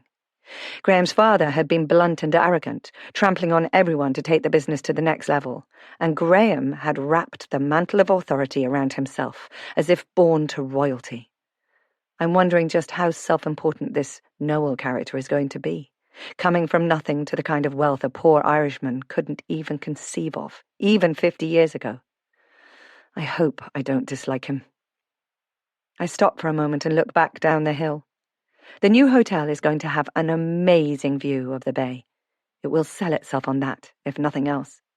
In this land of windswept coastlines, a warm hotel room with a view is going to prove a haven to Americans seeking the false romance of their forebears, with no intention of experiencing the hardships they had endured. I turn back to the lane, hand in hand. Olivia and I walk around the corner to be confronted with what I can only describe as a stately home. I stop short, in awe. It's magnificent. Settled comfortably into the renovated landscaped garden, as if it's been pushed up out of the rock, dragging ivy with it. I'm impressed with the building itself, and the social history behind its construction, more than its commercial value. Built of warm brickwork, the tall windows gaze out at the view over a young lacework of Virginia creeper that's climbing the walls. There's stone balustrading in front of the house, and a raft of wide steps leading up to an impressive front door. From the side, a lower level is visible. I recall seeing such a house once before, while on an outing with my parents. The family and guests, the guide informed us, Enter on the floor where dining rooms and ballrooms are situated, while the lower story is used by staff for laundry, kitchens, and all other functional activities. This isn't a national heritage house that one pays to look around, but is owned by one very rich individual. I'm brought back to the realization that I'm a mere pawn in this game of life, and that whoever owns this monolith, in fact, holds the lives and livelihoods of many people in his hands. I wonder what he did in America that earned such wealth. Even Olivia seems to be struck dumb, though it doesn't last long. "Who lives here?" she demands, wide-eyed. "Is it the king?" "Ireland doesn't have a king, love," I tell her. "It's owned by a man called Mr. O'Donovan. He sent me the letter, remember? And I'm just bringing up my reply to post." I wasn't quite sure where to post it, though, and feeling like we were trespassing, I lead Olivia up to the massive front door. There's no letterbox, which doesn't surprise me but leaves me feeling rather silly, with the letter in my hand and no clear idea of where to put it. As we descend back to the gravel drive, which circles around a small pond with a fountain, a man walks around the side of the house pushing a wheelbarrow containing a shovel and some shears. He isn't so young, I think, from the deep crevices that line his face, but his stance is upright, and the eyes which assess me are a clear, twinkling blue. "Can I help you?" His Irish accent has been softened in some indefinable way. I was looking for a letterbox," I admit. "Noel O'Donovan sent me a letter, and as I was in the town, it seemed the obvious thing to bring the reply myself." He points back down the road. "At the end of the drive, there's a box. It's green, maybe a little disguised by ivy." "Oh," I say, disconcerted. "I didn't see it." "No matter, I'll take it," he says, and I can do little but hand it to him. I hope it doesn't end up in the compost. He tips his hand to a flat cap before trundling on. We head back down the lane. The letterbox is exactly where the gardener said it would be, and if I hadn't been so entranced by the house and wondering about its owner, I would have seen it. Chapter 12. Grace. The next few days passed slowly, with nothing to do but walk through the small town, take Olivia to the beach, and read. This really does feel like an interlude in life, but it's strangely uncommercial. This lack of things to do. There's no cinema or entertainment venue of any kind. I do wonder, for the first time, whether I can live here, whether it's the right place for us. When the day of my interview dawns, I'm in a more positive frame of mind than I've been for many years. I'm determined that if I don't like the work, or don't like this rich Mr. O'Donovan, then I won't work for him. I wonder whether to take Olivia with me to the meeting, then decide I will. After all, whatever he's proposing, he needs to understand my circumstances, and Olivia is, without a doubt, the driving factor in my life at this moment. I might have stayed with Graham, for her sake, had I not discovered that letter from the school. Being spurred to leave, though, made me rediscover myself and all the reasons why I should have left sooner. There's only one reason I didn't. I didn't know how to be a single mother without an income. I have a fleeting, horrific vision of an alternative me sitting at home, alone, with a huge glass of wine in my hand, trying to understand why being a pampered ornament in a rich man's home isn't actually enough. On the whole, I'm feeling a little less frazzled now. The break, despite the setbacks, has done me good. I feel more like my younger self, the one who thought gaining a job in the office of a factory was a huge career move. I guess it was in a way. But life hands out some strange chances, and we don't always make the best of choices. I hold Olivia's hand as we walk up the steep drive, past the mammoth new hotel. There it is, Roone House. Once a bastion of power, owned by the local lord who held sway over everyone he looked down upon. Noel, once chattel to the lord of the manor, has raised a defiant fist at the injustices of the past by dwelling in it. No wonder the local community talks of him with a kind of awe. I'd been amazed at the house when I saw it previously, but now I take a more evaluated perusal. The mansion has been so largely renovated, it seems too pristine and new. It will take years for the stone to mellow, to attain that aged look of a stately home. But it's obvious he's expended effort into trying to recreate it as it had once been. Olivia, skipping and chanting, takes it in her stride, as if we visit mansions every day. I find this slightly amusing. Does she think she belongs in this higher echelon of society, or is she simply being a child, immersed in her own world? We tread up the wide stone steps to the entrance and use the big knocker to announce our presence. Behind me, I hear a throat being cleared. I turn. It's the gardener we saw before, wiping his hands on his trousers. His smile is infectious, and I smile back. Good morning. I'm here to see Noel O'Donovan. He beckons for us to come back down. He holds his hand out as I approach, and we clasp briefly. Sorry about the dirt. But it's good, clean dirt, eh? I'm Noel. You must be Grace. And this, he bends down, must be Olivia. I'm Olivia Adams, she says, in her best posh voice, and holds her hand out regally. He takes it and closes it in both his hands. What a polite little lady you are, to be sure, he says. She beams at him. Shall we go in and find some orange juice? And you know, Auntie Jane might just have made some fresh soda bread. Nothing quite like it. Hot with lashings of butter, eh? That sounds wonderful, thank you. I answer for her. I've met some of Graham's friends, and not one of them has clambered up through the social ranks without dragging the weight of an ego along for the ride. So I'm immediately relieved to find that Noel, who I'd previously taken for a gardener, is down to earth, ordinary. This way, he says to Olivia, still holding her hand. I've taught her to be wary of strangers, but somehow Noel doesn't feel like a stranger.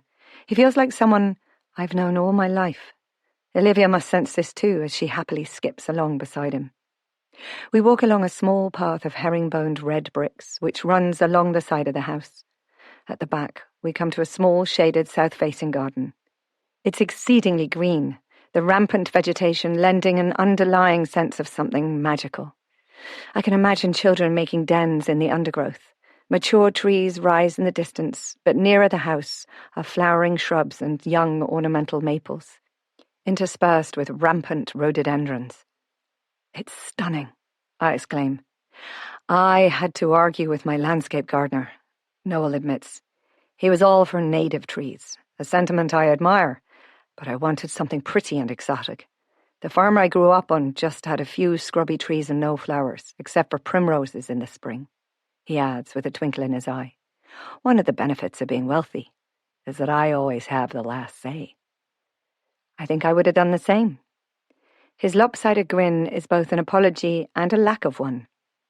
That of a child being caught out being naughty, but with the underlying suggestion that he'd do it again, given the chance. I remind myself that he was born poor, so maybe he hasn't lost sight of his roots. However, whatever he wants from me, I suspect it will be to his advantage, not mine. The scent of baking wafts out as he opens a small door and indicates for us to precede him. Please. We enter straight into what was probably once a working kitchen for a large house, and which has been renovated into a functional, modern kitchen diner. There's a huge range at one end and an impressive array of copper pots hanging above it, for decoration, presumably, rather than for use. He introduces us. Grace, Olivia, my housekeeper, Jane Weddows. I'm just popping out to the mudroom to change my shoes. Do start without me. Mrs. Weddows is a tall, thin woman, around the same age as my mother, or a little older. She wears a nylon housecoat, buttoned up the front, which adds to the impression of height. Her somewhat daunting severity is cracked by a broad, welcoming smile. Well now, she says, sure you must be Connor's granddaughter. Why else would you be owning the house? I sense the question behind the statement and smile with a nod. Sit yourselves down now. She flaps a hand towards a pine table already neatly laid out with cutlery and pretty, fluted bone china. I've made soda bread and some fruit scones, so you can take your choice. Thank you, that's very kind. Did you know my grandparents then? Not well. I was young when Connor stole Kathleen off to England. In the night it was. Such a shock. I just have a picture in my head is all. Such a handsome couple they were. I remember. It was so sad, but it was all her father's doing, I guess, pushing her to marry a man she didn't love. But there were so many leaving and few enough who came back. She shakes her head, adding, and so many dead. It wasn't unusual for a young woman to die in labour. She crossed herself absently. Noel only left for America after his wife, Sinead, died in childbirth. Times were hard back then. You're talking about me, Noel asks, coming back in wearing slippers. About my grandfather, mostly, I say, seeing Jane look guilty. He was my best friend, through school, though he never did learn to read well. There was a time he was going to come to America with me, but things didn't go that way. Is he well? I'm sorry, my grandfather died 10 years ago. I thought maybe you knew that. Noel was still for a moment, then said, No. I'm sorry to hear it. I would like to have talked to him again, but it's not to be. The scones have arrived. A rich scent steams through a stripy linen tea towel on the plate Jane has placed on the table. She whips the cloth off like a magician, revealing gold-encrusted scones and a fresh loaf. My mouth waters. You know, of course, that you have family here, Jane says. I don't know what they'd be now, some kind of cousins from Connor's sisters. They'll be wanting to meet you, I'm sure. I'm startled by this revelation. I don't recall Grandpa speaking about his family. It hadn't occurred to me that I'd have relatives. I wonder if they know I'm here. Noel smiles. News is like the rain here. It falls on everyone. I don't doubt they'll have heard. But what 3 generations gone, we'll have to write a family tree for you to get to grips with who's who. But for now, let's tuck in, shall we? He pushes Olivia's chair in, cuts a scone in half for her, and tells her to mind, as it's hot. I love his interaction with my daughter, and I think he would have made someone a superb grandfather. Jane lowers a large teapot onto the table and a glass of juice for Olivia and asks, Will that be all? That's lovely, thanks, Jane. Dismissed, she leaves us, and I'm subtly reminded of her status here as Noel's employee. Noel paused and asked me about my life in England. He includes Olivia, for which I'm grateful. The Victorian tenet of children being seen and not heard is still convenient for Graham, who could have learned so much by listening to his children. I give as little away as I can about my reason for being here without Graham, and Olivia backs me up by saying it's just a holiday, explaining that we have a big house at home, which is much nicer. Eventually, Noel goes to the door and calls, Jane, will you care for Olivia for a while? Sure, I'll mind the precious, she says as she bustles back in, holding out her hand to Olivia. Shall I show you Maggie, the parrot, while your mam is talking to Mr. O'Donovan? She couldn't have said anything better. My friend Julia's got a parrot, Olivia informs her with relish, reaching out her own hand. It's green and it can say bad words. Oh, dear, Jane says, winking at me as she leads her away. We'll have to see if Maggie knows any then.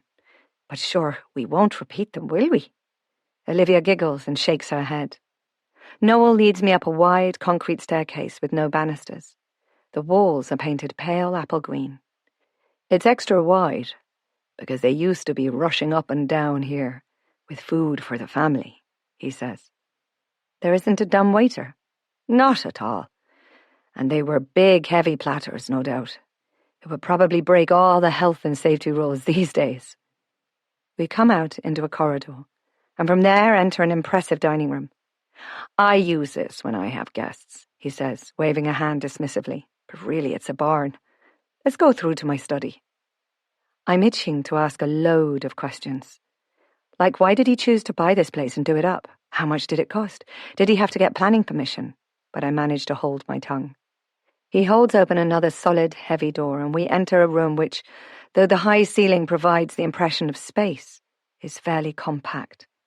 One part is set up as a modern office, but to one side, there are a couple of small, comfortable chairs set by a low table.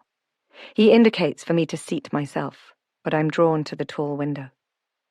Oh, I exclaim as the town is set out before me, like a child's toy town curving around the bay.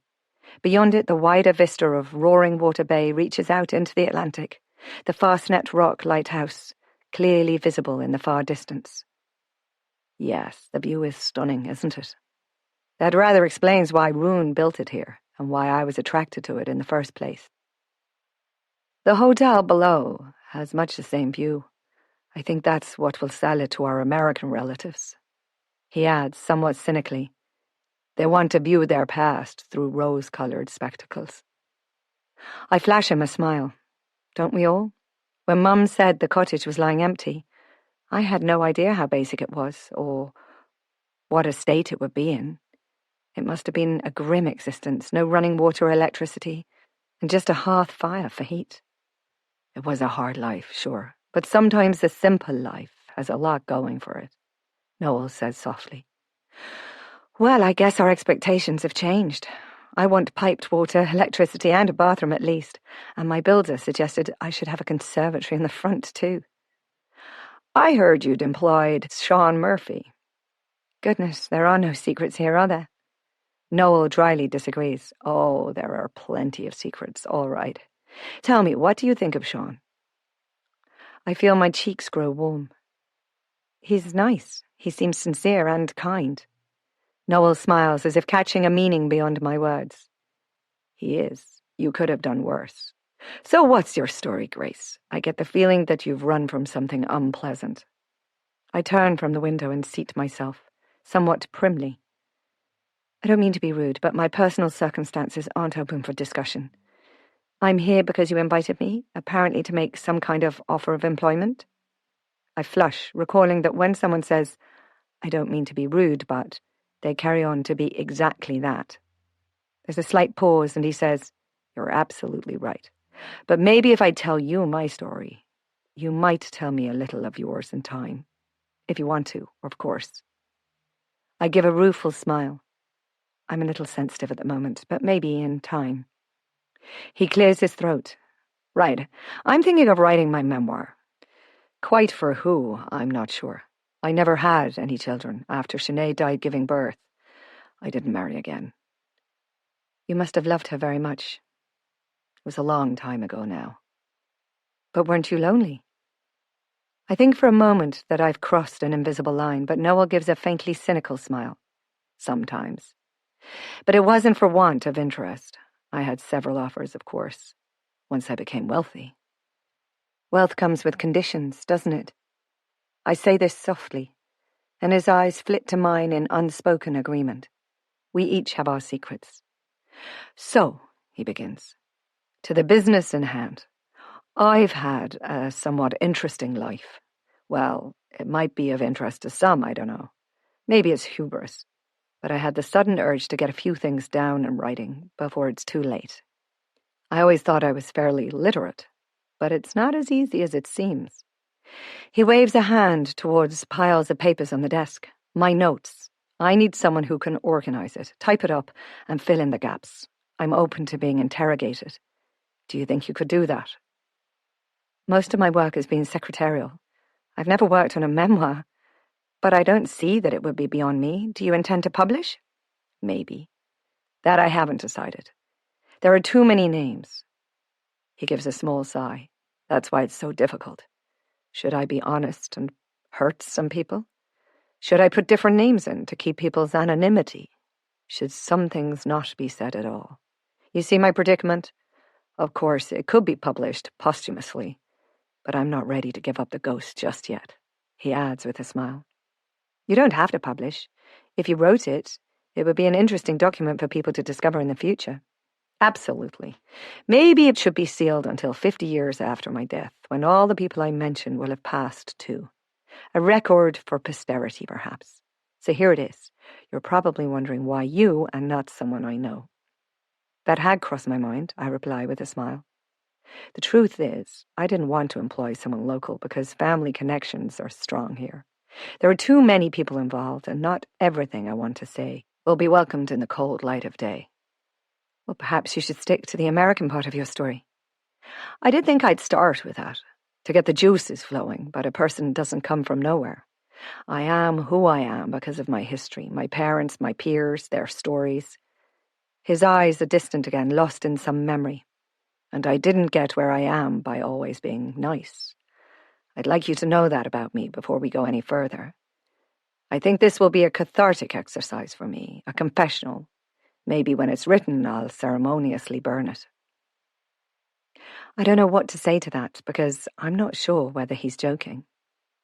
So what do you think? He says. I feel my cheeks burn. Oh, we haven't discussed remuneration, and there's my daughter to consider. Neither will give you a cause to worry. And you know I've never been involved in this kind of project. You were honest about that. But you can type, and I'm a great believer in first impressions. I like you and your daughter, and I feel instinctively that I can trust you. I feel that way too. I'd come here almost determined to dislike Noel, but find myself inexplicably drawn to him. And you would stay to see the project through? I'm not intending to leave. I'd like to make my home here, if it works out. In the meantime, I'll have to find accommodation. Mrs. O'Hara has let the room out for the summer, so I'll need to rent somewhere until the cottage is livable. He waves an expansive hand. I'll live in this mausoleum alone. There is rather a lot of empty space. It would be nice to have a child about the place. What do you say? Goodness, that's very kind of you. Thank you, but I'll need to find someone to look after Olivia. I'll get Jane onto it. If there's a body in Roone Bay she doesn't know, I'll eat my hat. So? Relief trickles over me and I smile. I can't think of anything I'd like more. Right.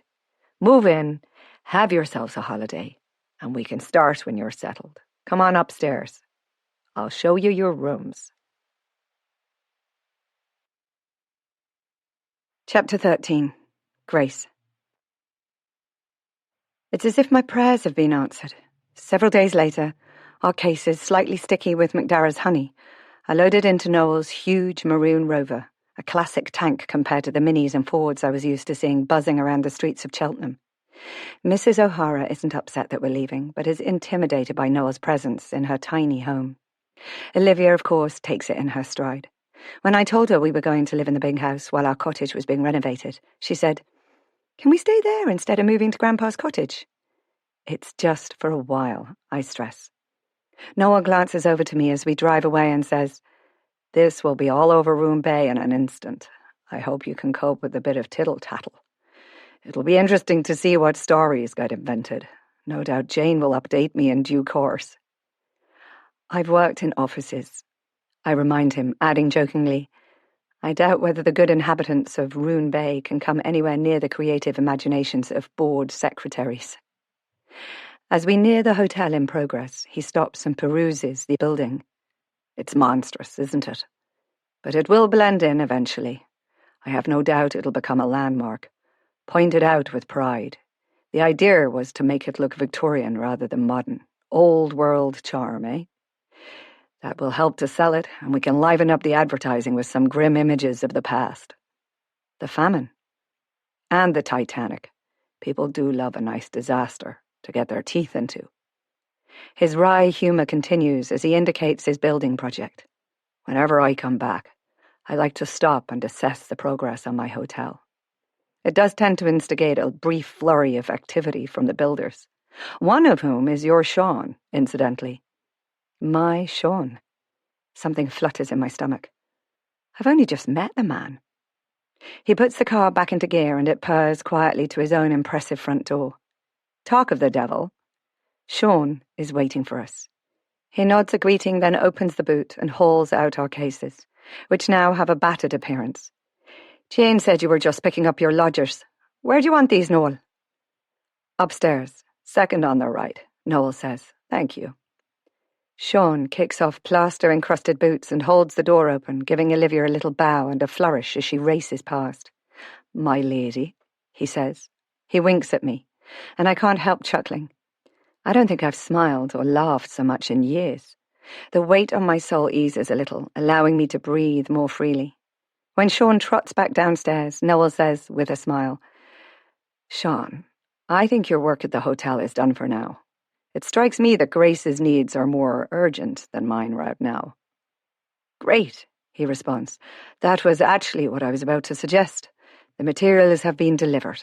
I'm on my way up now to check everything. It'll be good to get going. He turns to me. Perhaps I'll see you later. We'll pop up tomorrow afternoon once we're settled in, I suggest.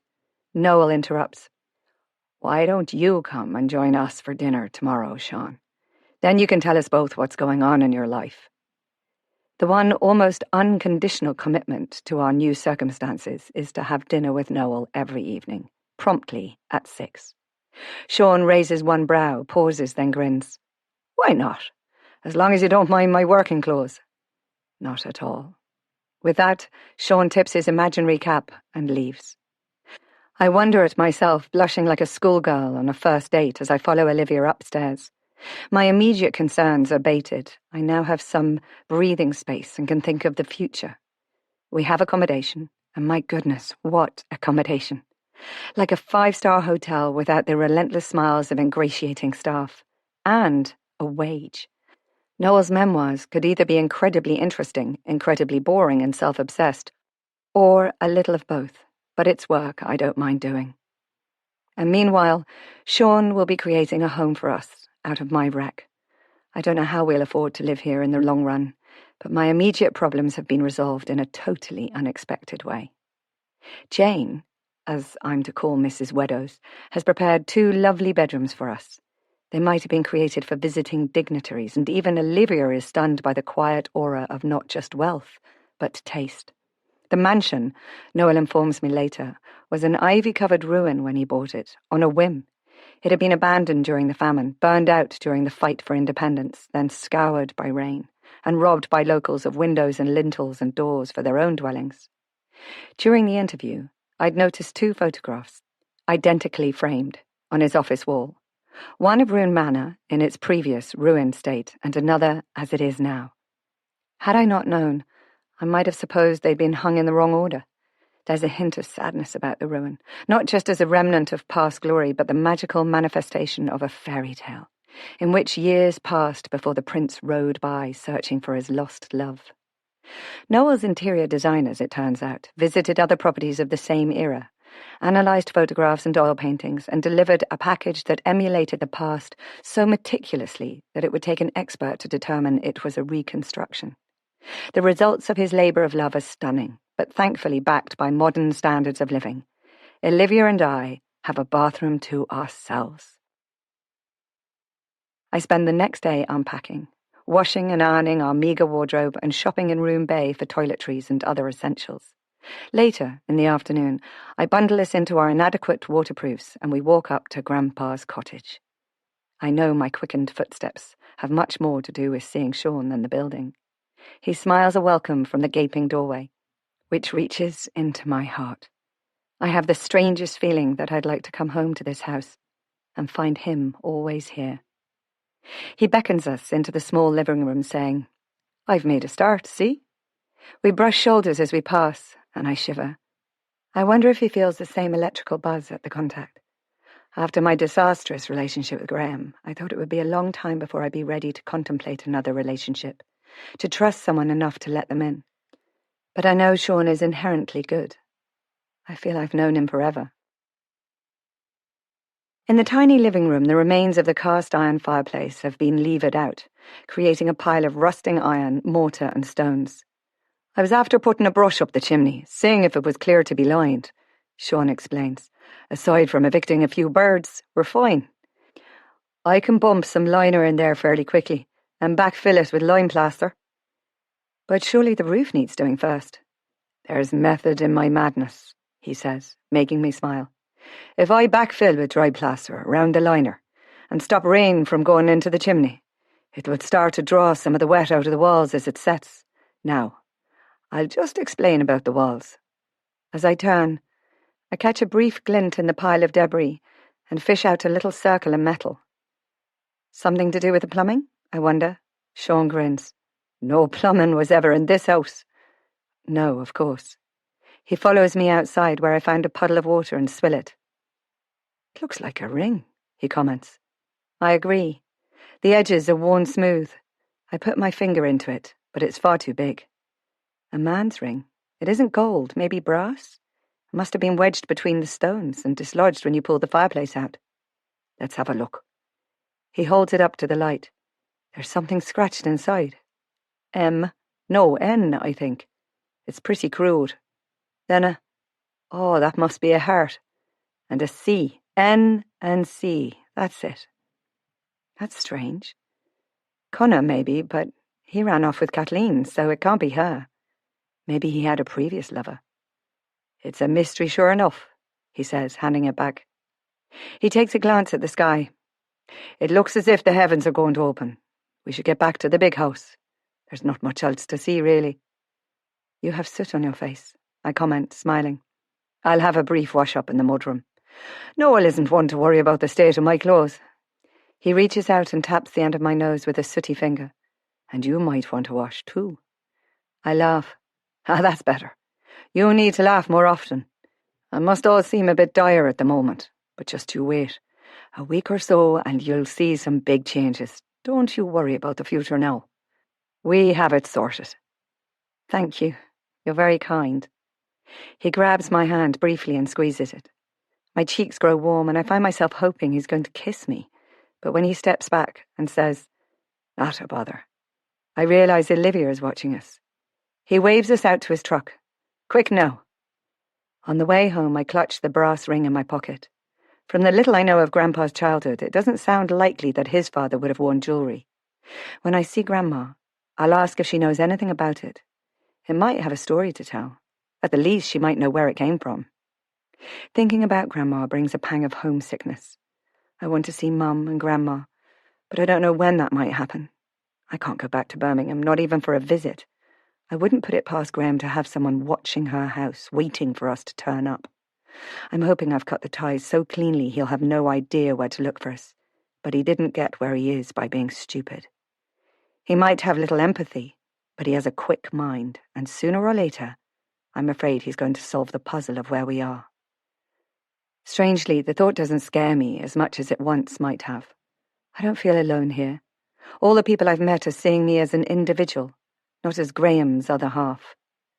Back at the big house, I take Olivia straight upstairs to get clean, while Sean disappears, presumably to the mudroom to wash. He seems to know his way around. When we come down to the dining room, Noel is already there in quiet conversation with Sean, which stops abruptly as we enter the room. Noel ushers us to our seats, and soon the conversation takes up again, and I realise they're discussing the new hotel and the ramifications it has for Roone Bay. That suits me.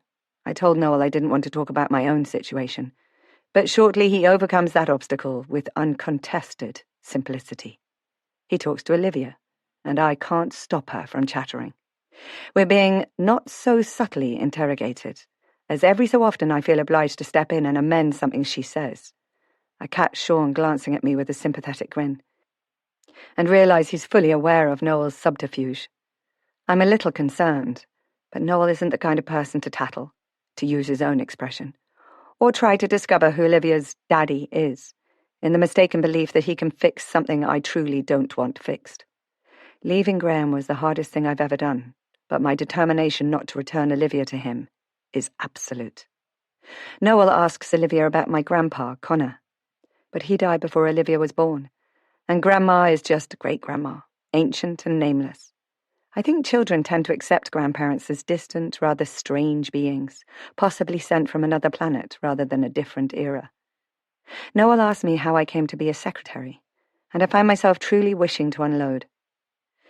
I didn't want to end up working in a factory, I explain. I wanted a career, and at school, people from our background didn't have careers, they had jobs.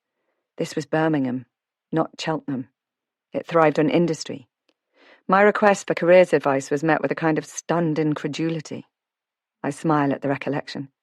Eventually I was taken into a small office and informed by the deputy head teacher that I was fairly literate. He supposed I could perhaps apply for teacher training or become a nurse or a secretary. I genuinely thought those were my only options. I glance at Noel. I think he's surprised at my revelations. I grimace. I know it's just a few years ago, but it sounds kind of last century, doesn't it? Anyway, I didn't want to be a teacher, but I thought I could learn to type. It took me a couple of years to realise how badly I'd put myself down, and that typing just leads to a different kind of low-paid job. There's a glass ceiling in the office environment, especially for women. "No one can put you down without your consent," Noel quotes, with somewhat self-righteous complacency. "They can, and it hurts," I respond, acerbically. Sean says nothing, and drops his eyes to his plate. Determination doesn't always bring success, especially if the people around you are determined to keep you in your place. I wanted to at least become more than a shop assistant, though. Dad got me an interview for my first job, in the foundry where he worked. If he hadn't, who knows where I would be today. Getting on in life is often down to a little help from a friend. Noel's expression becomes more pensive. I suppose it is, he says. And I'm left wondering what jump-started his own rise to success. No doubt I'll find out in time. We've been eating between sentences, but Olivia is now quietly shuffling the overcooked, oversalted cabbage around, as if hoping it will magically disappear. Jane might be an excellent pastry cook, but her dinners are somewhat lacking in imagination. Either that, or Noel simply chooses to eat the food of his childhood. You can leave that if you like, darling, I say. Perhaps you could slip to the kitchen, see if Auntie Jane needs some help with pudding. She skips out happily. I haven't seen her so relaxed for a long time. Noel's eyes follow her, his enjoyment obvious. He seems to have taken to her, and vice versa, I think with amusement. But Noel's fascination with Olivia might well run its course. We're ships in his night, and we'll sail on by. I hope Olivia isn't hurt when he doesn't need it anymore. Noel pushes his own plate aside and leans back, saying, Go on, go on. You got your first job in your father's place of work. Did he work in the offices? No, he was a labourer in the foundry. Immigrants made up a lot of the workforce in the steelworks. My dad was the offspring of an Irish immigrant, like my mother. He was a furnace worker, and he died of emphysema a few years back. I'm sorry for your loss, Noel says. I curl my lip. The industry kills them all in the end, one way or another. Accidents, breathing in the dust. But they're up in arms about the steelworks being closed down because there's no other work. Gran says the poor live between the devil and the deep blue sea. That's why I was determined not to be poor, to live on more than just subsistence wages. But did you like the work? Sean asks. He's obviously interested in my background too, though he's kept quiet so far. Noel said that writing his memoir was a cathartic exercise, and maybe I feel the same way, as my past pours out of me. It was okay. There was a camaraderie in the typing pool, but it was still a dirty environment. Even in the offices, the dust got in your pores. I stayed there for a year, then hunted for a better job in the city. I got a job with a firm of accountants. I didn't particularly enjoy typing up reams of accounts, but I was better paid, which is the whole point of working after all. Then one day, it all changed. I wonder if I'm boring them, but Noel nods encouragingly. One of the girls, Saoirse, over from Dublin, was ambitious. She was pretty and vibrant, and I was a little envious of her, to be honest. I never had that kind of self-confidence or drive. She was determined to go places and let us all know it. In the newspaper, she showed us a job that she'd applied for. Personal assistant to the director, must be smart, literate, well-spoken, and conversant in all secretarial skills. Saoirse was funny, too, and could put on a rich Belfast accent. Jesus, Mary and Joseph, will yous just look at the salary? And Cheltenham, too? I'd sell my granny to live there, so I would. I might get to marry a duke or something. Sean's eyes twinkle as I attempt to imitate her exaggerated accent. Well, we all giggled at the concept of her meeting a duke, never mind marrying one. I guess we were little more than children with romantic ideas. But it's true that Cheltenham, with its racecourse and top-hat types, is a far cry from Birmingham's factories. So you applied too? Noel asks. I take a breath, remembering the moment the course of my life changed.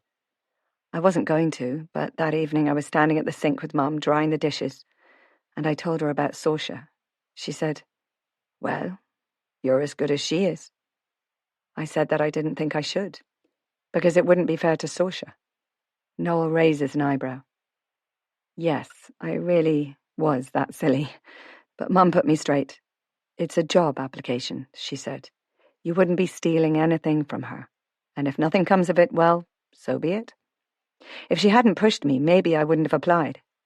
And the course of my history would have changed. I'm glad you did, Sean states, casting me a sidelong glance. I nod. I was quite shocked when I received a letter offering me an interview. I was too embarrassed to tell the girls in work, especially Saoirse. Mum, Grandma, and I were prancing about like schoolgirls. You should have seen us. They fussed over me, bought me new clothes, and I had my hair done. I paused, remembering. You'd think I was visiting the Queen, we were so excited. Noel and Sean both smile. On the day of the interview, I saw this tall, smart stranger in the mirror, one who looked the part, externally at least, and I felt so special. Anyway, the interview was daunting. I kept wishing I hadn't applied. I wanted to run out, to say it was all a big mistake. I didn't want the job anyway. Sorry for wasting your time. The man who interviewed me was Graham. He was tall, handsome, and utterly charming. After the interview, he thanked me for coming, and I thought, that was that. The door barges open, interrupting my monologue. Olivia holds it open for Jane, who places a steaming bowl of rice pudding on the table. Oh, I exclaim, my favourite. It would be in the oven for hours, and Mum would put a knob of jam on top when it was served out. Ta-da, Olivia says, bringing a jar of jam from behind her back. I feel a belt of nostalgia as I tuck in. The pudding is demolished in record time, and Olivia is allowed to leave the table to play for an hour before bedtime. Jane brings in a pot of tea and clears the dishes, saying, I'll just wash these up and be off home, Noel, if that's all. Thank you, Jane. Yes, that's fine. See you tomorrow, then. He takes charge of the teapot and pours, saying to me, So, you got the job. I was sure I hadn't, but a week later I got a letter. Mum and I were in the kitchen and I opened it, expecting the standard rejection, you know. But I was offered the job. We were all gobsmacked. Gobsmacked, Sean repeats, shaking his head, chuckling. I flush, faintly, but grin. Go on, Noel says. That's it, really. I was to start a month later, when I'd worked out my notice. That was when Mum realised I'd be leaving home. Ah, yes, it's a life changer, isn't it? I change the subject and glance at Sean. Oh, when Sean was pulling out the old fireplace at Grandpa Connor's cottage, this fell out. I hold out the ring, which I've cleaned. The engravings inside are unmistakable. Noel reaches out and takes it. He stares at the ring, frozen in contemplation. I thought the C might be for Connor, I say, but I don't know about the N, so maybe it belonged to someone else. For a moment, I think he's going to slip it onto his finger, but he places it carefully back on the table and shakes his head. A mystery, he says, but I'm almost sure I catch recognition in his eyes. Sean rises and says, Well, I'd best get on. Thank you for the dinner, Noel. I'll see you out, I say quickly, flushing slightly. At the door, we're on our own, and a tendril of warmth steals into me. Will he kiss me? But I'm quite pleased that Sean pecks me circumspectly on the forehead. It's a gentle goodbye that speaks loud and clear of his interest. See you soon, Grace. You sound sad about your life, but don't be. It gave you Olivia and brought you both here. Maybe it was a plan, all along. Chapter 14. Grace. It rains torrentially for a couple of days, and we largely confine ourselves to the house with small forays into the garden when patches of light break through the lowering sky, like promises snatched back before we can fully grasp them. For now, Olivia seems to have accepted the strangeness of this holiday. Maybe she is, even if she doesn't realise it, pleased to be given time to just be herself and not worry about looking nice, keeping clean, or being put down by Graham's insidiously undermining comments when things aren't exactly as he likes them. Noel, it turns out, has 3 dogs. Apparently they chose him, turning up at the door over the years, starving and bedraggled. They sometimes sit with him in his office or spread out by the fire in the evenings when he's reading the newspaper. But during the day they largely inhabit a mudroom off the kitchen and can enjoy the freedom of the garden and the forestry beyond. Animals have never been a part of our lives, but as with the parrot and Mrs. O'Hara's cat, Olivia is drawn to them. They make a strange pack, ranging from a boldly marked white and black Jack Russell through a shaggy golden collie to a mixed-breed brindle Irish wolfhound, whose shoulders reach my hips. I've heard some horror stories about dogs and children, but Noel says she's safe with them. She certainly doesn't seem scared of them, or wary in the way I am. Imagination lends depth to my fears. I see every possible danger, while Olivia just lives for the moment and the pleasures of experience. Noel seems to have an affinity with Lanky, the wolfhound, who pads quietly to him and pushes her nose under his hand, seeking comfort, or giving it, I'm not sure which. They all seem to have taken to Olivia, which is useful, because I can tell her to go and play, and she runs off happily, inserting herself into the pack like an adopted puppy. They run out exuberantly and disappear through the overgrown shrubbery, the wolfhound blending quietly into the landscape, while the other two invest in some game that involves a lot of running in circles, sniffing and digging, their barking echoing back briefly before sinking under the weight of the moisture-laden air. And all of them seem to mind Olivia, coming back to her time and again to find out why she isn't keeping up. Watching her try to catch them, quite unsuccessfully of course, or throw a ball, and watching their antics as the Jack Russell and the collie charge off after it, is quite amusing. I never really thought about dogs before, but they have quite unique characters. The Jack Russell runs like mad, his little legs pounding, but doesn't always find the ball. The collie uses her nose to sniff it out, and is, more often than not, the one who drops it in front of Olivia, inviting her to throw it again. The wolfhound watches, lying alert and regal as a sphinx, her eyes following every movement as if wondering what all the bother is about. I mention this to Noel, and he gives me an amused glance. "She's a real dote," he says. "But watch her chase a deer, or kill a hare, and you'll see a different creature. That's what those long legs and big teeth were bred for." Jane, it turns out, has endless patience on these rain-soaked days, encouraging Olivia to help with the baking and even peel potatoes. I've never been able to get Olivia interested in cooking, but there's something comfortable about this big, old kitchen, with the heat radiating from the range and its immediate access to the wild garden. On a day when the rain has briefly abated, Jane shoos me out of the kitchen, telling me she'll keep an ear peeled. I must take some time for myself, for sure. Isn't the wean happy enough getting dirty? She'll come to no harm, and knows not to leave the garden. I take myself out for a walk, relishing the fresh, cool air. I stop to look over the bay, watching the dark clouds gathering in. It's nearly a week after moving in, and I'm wondering when and how we're going to start work. I haven't heard about anyone being approached to look after Olivia, and wonder if Noel's forgotten his promise. I'm vaguely worried that we've moved in under false pretenses, and that I won't be up to the job Noel wants me to do. He wants a ghostwriter, and my experience to date is rooted in business language, but time will tell, if only we could get going. A few huge, heavy raindrops warn me those dark clouds are ready to burst again, and I dash back to the house.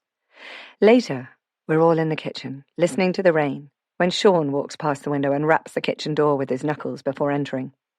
He's followed by a girl I'd place at 15 or 16. The epitome of an Irish Colleen. With her porcelain white skin, dainty features and blue eyes, I'm startled by her stunning looks. She has a thick mass of brown hair, so dark it's almost black, gathered carelessly into an elastic band. A brief flash of worry surprises me, but her wide, inclusive smile, like the sun blasting out from behind dark clouds, lets me know she's unaffected by her own beauty. "Finola!" Jane exclaims, and gives her a brief, flowery hug. Noel rises to give her a brief hug too. I raise my eyebrows slightly, amused, and Noel answers the unspoken question. It's the summer break. Exams are over. She'll be earning a bit of pocket money, looking after Olivia in the afternoons, while we do a bit of work. If you approve, that is, he adds as an afterthought. He taps Finola lightly on the back. "Take Olivia out, while the rain is resting, and give the dogs a run, eh? See if it's going to work out for you both." Finola gives Olivia a massive smile and holds out her hand, asking, "Shall we go and find the donkeys?" Olivia's eyes widen. "Donkeys? Oh, yes, please." The question must be sitting plainly on my face. Noel laughs. "This is Ireland. Everyone has a donkey." I flush slightly, and Jane intervenes with a spiky rebuke. "Not everyone has 20 and is daft enough to take in every donkey that comes trotting by with a hard luck story." 18, Noel corrects, shrugging off her comment with his rueful grin.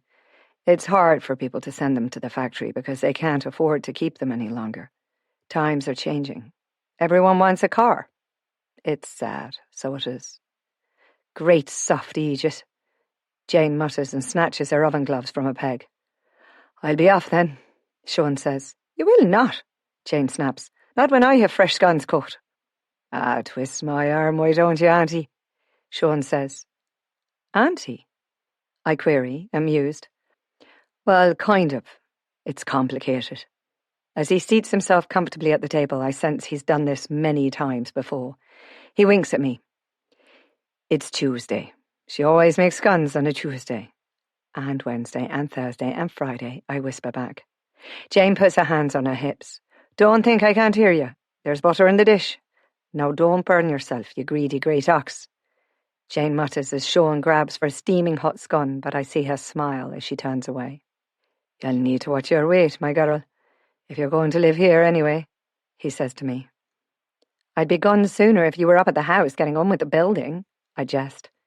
It's strange that I can indulge in repartee with people I've only known a short while. Had I dared to make such a comment to Graham, he would have answered it in all seriousness, with that miffed expression I know so well. So, Noel queries, how is the work coming along? So, he says complacently. You can't hurry these things, you know. I know all too well, Noel says, plucking a scone from the tray and dropping it hastily on a plate. It took 7 years to get this house renovated, and that's with me handing out bonuses left, right, and centre. I don't think my cottage is quite in the same league, I say diffidently, and I certainly hope it's not going to take 7 years. No, Noel agrees, but there are times I miss the simplicity of my family home. Where was that? I ask. Up on the hill behind us. I can show you where it was. It's gone now. Oh, that's sad. He glances up at me for a second, then says, Yes, it is. After a brief chat about the weather and people I know nothing about, Sean rises. I shall be getting on. Thanks for the scones, Auntie. She pecks him on the cheek. Off with you. Sean looks at me. See me out, Grace. Sure. There's a faint spit in the air and a chill wind as we round the corner of the house. I shiver. I hope Olivia is all right. They've been a long time. He puts his arm around me and gives me a hug. Well, put your mind at rest. Finola may be young, but she's sound. That's what I wanted to say. She's a good sort. And so are you. You did a brave thing, you know. I don't know what you mean. Leaving your husband, he smiles. Don't go denying it, because that will upset my romancing. My face must have been on fire. Romancing? Come, sweetheart. Don't tell me I'm wrong. I think my expression must say everything, because he nods, adding, Just so you know, we have your back, all of us. He won't be after taking Olivia from you. Oh, I say, inadequately. I wasn't aware that I told anyone anything that could lead to that conclusion, but maybe, in hindsight, it's obvious. No, I need to get back to work. I have a house to renovate. He nods, waves, and is gone. I stand in the drizzle for a moment and watch the sea before going inside. I feel safer than I had half an hour ago. How did he do that? Noel is standing by the range waiting for me. He indicates the door to the stairs. Olivia will be fine. Finola is fierce good with children. She has a bundle of brothers and sisters, so don't worry. Let them get to know each other so. Can I show you what we'll be doing? I follow him up to his study, through a far door and into another room where there's a large table cluttered with piles of paper and an office desk dominated by a large black typewriter. I made a start, he said, but I got a bit daunted. What's wrong? I pointed to the typewriter. Am I supposed to use that? He looks confused. It works. I tried it out. I got a new ribbon because the old one had gone dry. Ah. I'm used to an electric typewriter, I tell him, one with a correcting ribbon. He thinks about that for a bit, then says, Right, I don't know what the difference is, but I'll make sure you get one. Meanwhile, he waves a hand, encompassing the paperwork. Maybe check out my notes. Those there. See if you can make sense of them. That'll be fine. As I briefly scan them, I realize the scope of this project, and a vague sense of panic descends. Can I actually do this? He's written things as they've come to his mind. Some events are duplicated, and some start with a clear, firm hand before descending into a barely legible scrawl, as tiredness obviously overtook his determination to get to the finish line. There's no shape, no order to his scribblings, and within an hour, I'm as unsure as he is as to how to move forward. It seems that my first objective must be to type the events on separate sheets and create some kind of basic timeline. The best way of doing this might be to create a card index, so that they can be shuffled into some kind of date order before we begin to compile the actual book. I explain this to Noel, and his eyes brighten at the thought of someone taking this burden from him. I didn't think of a card index. How clever. You see, that's why I need someone like you, not just to type, but to provide common sense. He suggests that I walk down to the post office, which also serves as a newsagent, bookshop and stationer's, to see if they have anything suitable. I'm told to get anything I want and put it on his account. Oh, he adds, and put any books for Olivia on there too. And if you can't get what you need, the office supplier in Cork can get it. I go to my room to fetch my coat and glance out of the window. I can't see my cottage from here. It's obscured by a rugged raft of countryside dotted with pines, and beyond that, the skyline is dominated by the curve of the grey Atlantic meeting the sullen grey sky. Not an auspicious start to the school holidays. I'm keen to get my head around the project and advise Noel how best we should handle it. I've never been much into reading biographies, but find myself itching to begin, because this isn't just a stranger's life. It's surprisingly intertwined with my own grandparents' lives, and that personal connection provides a drive, a spark. I feel I'm about to engage with their past too, as Noel brings his early years to life. Chapter 15. Grace. The next day, while I'm out and about with Olivia, I first walked to Grandpa's cottage to see what kind of progress Sean has made on it. The weather hasn't been kind, so I'm expecting to see little change. But as I round the last corner, I stop and gasp. It had seemed like a wreck before, but now it truly is one. The roof is entirely gone. Well, not gone, I think, as I get closer. It's on the ground, a huge pile of rotting slates and beams scattered with rusting nails. The building is now like the other wrecks I passed as I travelled south, an empty shell constructed of field stones. Its windows are blind eyes, its gaping doorway a cry for help, its gables exposed bones pointing sadly at the grey clouds. But the cottage is surrounded by a complex nest of scaffolding, suggesting that this state won't exist for long. I walk in and look up at the sky through the exposed floor joists. I'm filled with sadness for this place that had once been a home, now unravelled and exposed to the elements, its history wafting away on the Atlantic breeze. As I wonder, my gloom is offset by the pile of new wood at the side of the house. Big timbers, surely for the roof beams, and a couple of pallets of new slates. I hear the rumble of an engine and spy Sean's truck negotiating the twisting road towards me. The far-scudding clouds have turned a sickly yellow, a warning that a deluge is imminent. Sure enough, just as he pulls up, the first spats of heavy rain plop onto the windscreen. He leans over and pushes the passenger door open, and I run to get in. He's thoughtful and caring, and I've deduced that he's not married, but wonder why. I feel that he's good father material. Then I catch myself. I'm the one who's still married, and I don't know if any divorce I manage to obtain in England will be recognised in a country where divorce is simply not an option. I shake droplets of water from my hair, smiling and breathless. Thank you. Seems you arrived in the nick of time, once again. It's what I do best, he says, adding, I was just checking the site. I'll have a couple of lads up tomorrow morning to help get the roof on. What do you think?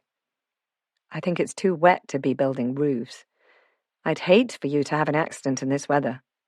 Thanks for your concern, but sure, this is Ireland. He flashes a smile. If I waited for a dry day, my work would never be finished. I need to get the roof on, and the windows in, or the rest of those floor joists will need replacing too. The rain won't harm them. They'll dry out, as long as they don't stay wet. We'll have the roof timbers on in a day, and once the felt is laid and battened down, she'll be sound. Then we can wait for a dry day to slate the roof. You're right, that can be a bit hairy in the wet. I'll line the chimneys too while it's in this state. Then, when we have the windows in, we can warm a fire in the grate. A few days and the old place won't know herself. Shall I give you a spin back to O'Noel's? I can't imagine anything as homely as a fire in that bare shell of a building. That would be good, Sean. His name feels warm in my mouth, and I have to clear my throat. Thank you. He reverses with careless ease and heads off back down the road. So, what are you up to with Noel? Are you family? No. He wants to write a memoir. I'm just to type it up. Noel said I wasn't to tell anyone, though. Best if everyone knows that, really. It'll stop all the other rumours. I glance at him with amusement. What rumours? That your mother was his love child, for one. That he's going to leave his fortune to you. He grins at me and I choke on a laugh.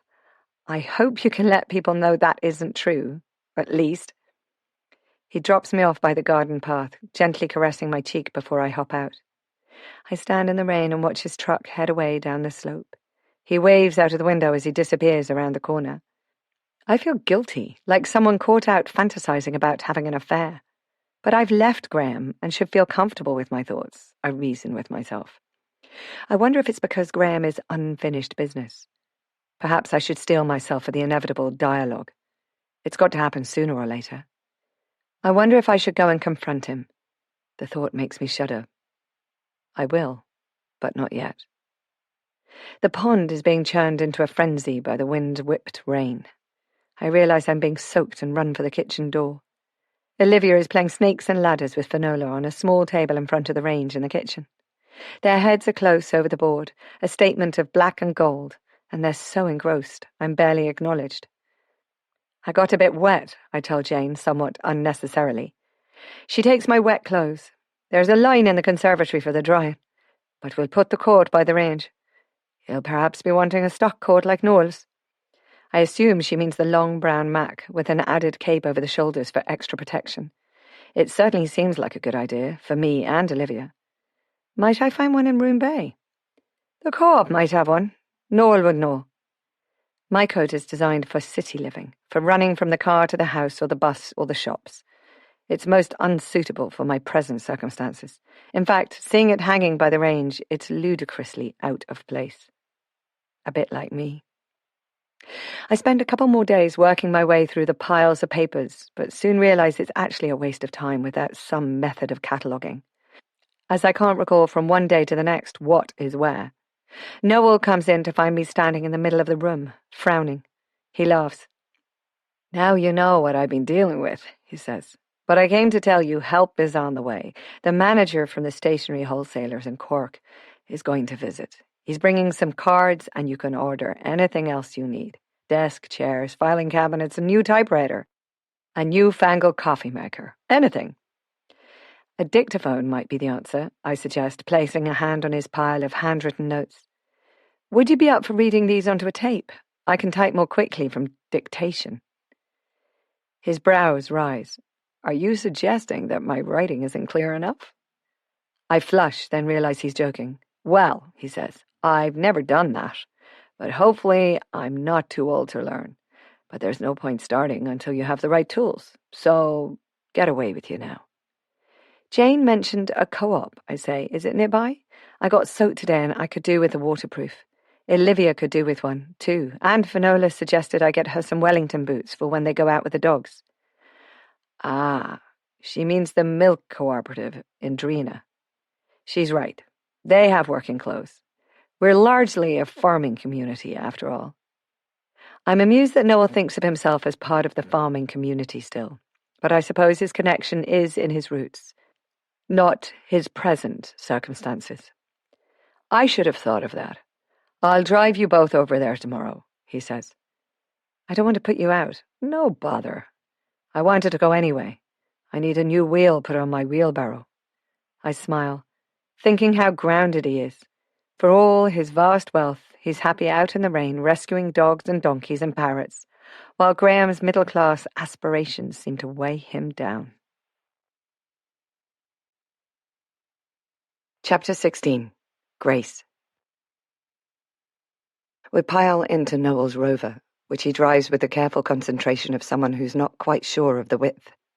We pass 2 motor vehicles as we head back through Ballydehob, and with a shudder, I recall the journey here.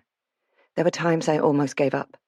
It's strange how utterly horrible a situation can be, but the moment stability returns, that trauma is relegated to the mental filing cabinet of past events. Back then, I never would have imagined myself seated in this solid tank of a car, with its walnut dashboard and upholstered leather bench seats, infused with a faint whiff of petrol and ancient cigars, being driven miles just to buy waterproofs. Trina turns out to be a small town spread along half a mile of potholed road. As we approach, a strange horse-drawn vehicle passes us, going the other way at a brisk trot. The driver is slumped down between two large wheels, and it seems as if he's asleep, but he raises a lazy salute with a crop as he passes by. "What on earth is that?" I ask, astonished. "A sulky and a trotting pony." He sees my lack of comprehension and explains, "They race, but only at a trot. I should bring you to Ballabui Fair in Dunmanway in August. Travellers come from miles to sell horses and race.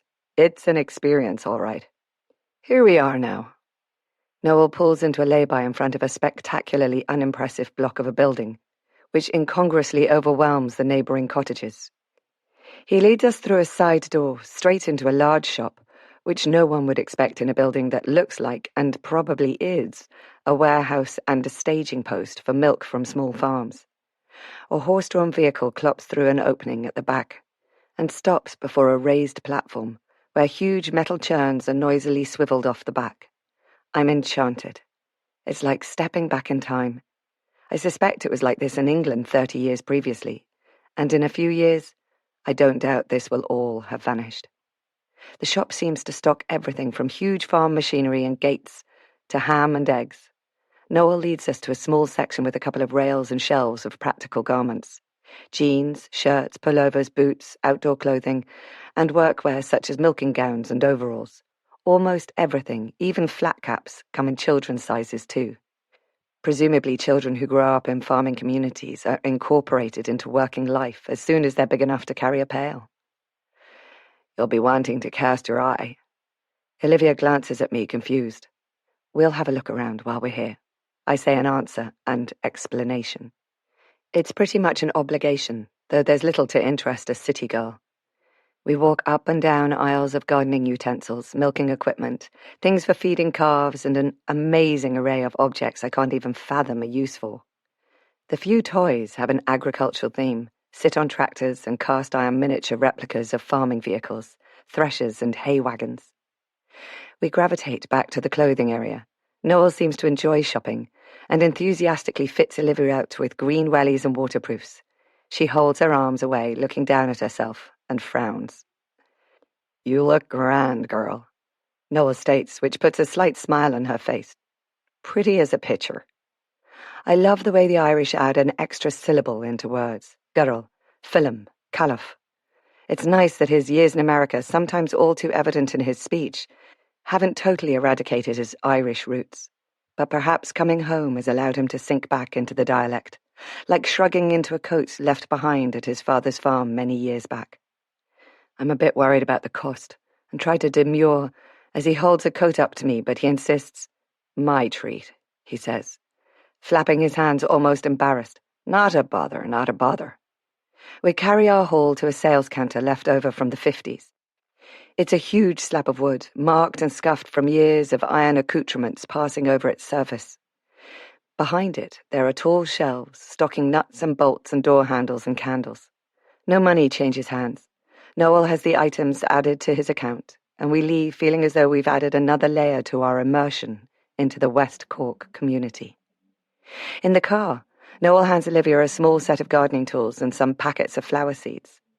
"There's an old greenhouse at the back where you can grow some seeds on, when the weather's bad," he says. "Then, when they're big enough, you can put them out in the garden." What a fantastic idea, I enthuse. I used to love growing things with my dad, flowers for the butterflies mostly. As we drive up to Noel's door, though, my new, safe world explodes into fragments, and my mind blankets with numb dismay. There's a car outside, with English number plates. Noel stares at me, then says quietly, "You two slip on round the back. I'll check it out." "Thank you," I say breathlessly, glad that Olivia is laboriously reading out loud the names on the seed packets and hasn't noticed. As we take our purchases upstairs, resolve sets in my mind. It's over 6 weeks since I left home, so I shouldn't be surprised that he's here. In fact, it wouldn't have surprised me if he'd arrived a week after I did, so at least I've had some time to find my courage before facing him. But of one thing I'm sure, I'm not going to let him bully me, and I'm not going to let him take Olivia. I bounce between the bed and the window, while Olivia, oblivious to my distress, reads Danny the Champion of the World out loud, pleased to exercise her newly acquired skill of working out big words using syllables. While I was a baby, my father washed me and fed me and changed my What are diapers? Diapers and nappies, I explained shortly, still pacing. But daddies don't do that. That's what makes this story different, I explain, suddenly realizing this wasn't the best book I could have bought. Danny's mummy died, so his daddy has to do everything. Well, my daddy would have got a nanny, Olivia states and carries on. He has to earn a living by repairing automobile engines, and what's an automobile? I correct her pronunciation. Automobile means a car. Well, why don't they say that? Serving customers with gasoline. What's gasoline? Petrol, love. I sigh. I hadn't realized it would be American English. The lady in the shop said it was a popular book, and Olivia's reading is fairly advanced for her age, but I suspect I'm going to have to do a lot of explaining. I try to imagine Graham living in a caravan, changing nappies, and I smile. Graham had liked Olivia presented fully clothed and smelling of talcum powder. Any hint of what went on down below, and he excused himself rapidly. I suppose I, too, thought it was woman's work.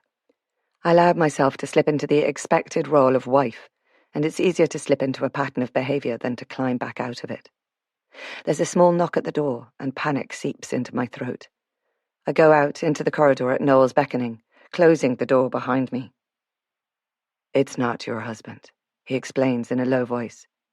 It's a boy, a youth called Arthur. Says he's your stepson?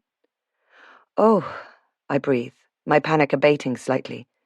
How on earth did he find us? It seems your mother told him.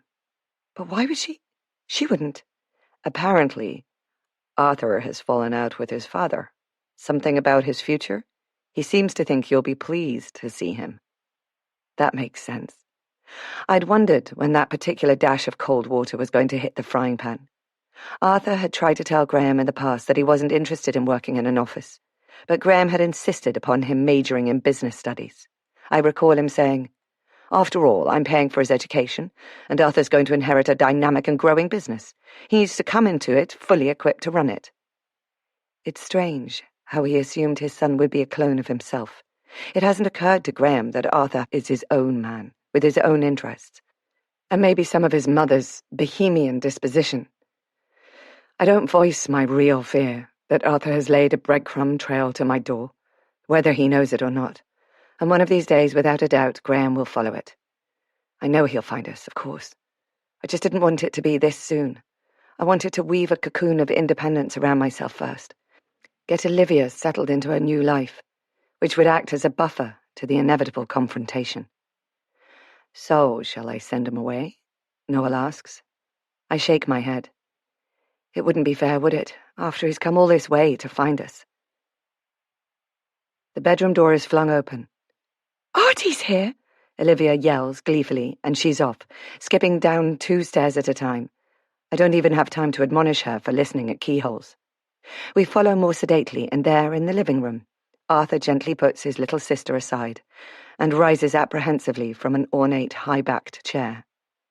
Olivia's face is shining with delight. I smile a welcome and hug him, feeling his tension dissolve as he hugs me back. "You found us, then," I say. He gives a wry smile. "I told your mother I'd walked out on Dad, too. She didn't want to tell me where you were, but I wanted to see you and Ollie, so I slept in my car outside her house for 3 days until she told me."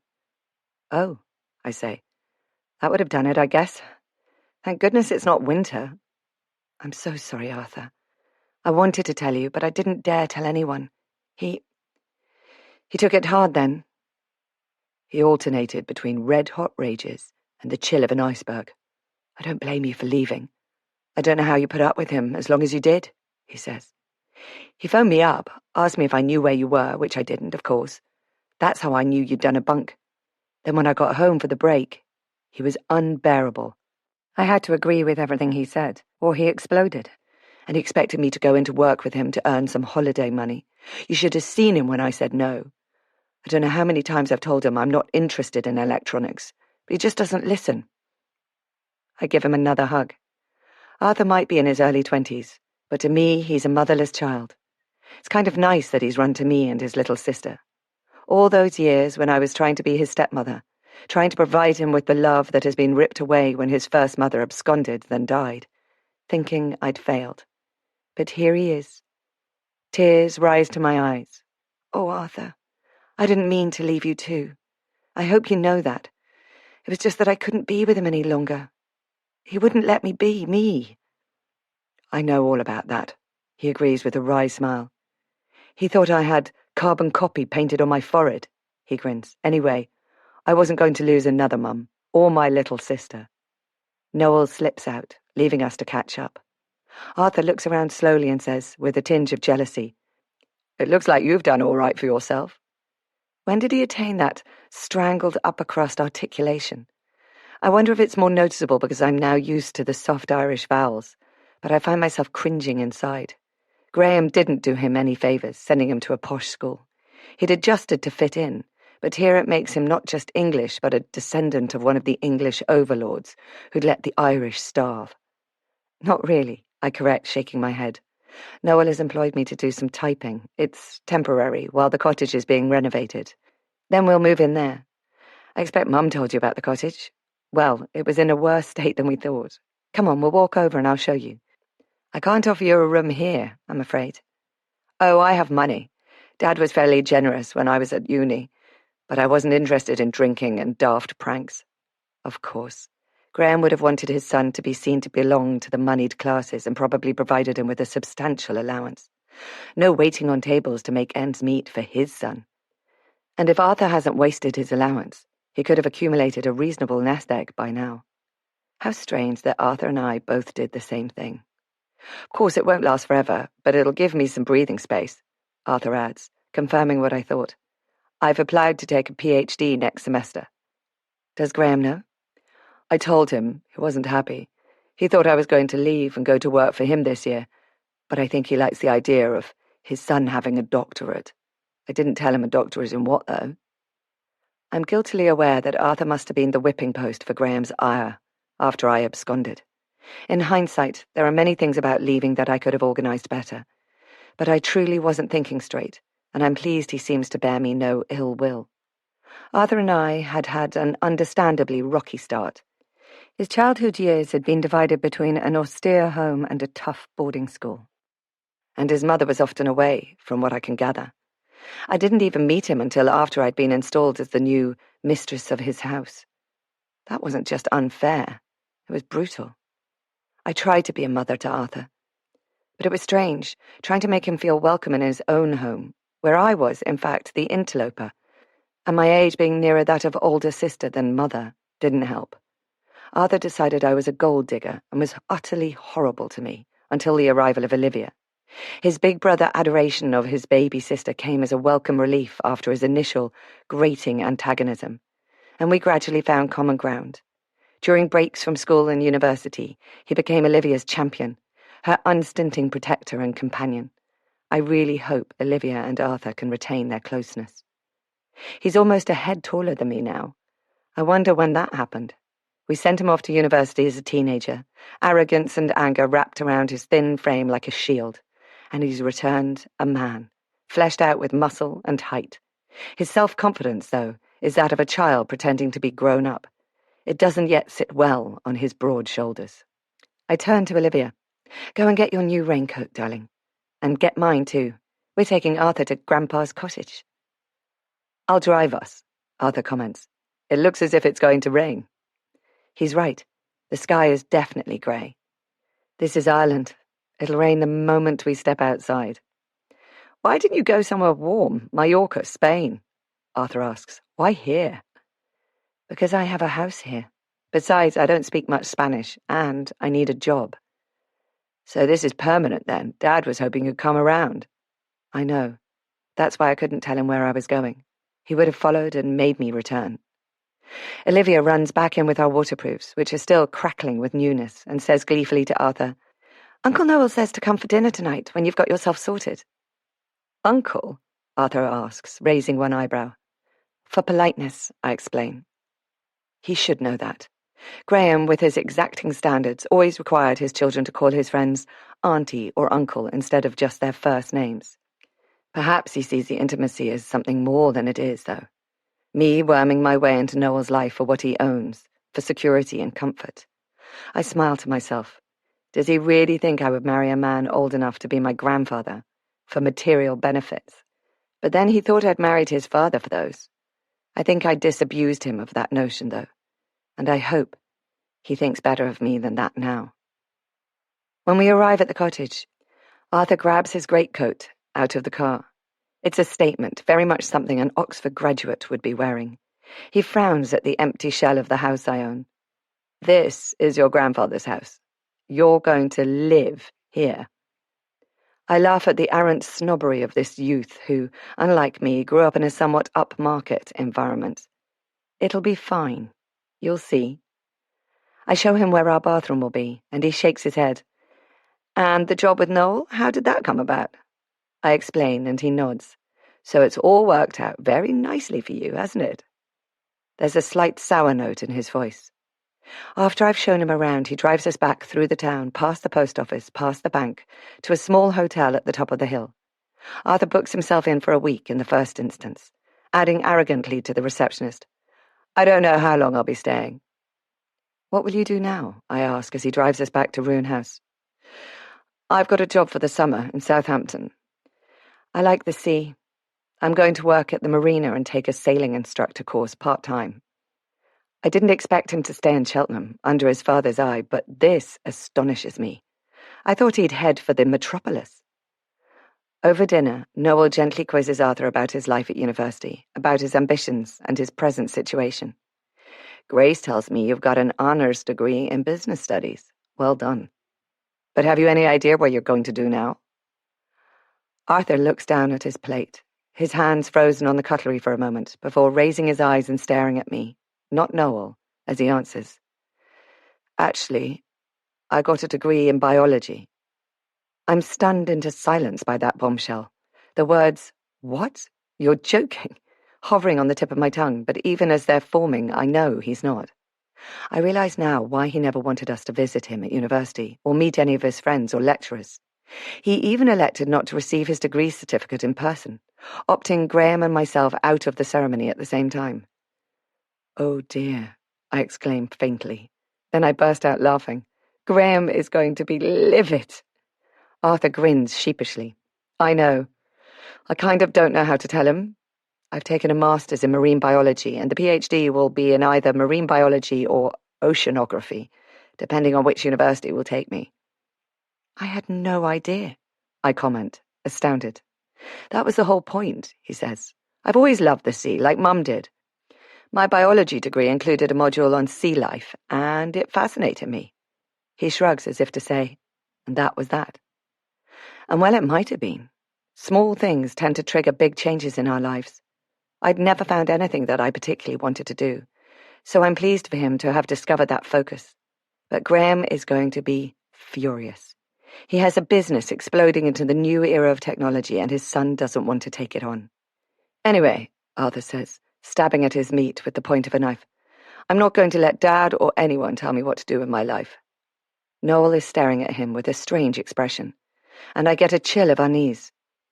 Is it just because my previous life has come knocking at my door? Or does Noel see beyond the obvious? I suspect he's a good judge of character.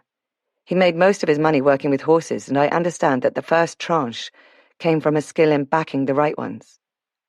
The dinner passes amicably enough, though, and we see Arthur off at the door later to drive back up to the hotel on his own. I don't sleep, though, churning over my marriage and where it all went wrong. It was partly my fault, of course. I was young, naive, blindsided by his charm, and, I admit it, his wealth. But I'm not so young now, and not so naive. I don't feel as terrified as I did before about Graham finding us. I will make sure Finola knows my fears regarding Graham's arrival, though I suspect Noel has told her, and I'm determined to shed the weight of Graham's dominance. Noel and Sean have my back, so I just need to tell him straight out that I'm not going back. I want a divorce. Chapter 17. Grace. Sean turns up the next morning while Noel and I are still chattering at the breakfast table, and asks if I'd like to go up to the cottage and discuss the renovations with him. Noel is paying Finola to look after Olivia so that I can work, so I ask if it's all right. Sure, it's grand. Take your time, he agrees. We can't really get going until Dickie's visited. He owns the stationery wholesalers in Cork. He grew up here and was at school with me, so he's taking the opportunity to catch up. And apparently he's bringing some kind of new typewriter to show us. I'll be out in the truck, Sean says and shuts the door behind him. Noel glances at me. Sean's a good man. Get to know him a little. I hope he doesn't notice the flush I feel creeping into my cheeks. I briefly wonder whether Arthur will be expecting me to call at his hotel, but he was never an early riser. I'll catch up with him later. Sean helps me climb into the truck, a big infectious smile on his face, and asks, "Where's Olivia today?" "Doing very important dog training with Noel's dogs." "Poor dogs." "Oh, they don't mind. It's all play to them, but listen, I have to tell you." As we drive past the mill to Gouchine in bright sunshine, enjoying the overhanging abundance of fuchsia and the riot of orange montbretia that line the banks, I explain about Arthur's unexpected arrival. He frowns. "Are you worried?" "Arthur's okay, but I'm worried that Graham will now know where I am." "I'll put the word out for everyone to look out for an English car. Will he drive the silver Rolls Royce over? That will be a sight to see." "I don't know. He might use my blue Volkswagen." "Look, cheer up. There's no use working yourself into a fret over what hasn't happened. If he turns up, someone will get me, all right?" I nod, the tightness in my chest easing at his reassurance. "So, what is it you want to discuss?" "Nothing really. I just wanted to see you again." His grin is mischievous as he reaches for my hand. I wish I could control my tendency to blush. We stroll hand in hand, and I'm glad there are no other workmen around. Last time I walked up here, the cottage was a sad derelict, roofless, its windows staring towards the sea like sightless eyes. Now the skeletal outline of a roof has been created with beams of wood, dragging the cottage from uncaring decay back to the promise of life. Sean is standing by the gaping doorway, beaming at my amazed expression. "I said the roof wouldn't take long," he says with satisfaction. "We'll get the roofing felt on later. Then the building can start to dry out." His solid presence makes my heart beat a little faster. It's strange how attractive I find him. He doesn't have Graham's classic stern good looks, but rather a tendency towards those creases that come from a natural inclination to smile. He is a very calming presence, a rock of reliability in my turbulent mental state. "You did promise," I agree with a smile, "but I didn't expect to see it done so soon." "You should listen to me, girl." I laugh.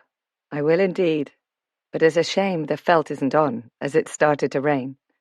He guides me back to the truck, opens a catalogue and points to some windows. "I've ordered those for the whole house." "Has it got to be plastic?" I ask, dubiously. "UPVC, he corrects. "It survives much better than wood in this climate, and double glazing will help keep in the warmth." "It doesn't look very traditional." "It's practical, and it's not going to look very traditional, anyway, once you get the conservatory on the front." "That's what you'd do if it was yours." "Absolutely, I'm all for tradition, but not when it comes to being warm and comfortable, which you could never accuse these old houses of being. 3 feet thick walls might mean the wind doesn't get through, but neither does any warmth.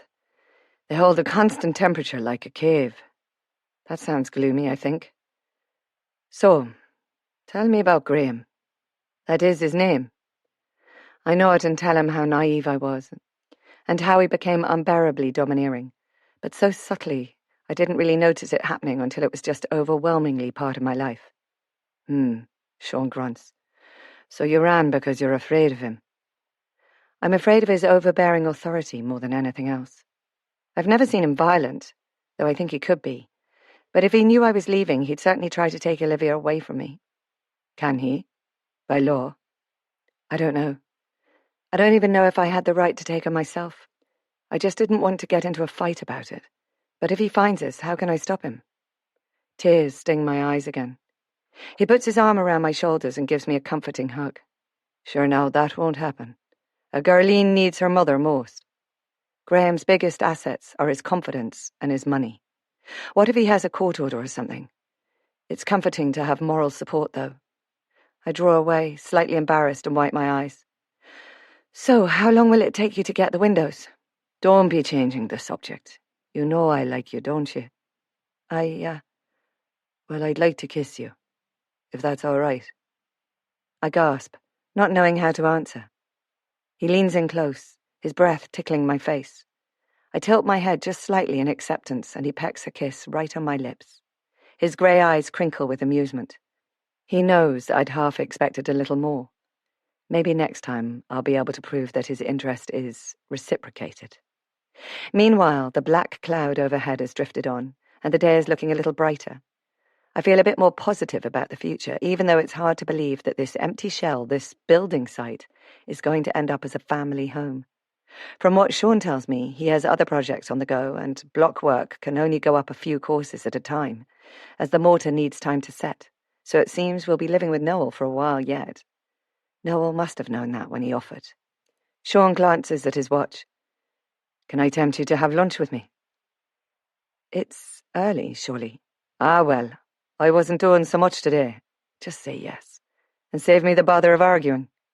I laugh. Okay, then. Yes. He starts the truck, drives down to the main road and turns right. I glance at him, startled. Where are we going? You'll see. After a few miles, he turns inland, up a tiny boreen, then onto a dirt track which has deep runnels, either side gouged out by the rain. He drives through a pair of stone-built gateposts, bounces along a rutted track, and pulls in by the side of an old farmhouse. He jumps out with the flash of a grin. Come on, then. Whose house is this? My family's. It's where I grew up. My brother runs the farm mostly, but Mam will have hot bread in the oven.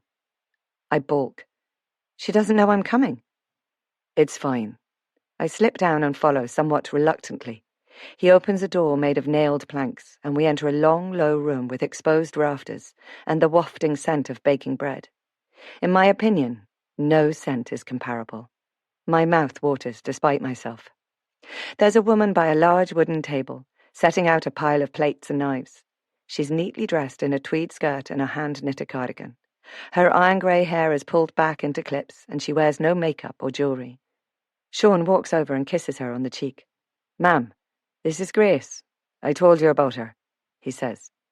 I wonder quite what he told her. She glances at me and smiles, as if it's the most normal thing in the world for her son to bring a stranger in for lunch. A streak of colour in her grey hair betrays the merest hint that she was once a vibrant redhead, and age has added depth to features that betray an inner calm.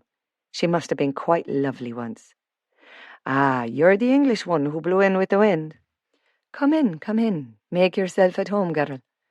The boys will be in from the field soon, like a horde of locusts, God help us. So, you two get on and help yourselves while there's still something on the table. The kettle's on the boil, so. She dumps a huge square of butter onto a plate and proceeds to slice thick chunks of ham and cheese while asking, Sean tells me you're staying at the big house, doing some work for Noel. I wonder what that might be. And he tells me you have a wean. She'll be going to the school below? So you're intending to stay then? Sean winks at me. Mam will be after knowing your life history if you're not careful. Now, Sean, she says in mock severity, hands briefly on her hips. Don't be telling the girl your tales now. So eat up. And where is it you're coming from? And how is it you have the house given? She places a huge metal teapot on the bare table, which is weathered from years of scouring, and I find myself saying, I'm from Birmingham. The house belonged to my grandparents, Connor and Kathleen McCarthy. I thought I could just come and stay in it. I didn't realise it would be in such a state. You have the papers for the house, then? Sure I do. She nods. That's good, but even so, you're lucky no one moved into it. Lucky? Land that has no known ownership was sold. And they're squatters' rights, Sean says. What with the famine And the Depression, and thousands of people emigrating, and land lying bare. Their government had to do something. Of course, some politicians did rather well out of it," he adds cynically. "But isn't that always the way?" I murmur. "Lord preserve us! I remember Kathleen, sure I do. And she's your grandmother? Well, no. Wasn't she ever the wild one?" I'm sure I hear admiration in her voice. "Her father never forgave her for running off with Connor, you know. But there's not a body blames her. Well, the place will be grand as soon as it has a roof over. And how is it, you know Noel O'Donovan?" I find myself telling her how I need to earn a living, so placed an advertisement in the post office. "Ah, so he's no relation?" "No," I say, "but it seems he was once a friend of my grandfather." "He was that. My mother was after telling me that the two boys were ever running wild together." I've eaten a single piece of warm soda bread, smothered in butter, and a piece of mild cheese, but I don't care much for the ham, which is dark brown and overly salty. Sean whips it from my plate when his mother isn't looking. "Home cured," he whispers, "an acquired taste." The door opens, and 3 young farmhands crowd in, bringing a distinct farmyard aroma. They cast curious glances at me, but dive into the fresh soda bread and cheese as if they haven't eaten in a month, cheerfully elbowing each other in the bustle for the best slices of ham. They talk of silage and milk quotas, and a young cow who's gone lame. Sean looks over as he sighs and puts his knife down. "Are you finished? We should head away, if so. I should be getting back to work." I rise and turn to Sean's mother. "That was wonderful, thank you. I don't think I've ever eaten bread like it." She beams, kisses me on the cheek and says, "You'll come again now. Don't be a stranger." But I am a stranger, I think, though everyone treats me as if they've known me all my life. As Sean drops me back at the foot of Noel's Drive, he asks, "Will you be up later?" Twice in one day. People will talk. But I want to see him, so I nod. But I'd have to get back to Noel's for dinner at 6. "Okay." I walk up the drive feeling strangely confused. Why did Sean take me to his mother's house? And I forgot to ask him which of those lads was his brother. Did they wonder why I was there? I imagine the banter that will have broken out after we left, but somehow know it would have been good-natured. I've just started to work on my afternoon editing when Jane calls up to say that Arthur is at the door. Olivia, who's working on spelling with Finola, is there before me. She screams, "Artie!" and throws herself at Arthur. He swings her around in a full circle. "Shall we go and get cake? I saw a neat place on the main street." "Cake! Cake!" Olivia sings out, jumping on the spot. "You just had your lunch," I protest. But cake wins the argument. I say to Jane, "Do you mind telling Noel I'm out? I'll make up the time later." "Should I come or should I wait here?" Finola asks. "Come on down," I suggest. "Then I can leave you all to your own devices while I come back and get on with my work." As we walk down the slope towards the road, I glance over at the spit of rock that conceals my house and tell Arthur, "I'm looking forward to moving into my own place. You should walk up and see the progress. It's amazing. They're building a whole new bit on the back so we can have a brand new bathroom and kitchen." He's holding Olivia's hand. She skips along beside him and declares, "Sean's making a bedroom for you too," as though there's no question that the 3rd room is for her brother. "Of course. You can come and stay any time. You know you'll be welcome," I concur. "Great," he says, smiling down at Olivia. "I'll be coming here a lot, you'll see. This place is just amazing." We walk down to the main road and stop on the bridge to look out across the bay. The sun is shining. There's a flash of paddles in the distance, a couple of canoes, so low in the water they're almost invisible. Not even the hint of a breeze ripples the surface, which moves placidly, reflecting the sky above. "Not good sailing weather," Arthur murmurs. "No," I agree. "Good paddling weather, though." "Maybe we should buy a couple of canoes when Olivia gets a bit bigger." "Maybe I could take you both out sailing, if the wind rises," Arthur suggests. "I talked to a guy at the hotel. I can get the loan of his Wayfarer 34. "Maybe," I say, though I'm dubious. My experience of boating is limited to the ferry, and I don't like the way sailing boats tip over as the wind rips into the sails. As we seat ourselves noisily by the window in the little cafe, which is almost empty, I wonder how it survives. We wouldn't find seats in Cheltenham, midday, without queuing. Despite all my efforts, I'm unable to fully engage with Arthur. I'm too young to be his mother, too old to be his friend, so being married to his father adds a weird slant to my role in his life. Besides which, he was away at school or university for extended periods. It's useful to have Finola with us, bridging the gaps in our dysfunctional family, but I see her casting interested glances his way, which bothers me. To a teenager, he must appear handsome and worldly and rich, but she's too young to be getting involved. And it would be a disaster, besides, like my own marriage. His world and hers are like hot and cold streams of weather, never mingling but gliding endlessly over and around each other. I can't imagine her in an English city. She's too innocent to be dragged into the segregation of an English class system which, though it's become less distinct over the generations, has never truly disappeared. I'm jolted back out of my daydreaming as a girl brings over a tray of tea and mugs and hot scones and butter. "Thank you," I say, smiling at her. "It's no bother, so." She smiles back. "Are you enjoying your holiday?" Olivia states, "We're staying at the big house with Uncle Noel." The girl tilts her head in surprise. I quickly interject. "Just until our house is ready. It's being renovated." "So you'll be staying then?" I nod, hoping Olivia doesn't see. "Enjoy, so." Arthur chatters on, and I realise once again how similar he is to Graham. He doesn't ask how we're doing. He grins artlessly at me and witters on about what he's going to achieve once he has his doctorate, and how he's going to sail his yacht across the Atlantic. I wonder how he'll afford this dream yacht. Does he think Graham will buy it for him? I doubt it, especially in light of his deceit regarding his education and future. For a moment I feel sorry for Graham. Then I harden myself. He is, after all, the instigator of his own loneliness. After a while I leave the three of them talking. There's little enough for youngsters to do in this tiny town, but hopefully they'll find pleasure in just being by the sea, if only for a short while. Despite the weeks sliding by, I still feel buoyed by this change from my urban background. I feel a shift happening inside myself. Like a neglected plant that's moved into the sun, I feel myself becoming sturdier, healthier. I walk straight up the hill, having lost most of the day already. Sean must have seen me coming. He's waiting, perched against the front wall by the gate, which is hanging sadly by one hinge, the other long dissolved by salt-encrusted spray. We share a smile and I perch next to him. Together we watch the water loop into the bay, glittering with flashes of reflected sunlight, with the colourful houses strung along its border like a necklace. "It's a grand day, to be sure," Sean says, reaching for my hand. "It is," I agree. "It's a beautiful day. And every other day, you can watch the storms from here. That's why we need the conservatory on the front.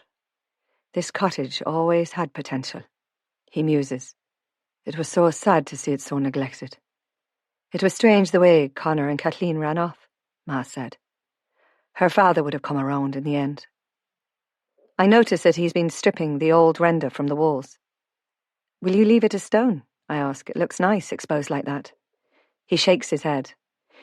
"In the valley I might, but without the render, the building will be eaten alive by the salt scour, and the stones have gaps between them. The wind would find its way in, with nothing but the inside plaster to stop it. The aim is to make the place cosy, not pretty." "Cosy, I like," I agreed. He pulls me by the hand. "Come through to the back." Inside, the house is slightly gloomy. Grey render on the walls, grey concrete on the floors. The ceiling joists have been covered with a layer of plasterboard. He explains about the insulation that now fills the spaces between the joists, and points to the underfelt that will seal the roof space from the clawing fingers of wind. I shiver. This place must have been cold when my grandpa was growing up here. Sure, they all were. It was a hard life, but maybe not the worst. For those who survived the famine, you know. People are soft today. They don't know the half of it. But you do? Did I sound slightly sceptical? Sean is, after all, much of an age with me. The skin around his eyes caresses with amusement. Are you learning nothing from Noel? I feel chastened and also slightly irritated. He told me about his early childhood, then skipped straight to when he was in America. Ah, strange. You'd think he'd tell the story in the order it happened, but no doubt he has his reasons. As for me, well, I like to hear tales from the old ones, he says. They know to stop and count their blessings. As I've stopped to count mine, I realise, mainly my freedom and Olivia's happiness, I just had to find a space to do it in. He shows me around the new building, which will be a kitchen, a bathroom, and a utility area, and I start to believe I might one day live here. My imagination is now slotting me into this place. So, he says with an air of finality, the plastering will soon be done, the wood burner in. Then we'll leave it to settle before you decide about colour and carpets and the like. So soon? Are we good, or what? I laugh. You're a real find. And so are you, he says, colouring slightly. Might I walk you back up to the big house? I'd like that, I say, warmth creeping up my neck. But perhaps you should stay here and get on. He laughs. Slave driver? I try to pull my hand free, but Sean tightens his grip fractionally before letting go. There's unspoken dialogue between us. I realise he likes me as much as I like him. But he knows I've been hurt and is too sensible to rush things. I feel as if we're consolidating some kind of unvoiced covenant for the future, and I'm filled with a sense of illicit excitement. I've never been interested in a man before, the way I'm interested in Sean, even though the last thing I should be doing is starting a new relationship, when I'm still trying to move on from the last, disastrous one.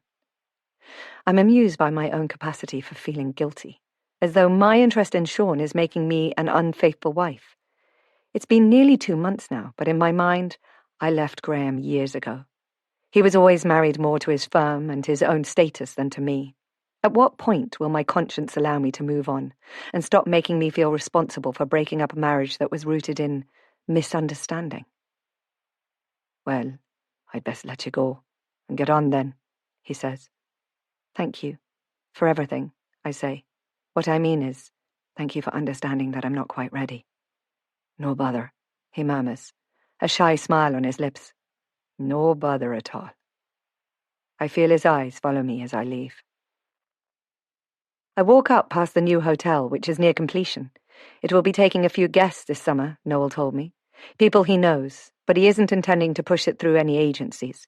He'll let it gather its own momentum, find a clientele who already want to come to West Cork. He's talking about the Irish diaspora, other immigrants he'd known in America during his entrepreneur years, who want to come back and revisit the place they still think of as home, or their offspring, who are keen to discover their roots. Almost as though Noel had heard my thoughts, the strains of Joseph Locke singing, "I'll take you home again, Kathleen," hit me as I enter the house. I slip into the main room and stand at the door to listen. Noel lifts the needle on the record player and starts the song again. There's a spit and crackle at the opening, as though he's done this many times before. I lean against the doorframe and Noel swivels, startled. I'm almost sure there are tears in his eyes. "Oh," he says. "You're back. I'll just..." He reaches for the needle, and I hold my hand out to stop him. "Don't. I love that song. No one sings it the same as Joseph Locke, do they? As if he really knew a Kathleen who always pined for her Irish home." He nods, then admits, "I loved a girl called Kathleen once." I recall his wife was called Sinead and fumble with confusion before saying, "I'm sorry. I didn't mean to intrude." "No," he says softly. "It's fine. You're writing my memoir. By the time we finished, there will be no secrets left. I'll tell you about Kathleen when the time comes." I leave quietly, but Noel doesn't put the song on again. He leaves the record to play out. Grandma is called Kathleen too, though she spells it the Irish way, Caitlin. I think about Grandma as I've never thought about her before. She came from here, but I've been so wrapped up in myself, my own growing up, coming of age, that it didn't occur to me that maybe in some hidden corner of her heart, she might wish to come back. How she loves the pure sound of Joseph's voice, too. She said it was like a spoonful of the sweet black treacle she'd been given as a child, when her throat was sore. Her eyes would twinkle as she admitted that, sure didn't she complain of a sore throat a little more often than was true. I smile at the memory. Then another thought jolts me. Is my grandmother the recipient of Noel's unrequited love? Did he know her that well? The letters I'm sending to Mum mention Noel. How could they not, as we're living in his house? I suspect she lets Grandma read them. I wonder if she recalls him. I wonder if she would be brave enough to come back for a visit with Mum, or whether it would be too painful in her twilight years to see where she might still be living if Grandpa Connor hadn't had to travel to England for work. It must have been hard, traumatic even. Chapter 18. Noel, 1932. When Noel O'Donovan finally reached Boston, the first thing he did was change his money at a reputable bank and get himself tailored up. His functional mended farming clothes, fine at home, labelled him an Irish immigrant, and that was no good. In a new tweed suit with a smart cap and brogues, he toured the city, discovering the best places for work, and the places best avoided. He knocked on doors, made it known he was literate and keen to work, and when he was rejected, he went back again and yet again. Despite what he'd put on his immigration documents, and despite his farming background, he wasn't going to be a farm labourer, not if he could help it. He was long-legged and slim, which made him look younger than he was, and eventually he was curtly asked by a bank manager, could he run? Like a racing dog's dinner, he replied with a quick grin, and was given a message to run. The manager set his stopwatch going as he ran off, and when Noel got back, he was hired with a curt nod. His first job as a runner for the bank lasted 6 months, and he was happy enough being the errand boy while awaiting the opportunity to get a job behind the counter. But he discovered a reward for his enthusiasm in quite a different way. The bank manager was the proud owner of a solitary racehorse, and all the staff were taken on an outing to the races. Ostensibly as a reward, but mostly because the manager liked to parade his prize-winning mare, Scarlet River, in front of his staff. Noel suspected that he also enjoyed receiving praise for being clever enough to see her potential. When they got to the stables, though, there was a bother going on. The mare was skittish, fighting the bit, not wanting to be mounted. The stable hands were milling about outside, afraid to go in. The races were already underway, and she hadn't even been warmed to the turf. Noel could see she was unaccountably distressed, rearing back from contact, the white of her eyes visible. "What's with her?" the manager snapped, glaring at the horse. Everyone shrugged helplessly. She'd never behaved like that before. "Well, get in and sort it out," he said. "That's what I pay you for." No one moved. Noel watched for a moment, then grabbed the leading rein from the stable lad who was hanging onto it from a distance. He held out one of the sugar lumps he'd brought along and whispered the soft, sibilant Irish words he'd learned from Jed the blacksmith to shush the horses as they were shod, and gradually reeled her in towards him. When she was calm, he stroked her head and eventually cradled it on his shoulder, smoothing her neck until her great shudders eased. Then he climbed over the half gate into the stall. He learned later that the trainer had rushed forward to stop him, foreseeing a tragedy in the making, but the owner held him back. They'd all watched with bated breath, expecting the mare to rear and trample him. He was just another Irish immigrant after all. It wouldn't have been a great loss. He gentled her all over, stroking, feeling down each leg in turn, wondering why she was acting up. He found nothing, but by now the horse was calm, nuzzling him for more sugar. But when he put minimal weight on the stirrup, she played up again, so he unbuckled the saddle and ran his hand over the inside. Something pricked his finger. Further investigation revealed a sliver of metal embedded into a seam. Scarlet River must have been scratched as they tried to put the saddle on her. Nothing serious, but with the added pressure of a rider, it would have cut into her back. "Sabotage," he said, showing them. The owner turned red with fury. "Get her ready, and I want to know who did that, and how they got in here. You, boy, what's your name?" "Noel, sir." "You're in charge of her until after the race." "Yes, sir." Noel checked the saddle over, then placed it carefully on her back. "What a stunner she is, sir," he added. "Sure, I know it in my bones the darling will win this race.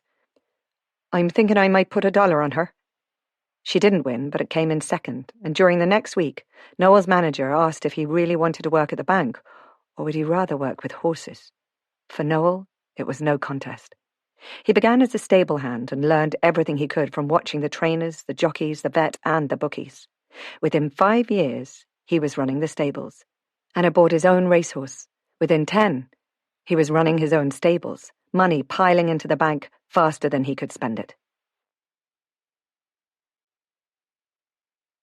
Chapter 19.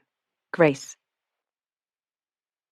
We make a little progress in organising Noel's piles of papers while we wait for the new typewriter to turn up. But my presence seems to have opened a floodgate of reminiscing. Over a glass of wine one evening, he tells me about his journey to Boston and explains how he became the manager of a racehorse stables and how he laid his bet on his manager's horse. Now, that was a lot of money in the day, he says. She didn't come in first, but didn't I make enough to buy a new suit? Wasn't I the man, hey? And that was when my career changed from errand boy to stable hand, then to stable manager. And from that, and a little luck with a mare I bought for breeding, I went from poor Irish labourer to the owner of a large stable of my own very successful horses. But I'm getting ahead of my own story. By his early 20s, I now know, Noel had already lived through poverty, marriage, and the death of his wife. Then he emigrated, leaving behind everything he knew. It was a tale the Irish had become familiar with over a couple of centuries. These days, in England, with education being free, most children have scarcely let go of their mother's apron strings by their early 20s. I'd supposed it was grief that had sent Noel running from his home, as much as the hard life and lack of prospects. But now Noel has hinted of an unrequited love for a woman called Kathleen. What had stopped him from declaring himself? I'm curious to discover the truth behind that tidbit of information. But before I can worm my way around to sly investigation, Noel quizzes me about Graham, about how we fell in love and married. It's boring, I warn him. Tell me anyway. It wasn't love, I admit dryly, and everything was my own fault in the end. Noel smiles gently. People like to cast blame, but sometimes the things we do are simply a part of life, right at the time.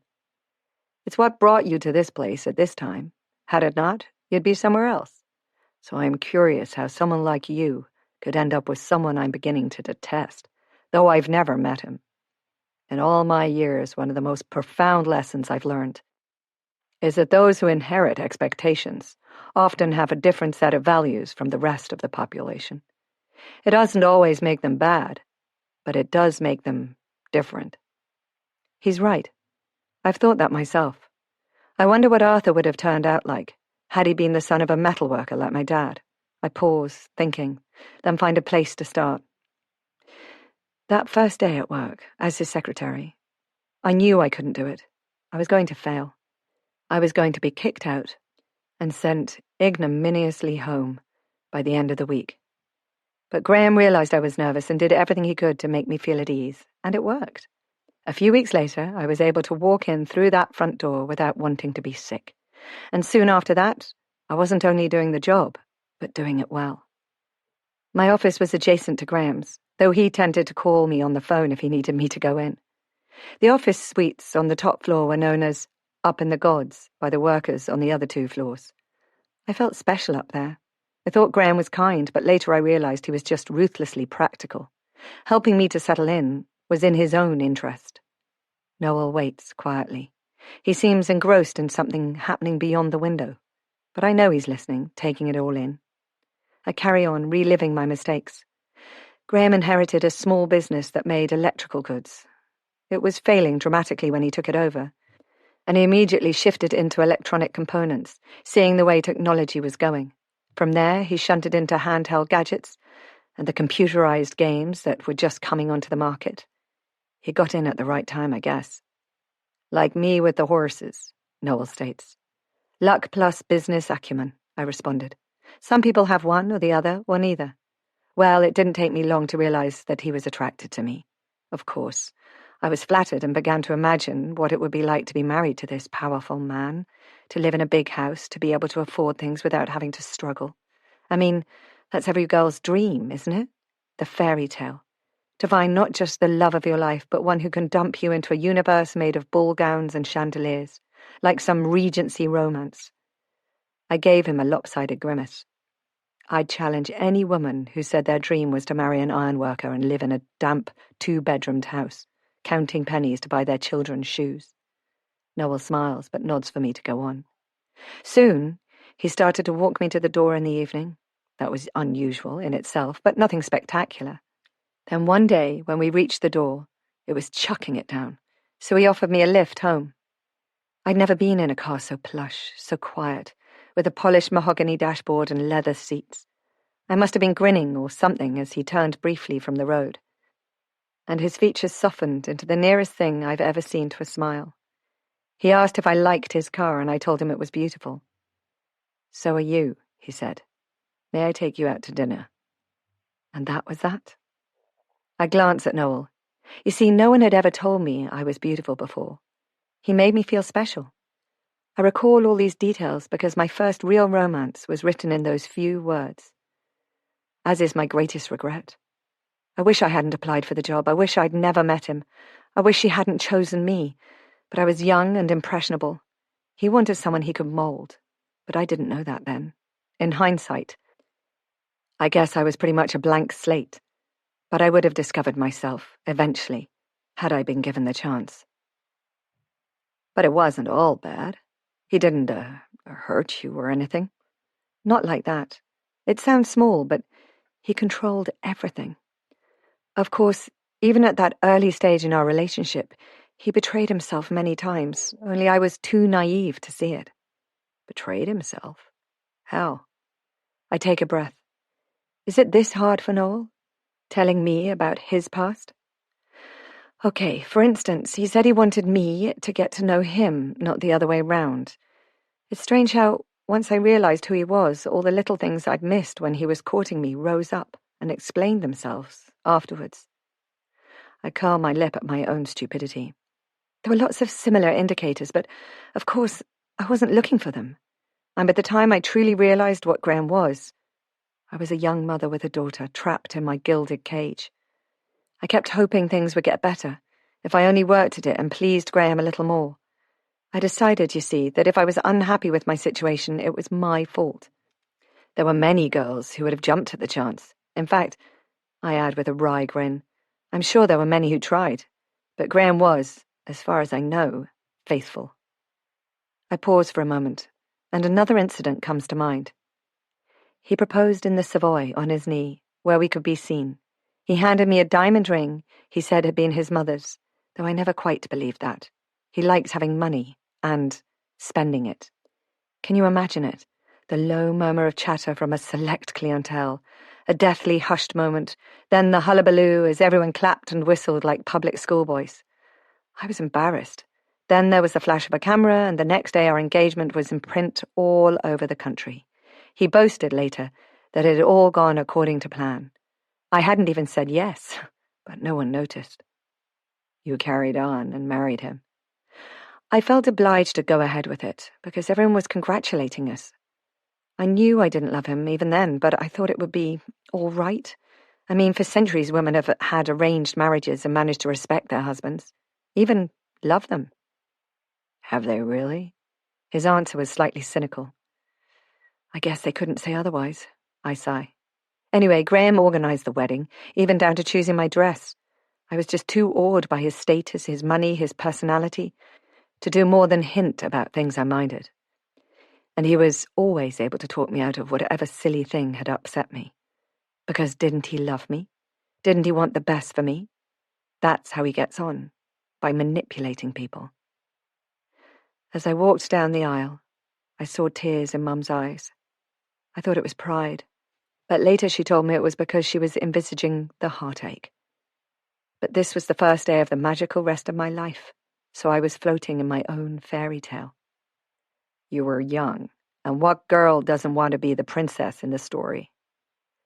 My grandmother warned me not to marry him. It turns out she was right. I suppose she thought I had to make my own mistakes, but on my wedding day she gave me a present, a large, old iron key. She'd tied a big blue bow on it and said, something old, something new, something borrowed, and something blue. I asked her what it was for, and she went all weird. She said one day it would unlock my future. The key to the cottage? I didn't know about it back then. I just thought she was being a little romantic. Graham, of course, told me to throw the filthy thing away, but I didn't. I brought it with me, hoping it would open the door to Grandpa's house. But when I got here, I laugh, I discovered the house didn't even have a door any longer. Noel grins. One day the young might listen to the old ones, but I doubt it. So, you were saying. Our wedding photographs adorn the grand piano in our best lounge. Did I say a play a bit? No? Anyway, later I would stare at them, wondering who that idiot bride was. How could she have been so naive? How could she have not taken an interest in organizing her own wedding, made a few decisions instead of being a puppet? I pause, then grimace. The rest you can guess. The downslide from happiness to the realization that this had been a disastrous mistake wasn't long in coming.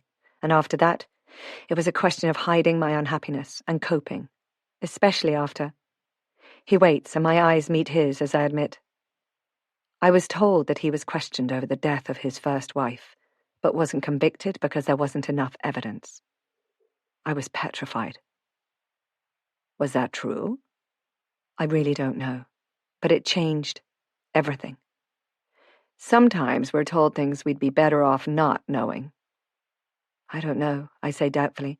Surely it's best to know things even if it's something we don't want to hear. But Noel has drifted off, somewhere into the past. Chapter 20. Noel, 1931. Mother told me the news is all over that Kathleen ran away with Connor last night, Sinead told Noel over their evening meal. He stilled at her words, and hoped that the bitterness he experienced could be taken for surprise. He'd been forewarned, but now it had happened. It felt as if a piece of his soul had fled the room. Kathleen was gone, with Connor. From the curl of her lip and the pleased tone in her voice, he wondered if Sinead disliked the dark-haired girl who was her polar opposite.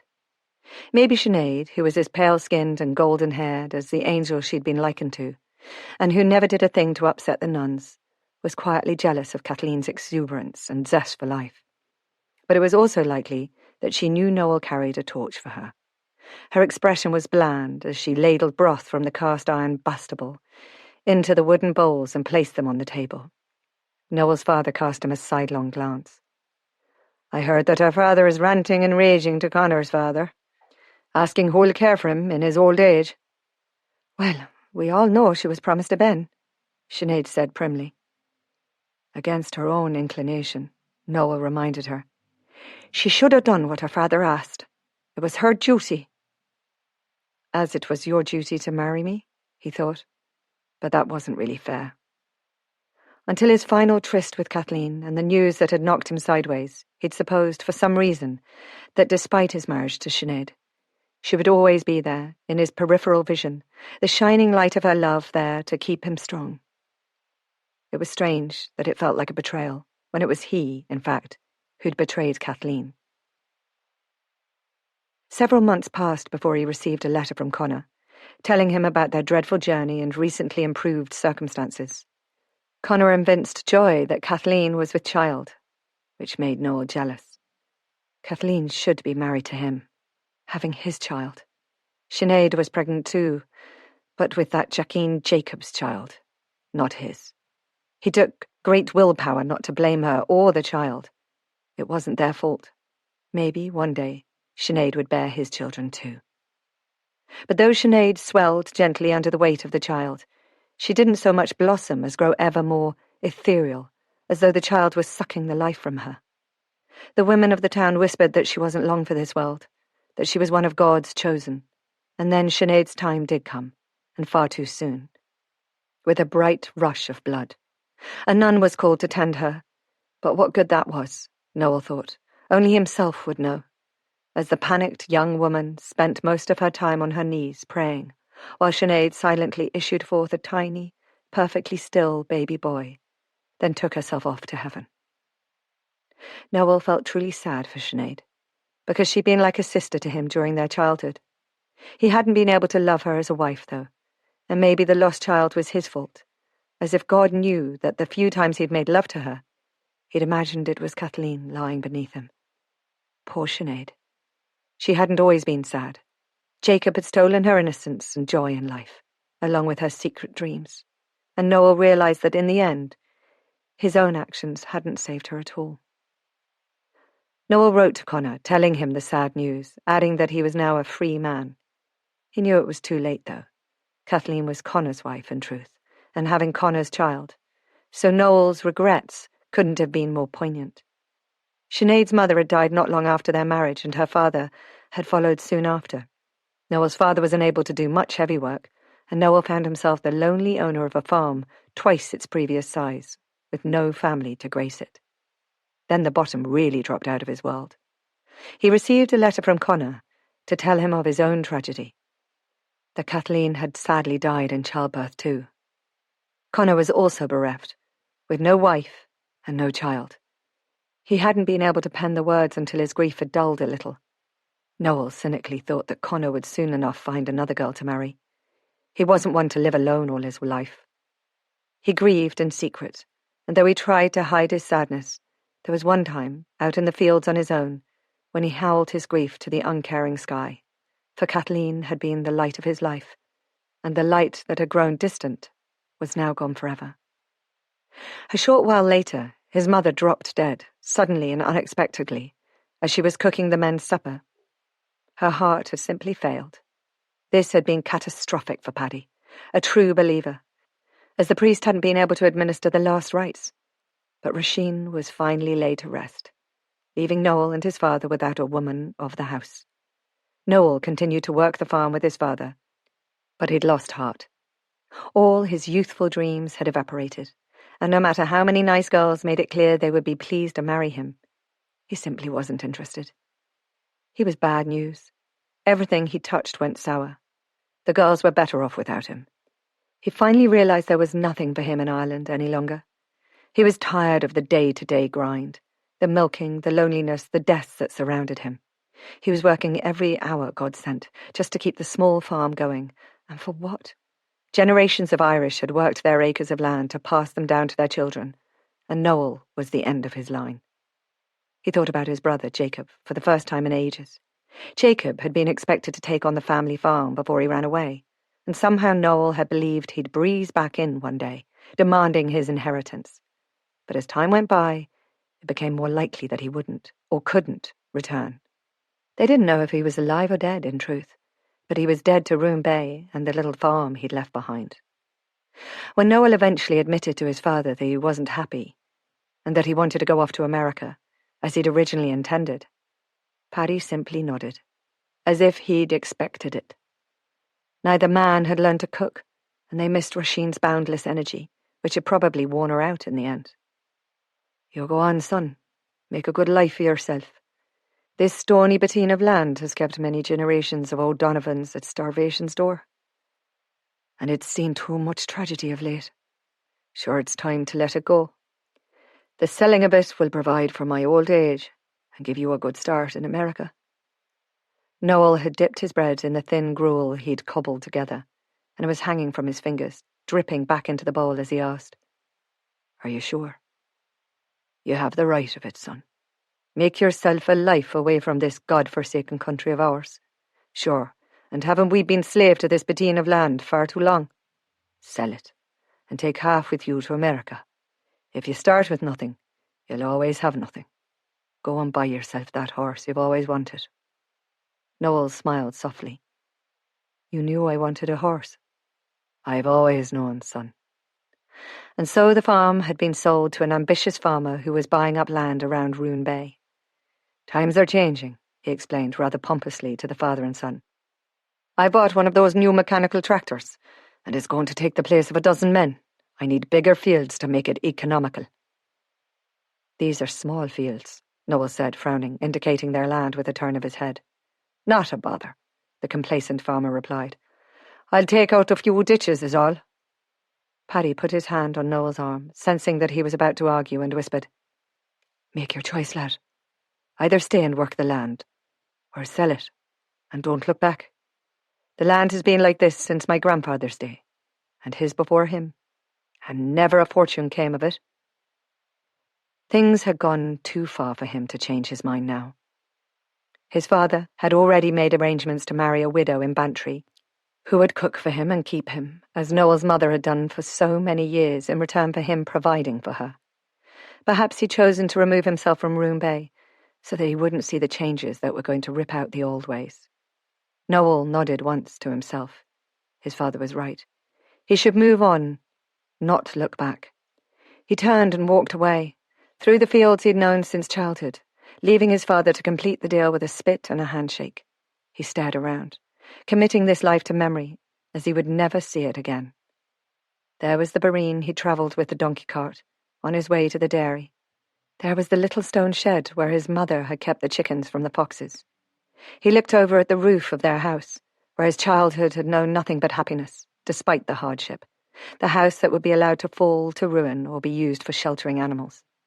And there beside him was the field, where he'd courted Kathleen, in those long summer days before he'd married Sinead, to his everlasting sorrow. How easily everything he'd taken for granted had fallen apart, like winter swooping down ahead of its time. Yes, it was good that he was leaving. The memories here would surely kill him in the end. So the land was sold. Noel had seen his father married, and his portion of the sale had been sewn into his pocket by the widow, who seemed kindly enough. Noel had tears in his eyes when he waved his father goodbye, but he turned away resolutely and didn't look back, because father and son both knew it would be forever. He wasn't the first, and wouldn't be the last, to disappear over the water to America to seek, if not a fortune, a different kind of life. Gone were the days of mass emigration. The US authorities limited immigration these days, but he'd been lucky enough to get a visa, though he thought it had a lot to do with the money he was taking with him, which seemed like riches to a lad who'd never had a farthing to call his own. It took him a long day to get to Dublin by public transport, where he had to wait another few days before sailing across to England and travelling south to Southampton. There he boarded the steamship RMS Queen Mary, which would pass by the Bishop Rock and take maybe 5 days to get to Ambrose Light in Canada. From there he would travel to Boston, where a distant relative would give him board until he could support himself. As he boarded the ship, he took his place in a cramped cabin shared with 3 other men. He had never felt so alone. He'd never, in fact, been further from his home than Cork City, and that only once in his life. For 2 days he fought light-headed nausea whenever he tried to stand. Then on the 3rd day the sickness passed, and he was able to rise from his bunk and walk the deck. Leaning on the rail on that 3rd evening, crossing a serenely benevolent Atlantic, the sky was so hypnotically filled with stars, it seemed he might drown in them. He watched the ship's wash churning below, and the thought of throwing himself in briefly crossed his mind. He wouldn't last long in those chill waters. The mammoth disaster of the Titanic, gone these 20 or so years, still haunted Atlantic crossings. It was a sobering thought. He'd never much liked swimming anyway. He shook his head, smiling at his own dark humour. He wasn't really suicidal. He was simply leaving behind everything he knew, and giving up was a weakness he wouldn't allow himself. He wasn't afraid to die, but equally, he wasn't afraid to live. Though the latter might be harder in some ways, now he'd been boosted into this different life. He was going to make the most of it. Chapter 21. Grace. The weather has taken a turn for the worse, and for several days Olivia and Finola have warmed themselves by the range. Arthur is still up at the hotel, writing letters, he says, but he's intending to move on soon. After 3 days, the downpour slows and grinds to a fitful halt. The low cloud base that drifted in and settled over Roone Bay has lifted slightly, and small patches of blue have broken through. It's atmospheric enough, lending the sea a steel-grey coat and partially exposing Mount Gabriel, which reaches into the clouds behind us. Finola decides to take Olivia out on the soggy hillside to dispel the frustration of having been trapped indoors by the weather. The exuberant dogs weave a pattern of excitement around their ankles as they get ready. They, too, have been avoiding their usual haunts, deterred by the torrential downpour. I marvel at the weight of all that water hanging over our heads, and wonder why it doesn't just fall out of the sky at once, flattening us and obliterating everything. Be good, I say, kissing Olivia lightly before shooing her out of the door. Have fun. Do as Finola tells you. I can't help worrying, but she's livelier than she'd been in Cheltenham, happy to go out and get dirty and wet, and her quick wit is more evident, away from the dampening effect of Graham's displeasure. She'd been anxious in his presence, trying to please him, be the daughter he wanted her to be, grateful for the odd word of praise. Of course he wanted her to be a little lady, perhaps marry into the higher echelons of society that he could never penetrate. I go on up to the office and find Noel standing at the window. "Dickie will be here soon," he says, glancing at his watch. Did you phone him with a list of what you needed? I did. He's bringing it with him. A few reams of paper, a typist's chair, but most importantly, a decent typewriter. He glances at the old black monster and says, I'm rather fond of that, actually. I flush faintly. I'm sorry, I just can't. He grins like a child. Gotcha. I crack a smile and shake my head. His next question, I sense, is more serious. What do you think about your stepson, Arthur? I mean, arriving here like this. I honestly don't know, I admit. There's no harm in Arthur, but his finding us might lead Graham here. Would he harm you, this husband of yours? He's a bully and controlling, but he's never laid a hand on me in anger, though I think he has the capacity. He doesn't like his will being crossed. I've never challenged his authority, so he never had cause to get cross with me until now. I don't know what he'll do, really. I'm more afraid that he'll take Olivia. Could he do that? Legally, I don't know. Physically, probably, but I don't want to put it to the test. He's arrogant enough to take what he wants. As is his son. I smile. True. Poor Arthur is a product of his upbringing, spoiled rotten with money and expectations, but given little love or attention. He was hurt badly when his mother ran off and left him behind. I understand he visited her a few times in America, when he became a teenager, but she never wanted him to live with her. I think she was as self-interested as Graham in her own way. He was on holiday with her in Spain when she died in a boating accident. That was before my time. I couldn't be a mother to him, though I did try. I wasn't old enough. He was horrible to me, actually. Then Olivia came along. Put his nose out of joint, did it? Quite the opposite. I think she helped bring us to an understanding. He's quite protective of her, in his own way.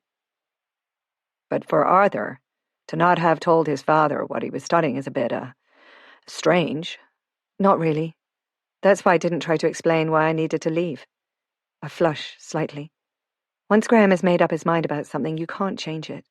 He would have refused Arthur's funding if he didn't approve. Educational grants are all based on the parents' income, so Arthur would have got no financial assistance if Graham had pulled the plug. He'd have had to get a weekend job like the other students, Noel remarks. Maybe. But why make life harder for yourself when your father has so much?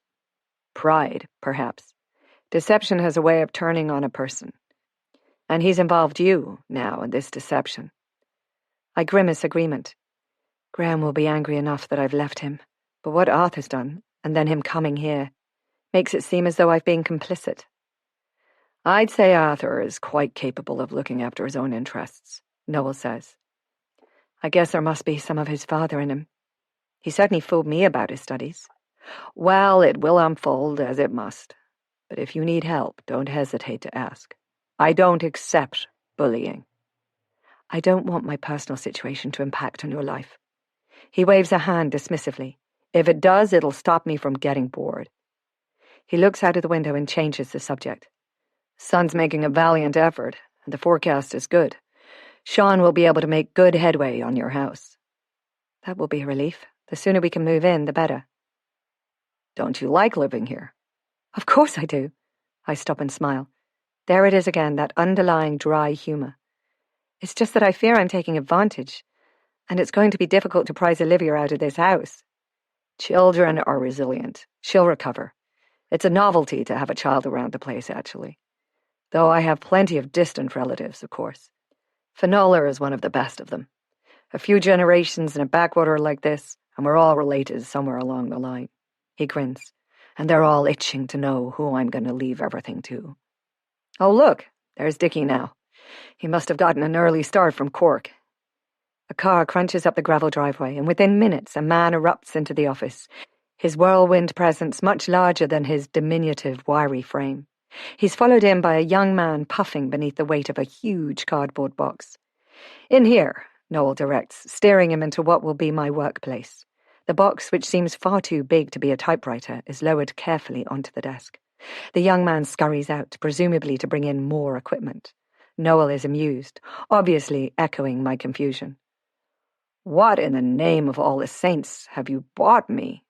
He asks. A computer, Dickie says with pride. All the top companies are investing in them, and in a few years Every company will have one, sure, and aren't I always right? I must have looked terrified, because Dickie pats me on the arm. It's easy, I'll show you. But I just need a typewriter, I exclaim. It is a typewriter. You write into it, and when you're happy with your work, you can print it off. No correcting ribbons, no wasted paper and ink. It's pure gas, you'll see. As he's talking, he scores the tape on the box and lifts out what looks like a small, bulky television. His lad scurries back in with another box, and within moments they're plugging in a tangle of cables that link the screen, the box, a separate board with keys on, and a little box and a wire on the right-hand side. They plug it in, switch it on, and there are a series of internal scratching sounds before the screen attains a ghostly green hue. Voila, Dickie says like a magician. The electric pencil. Noel and I glance at each other and share a conspiratorial grin. We haven't a clue what's going on. Sit, I'm instructed. Now, type something. What? Anything. I type, hello, my name is Grace. A little flashing square on the screen precedes every letter. And there's what I typed, sitting boldly on the screen. Fascinated, I type some more. I'm here to assist Noel in writing his memoir. Oh, I say faintly. But won't it disappear when we switch it off? No, you save it. Move the cursor with the bug. That's the thing on the wire, there. Click that button. That's right. Now, give it a name, something meaningful like test number 1. I follow his instructions. Now, Dickie says, I'm going to turn it all off. See, it's off. Now I'm going to turn it back on again. Wait a minute. And here's the menu, and here's test number 1. That you wrote. See? It's still there. Click on it, using the button on the bug. And there are the words, exactly as I typed them. Like magic, he says, no doubt pleased by my dumbfounded expression. So type in something new, with a mistake in it. Okay, so now press that button, and it will go backwards and delete it all, one letter at a time. Now type it incorrectly. Or you can just click on the error, like so, and change that one letter. Then to be safe, before you shut it down, create a copy on a floppy disk. This, he says, waving a little square folder in front of me, just in case the computer goes wrong, or you have a power cut or something. Then you haven't lost everything. There's a silence as we digest everything. Shall I get Jane to wet a pot of tea? Noel asks, sensing a lull in the sales spiel. Sure, that would be grand. Grace, would you mind asking her to bring it to my study? Of course. I'm overwhelmed by my elevation from typist to user of space-age technology, and I hope I don't let Noel down by finding it beyond my capabilities. I'm invited to join the men for tea and biscuits, but take my leave, saying I need to check on Olivia. I slip out, sensing a connection between the two men. I suspect they have a history, and that Dickie was happy to drive all the way down from Cork, not just to make a sale, but also to catch up with an old friend. I go back down to the kitchen to make good my excuse. Olivia and Finola are still out with the dogs, I'm told. Jane adds darkly that my stepson came calling while we were busy with the computer. Jane keeps her gaze on the pastry she's rolling as she says, I told him you were busy with Noel. I think you should explain things to him. I sense an undercurrent to her words. What do you mean, explain things? She stops, wipes her hands on a towel and reaches for a baking tray. Explain how it is. He walked around the back and into the kitchen. You and Olivia are Noel's guests, but that doesn't mean he should presume. She tails off, her cheeks reddening. I can see that Arthur, used to his father's position in society, would have made certain assumptions. Despite my distant family connection to this town, this community's past, I'm definitely a blow-in, a stranger. I've chosen to live here and hope the community will one day absorb me, but Arthur has no connection at all. He certainly hasn't got the right to walk into Noel's home without being invited. But how can I say these things without upsetting him? I always thought Arthur must be more like his mother, but more and more I'm seeing his similarity to Graham. His expectations, his arrogance, his sense of superiority. I'm left with an uneasy feeling that this isn't going to go well. I always felt sorry for Arthur, the unloved son from Graham's first marriage. But I've recently learned that Arthur doesn't need my pity. He's very capable of choosing his own future. Chapter 22. Grace. It's been just over a week since Dickie's visit, and as Noel's busy this morning and our work won't begin until the afternoon, I wander up with Olivia to see how the building work has progressed. "Oh my goodness," I exclaim. "There's now a door on the front, and the gaping holes have been filled with modern double-glazed windows. We'll be moving in no time." Olivia's lip trembles. "I like the big house," she says. "I'd like to stay there with Uncle Noel and Auntie Jane and the dogs." I swallow a sigh, foreseeing the problems moving might bring, but I'll take each day as it comes. Sean walks to the gate to greet us, wiping his hands on his jeans. He holds his hands out and gently squeezes one of mine, then releases me, before Olivia sees. Unlike Graham's hands, which have never known a day's hard labour, Sean's are rough and briefly reassuring. Everything is all right between us. "What do you think?" he asks with a smile, indicating the roof. "I put pigeon roofs on the front." "Pigeon roofs?" "Aye, those little pointy bits above the windows, like wee gables, only they don't change the room inside." "Do pigeons sit on them?" Olivia asks, staring at them. "Seagulls, maybe, or jackdaws. You have to watch those jackeens. They can be determined, and if they can't find a hole, they'll make one." "Why did you do that?" I ask. "It makes a house pretty as well as functional. It wasn't so much bother, and appearances matter if you ever want to sell." "You think I'll sell?" "I think it's best to keep your options open. It's a big move, from city life to as rural as it gets. Living in the big house with Jane and Finola to help isn't the same as being on your own with Olivia at school for most of the day." "Am I going to school here?" Olivia asks, turning to me in surprise. "Oops." "Maybe, if we're still here when the school term starts." I change the subject quickly. "I owe you for the windows, don't I? And for the labour. Give me an invoice and I'll get the bank to do a transfer." "Thank you. That would be grand. Now let me show you where we're at." He explains that the chimneys at either end have been lined with ceramic pipes, as the jackdaws have chipped away at the inside, building nests and creating large holes in the stonework. It's all been backfilled with lime plaster that will suck in the damp atmosphere and set hard once the fires are lit. Now the windows and doors have been fitted and the roof is sound, he can get on with the inside. But it's the back of the house that makes me stop and gasp.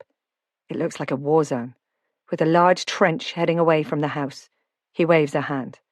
"Rory brought up his digger and dug the trenches, because I helped him out with his fencing last winter. When money changes hands, the taxman wants a cut. We do it the old ways, on charity and luck. Every farmer's son is a builder when he's not a farmer. The septic tank will go down there, away from the house and well. Once we've laid the pipes, the grass will grow over, and you won't even know it's there." He turns to where the extension has been started, almost up to windowsill level. "Goodness, I didn't realise it would be done so quickly." "You'll want this extra space, trust me. It was all very well back in the day to live in a house with no facilities, but not now. If you didn't have the washing machine and the shower, you'd hurry yourself back to England and in no time." I shake my head, faintly echoing his broad smile. He's right, of course. I would find this simplistic life overwhelmingly difficult without some modern accoutrements. I told myself I'd just get on with it, get used to it. And I would have, too, but the idea of lowering a bucket down the well for water on cold and windy days isn't attractive. "But you grew up in a house like this," I say. "I did, and as soon as I was old enough I built a lean-to on the back for Mum. It had a corrugated iron roof, like the cattle shed. She cried when she had a scullery and running water in the house. Dad scoffed while I was doing it, saying it had been good enough for his parents, and why did we need a toilet indoors for the love of God? But he's not above taking a shower now, after the milking." "But you must have built a house for yourself by now." "I did, and then one of my sisters got married and needed a home, so I started another one." The look on his face speaks volumes. "And how many sisters have you got?" I ask, laughing. 5, all younger, and they're all eyeing my new building with a gleam in the eye. There's going to be a cat fight, I tell you. And me after being too old to build one for myself to keep by the time I have them all sorted. I wander back to the big house with a secure sense of reassurance. I seek out Arthur at his hotel the next day to try to explain things to him, as Jane put it. But Arthur has his own plans, and none of them include returning to Graham. Father wanted me to work in the business for the summer. He said it was time I got involved, but I couldn't bear that. To work in an office with him breathing down my neck, It would be a nightmare, so I told him my professor had found me a work placement at a bank in London. He wasn't pleased. I can imagine, I said dryly. But I thought you said you were going to Southampton. And so I am. But I don't want him finding me. Wouldn't it be better to tell him the truth? His glare snags me. Do you realise how daft that is? I grimace. I do, but stringing things out isn't going to make it any easier.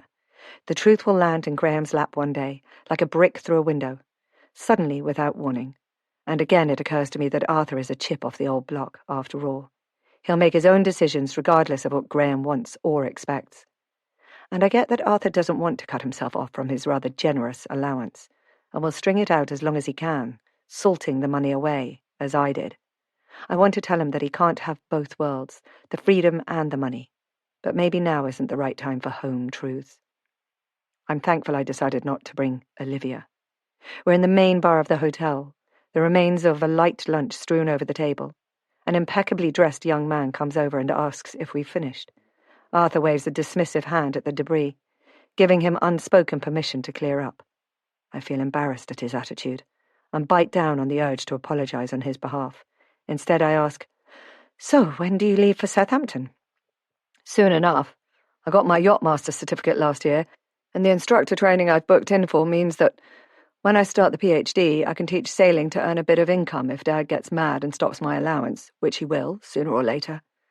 I thought maybe I'd volunteer for lifeboat crew, too, for the experience. That would be cool. But I don't think they get paid." Good Lord. I'm stunned for a moment, then beam, lean over and give him a hug. Wow, Arthur, you've been hiding yourself from all of us, saving lives. Where did your love of the water come from? It was when I went to America and stayed with Mum. He was silent for a moment, contemplative, before you came along. I put my hand over his. I'm sorry about what happened. Yeah, well, I guess I didn't get to know her too well, at that. But anyway, she took me water skiing and diving. She paid for me to do the PADI diving course, probably to keep me out of her hair for a few days. And that was the start of it. I just love the sea. In it, on it, under it. Must have got that from her. I wish I'd known that earlier. Arthur had been with her when she died, apparently. It must have been awful. I don't know the details, and I don't like to ask. He shrugs. We didn't exactly speak much when I was home, did we? I guess I resented you a bit to start with. It wasn't your fault, though. But maybe now I've left Graham. He can relate to me as a friend, the mother of his new sister, rather than an interloper into a home life he'd never had. I glance at my watch. I need to move. Noel and I are working on his memoir this afternoon. Can I come and collect Olivia? I can look after her for a few hours and drop her back up at the house later. For some reason, that makes me nervous. But I don't have the heart to refuse. Okay. Drop her off by 5. Then she can be cleaned up, ready for dinner. Noel likes to eat early. This is my chance to tell him what Jane said, but I find myself reluctant. Arthur has been hurt too many times for me to add to his burden. Just drop her off at the drive. She knows her way up to the house. Noel is waiting for me when I get back. He has a pile of papers in his hands and is lost in contemplation. I bustle in and press the button that turns on the computer. He glances up, startled. Oh, you're here. I thought I was early. I must have been reminiscing. Sometimes I find an hour has gone by and I have no idea where it went. I've been like that all my life, I say, especially after I'd been reading. Mum used to say I was off with the fairies. He smiles. I recall Kathleen saying that. She was younger than me, but I was at school with her brother, Rory, before he took off, as so many did, if they didn't have land to inherit. I was about to ask him if he could tell me something about her early life, but he cuts me off before I've done more than take a breath. So, shall we make a start? I nod. We've now decided that he'll read from his notes, and maybe mention things he forgot to write as they come to him. I'm to type it out, interrupt if I don't understand something, but leave editing. I'll shape his words into good English in my own time, and then we'll both work on the document to bring it up to standard once I've done that. I was born on a small farm in Roone Bay, on the south shores of the Meason Peninsula in West Cork. My mother had me at home in their own bed as she bore my brother Jacob before me. It was always her regret that God didn't see fit to send her any more children, and she saw that as a failing on her part. seeing the other families with countless children running barefoot about the place. We were poor, but not the poorest, because my father had 10 acres and 5 milking cows, and grew rows of cabbages to keep us fed. We had one apple tree that he called his orchard, and he minded it like a special child. Indeed, it was a good source of bartering, for the scraps of fabric that Mother used to make our clothes from, or for bits of farm equipment or the like. One of my earliest recollections is sitting with Dad on the donkey cart, taking the milk to the creamery. I must only have been around 3 because I was wearing a dress, as boys did back then, before starting school. I find myself engrossed in the romance of a childhood brought up on the land. Bartering was conducted on a daily basis between families, and what couldn't be bartered for was bought at the one local shop which stocked everything a small community needed. Noel's parents were industrious from morning until night, and the kitchen, the main room in the house, was filled daily with the warm scent of fresh soda bread, which was served with great chunks of salted ham. City folk would think it a hard life, I suppose, but the way Noel tells his story makes me think the children were happy and healthy, despite the deprivations. Noel stops and I wait, hands hovering over the keyboard. It's surprisingly easy to use this keyboard, as the buttons don't have to be pressed so much as touched. I glance at the wall of writing, which scrolls away above as I write. It's strange not having to worry about carriage returns, although I'm startled when the word I'm typing suddenly disappears and puts itself on a new line below. It's not magic, as Dickie said, so much as disconcerting. But I'm sure I'll get used to it. I don't like not being able to print it out, though. At least not right now. What if it does all disappear? That reminds me, I'm supposed to save it. A couple of hours later, when Noel says, "I think that's enough for today. I'm fair exhausted." "Do you have it saved?" "I have," I assure him, slightly guilty that I almost forgot. It would have been ghastly seeing these ethereal words blip out of existence. "Oh, okay, so," Noel says, rising and stretching. "How did that go for you?" "It went well, I think. But it's a strange way to work, and I didn't stop to correct anything as we agreed, so don't look. I don't want you to judge my typing on it." "Sure I won't. Tomorrow, if it suits you, we'll start our new schedule. After breakfast we'll work, then after lunch you can go through what we've done in the morning, make sure you have it all. It'll be a pattern, yes? We can work for 4 days and have Friday and the weekends clear.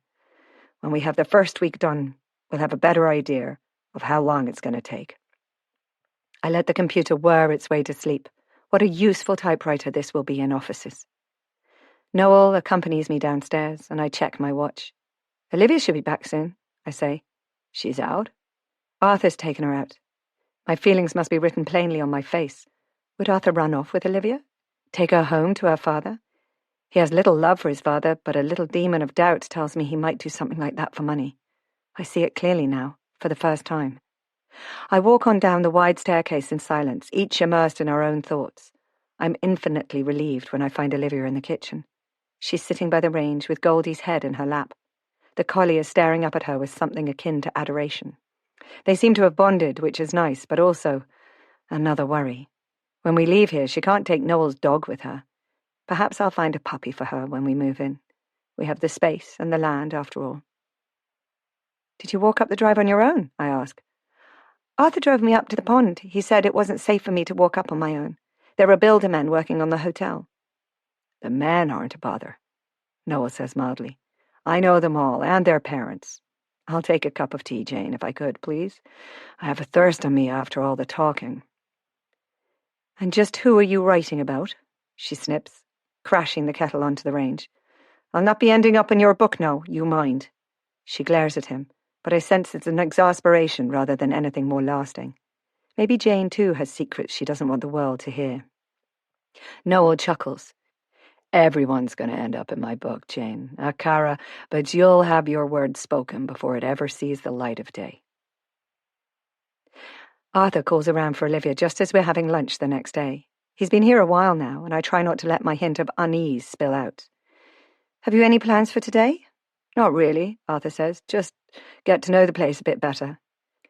"Then take Finola with you," Noel suggests. "She's being paid already to look after Olivia, so she might as well earn it." This was accompanied by a smile, taking the sting from the words. "She can be showing you the way. She has my telephone number remembered, too, so if you're going to be late or get into any difficulties, she can call." Finola smiles and nods. It'll make a change from traipsing around wet fields with the dogs. But as they leave, my smile fades. Thank you, I say. Not a bother, Noel replies. She's too precious to leave to chance. We both understand the subtext. Arthur can't run off with Olivia if Finola is with him. But as I slip back to the office to begin work, I realise his kindness echoes my concern, which is deeper than a simpler matter of trust.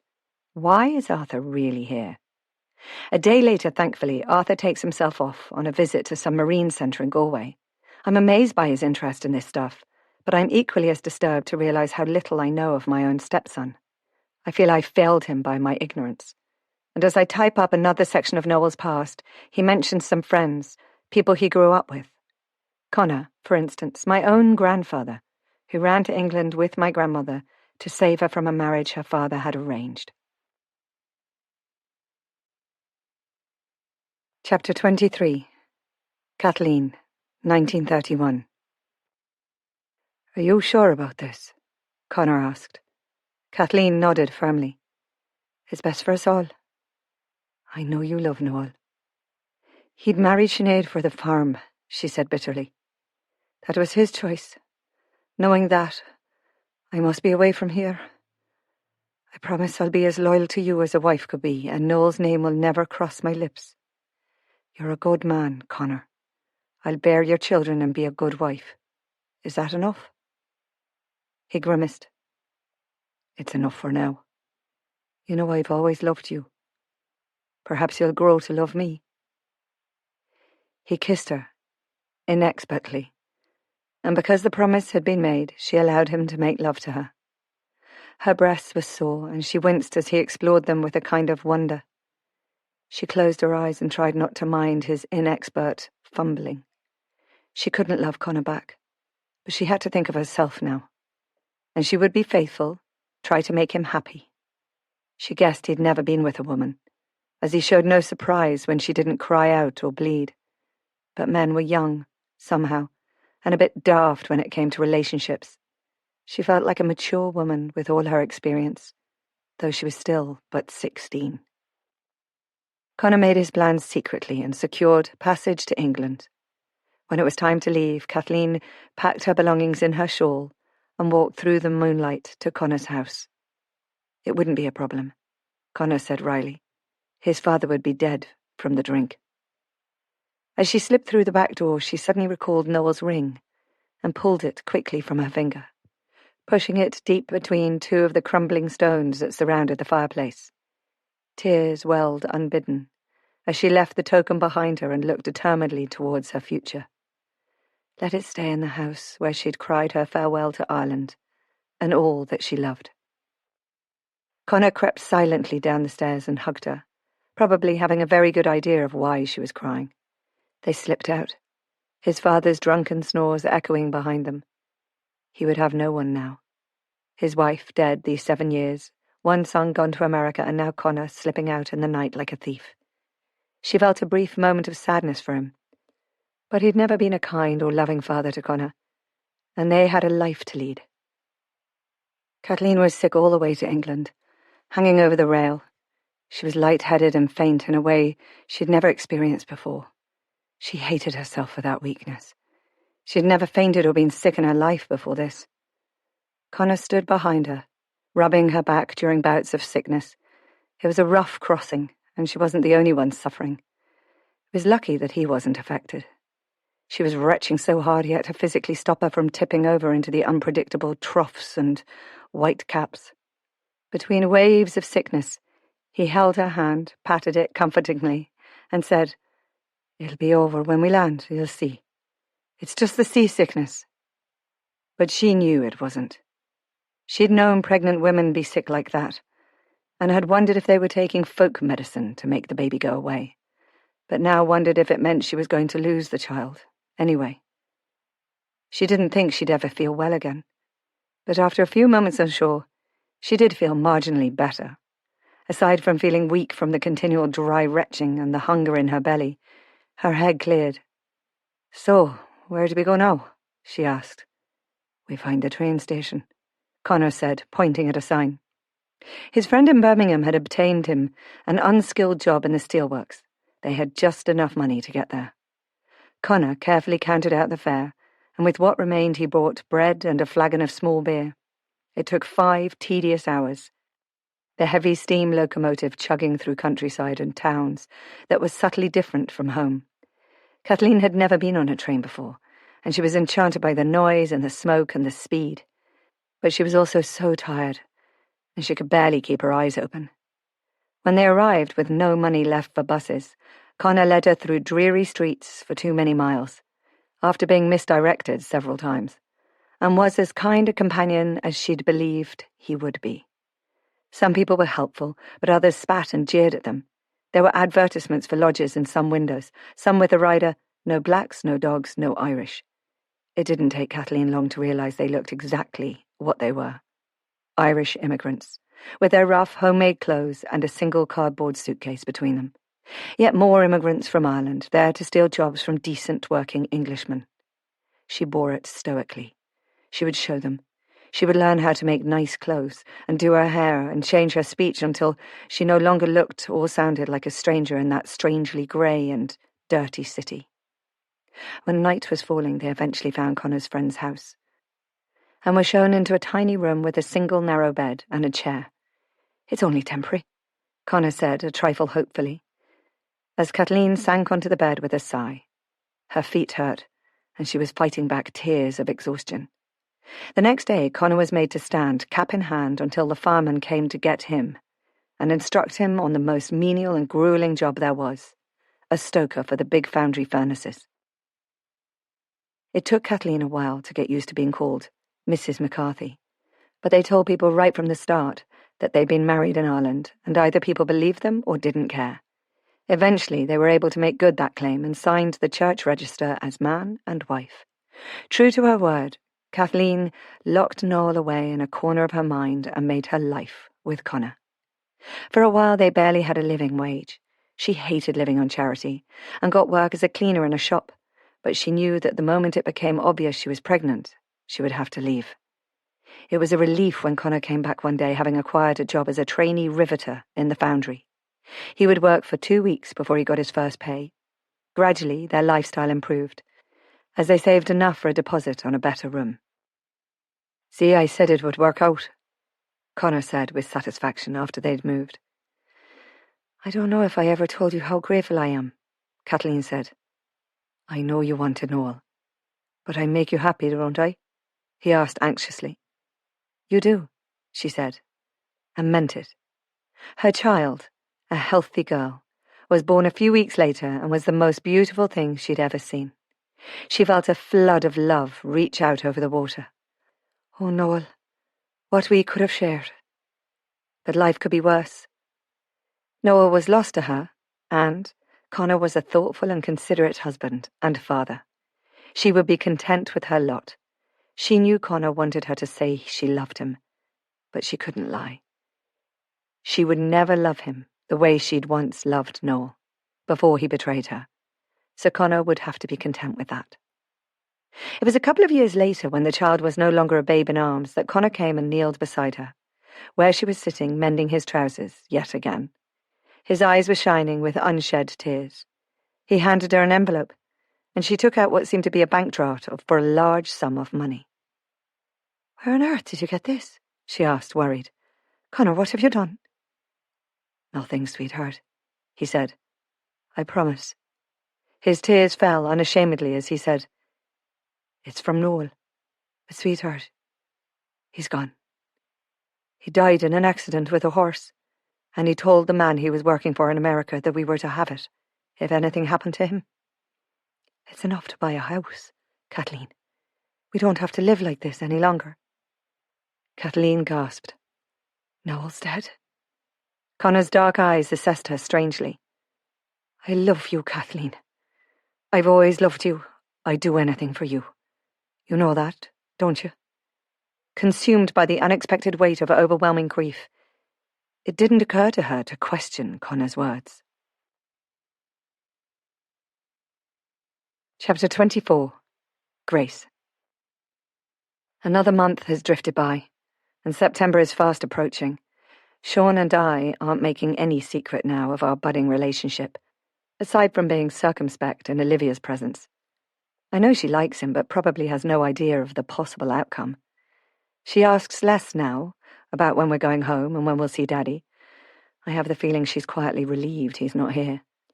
She certainly changed from the unhappy child I thought was being bullied at school to an outgoing child who loves a rough and tumble in the wet grass with Goldie. We go down to the school on enrollment day, and Olivia plays happily with 2 or 3 girls while I speak to Angela Daly, the headmistress. I discover that Olivia's teacher will be Finola's mother, and I'll meet her in due course. As Noel said, there's a web of connection between the people whose kith and kin are rooted in the wider Roone Bay community. I'm open with Angela about my situation, and she smiles, assuring me that Olivia will have no problems with bullying in her school. Next week, I'm to take Olivia to meet some of the other children for a play day before school starts. Mothers are advised to stay until the children are involved in play, then discreetly leave for an hour or so. Arthur left for England this morning, which is a relief. His being here has made me think a lot about his relationship with Graham. I'd chosen to walk away and take nothing but my daughter. But Arthur has too much to lose. I don't doubt he'll want to preserve his inheritance. In fact, he said as much. I hover between pity for his loneliness and annoyance that he found me, because I'm trying to fit in, to belong, and he was like a crusty barnacle on the side of my ship, tearing wounds into any craft that drifted too close. Now he's gone, tension I wasn't aware of slides from my mind. With his absence, I can breathe again, and that too makes me feel guilty. I didn't choose to be his mother, or his confidant, but he has no one else. He was a disruptive influence, though, with his air of misplaced superiority. He wasn't just a summer visitor, but a threatening storm cloud that passed over without dropping its load. He didn't fit in, and didn't want to. I kept my distance from Sean in Arthur's presence. After all, I am, married to his father, so it seemed crass for him to see me staring with adoration at another man. With a lighter heart, I walk up to the cottage where Sean is working. I knock on the front door, amused that I even feel the need to. It is my house, after all. He thunders down the stairs, opens the door and envelops me in a massive hug, before kissing me hungrily on the lips. I can do that now he's gone, he says, then steps back and tips his head in quizzical inquiry. Do you mind? I smile. No, I've been itching to do that for a long time. You have? You know I have. He smiles back. You English don't give much away, you know. I'm trying to change. Actually, he says, tipping his head down to kiss me again, longer and more intimately than before. I like you just the way you are. This pleases me enormously. Over the months I've been here, I have changed. I've become me, the person I should have been before. I look back and wonder at myself. Why did I stay with Graham so long? Why did I fear him? Yet there's a niggle in the back of my mind suggesting I wouldn't have feared him without cause. The internal plaster is drying, and Sean quizzes me about colour as we walk through the finished rooms. I think blue would be nice in the bedroom, he says with a faint grin. You do you? Well, you know, if I'm going to live here, I should have a say in the decor.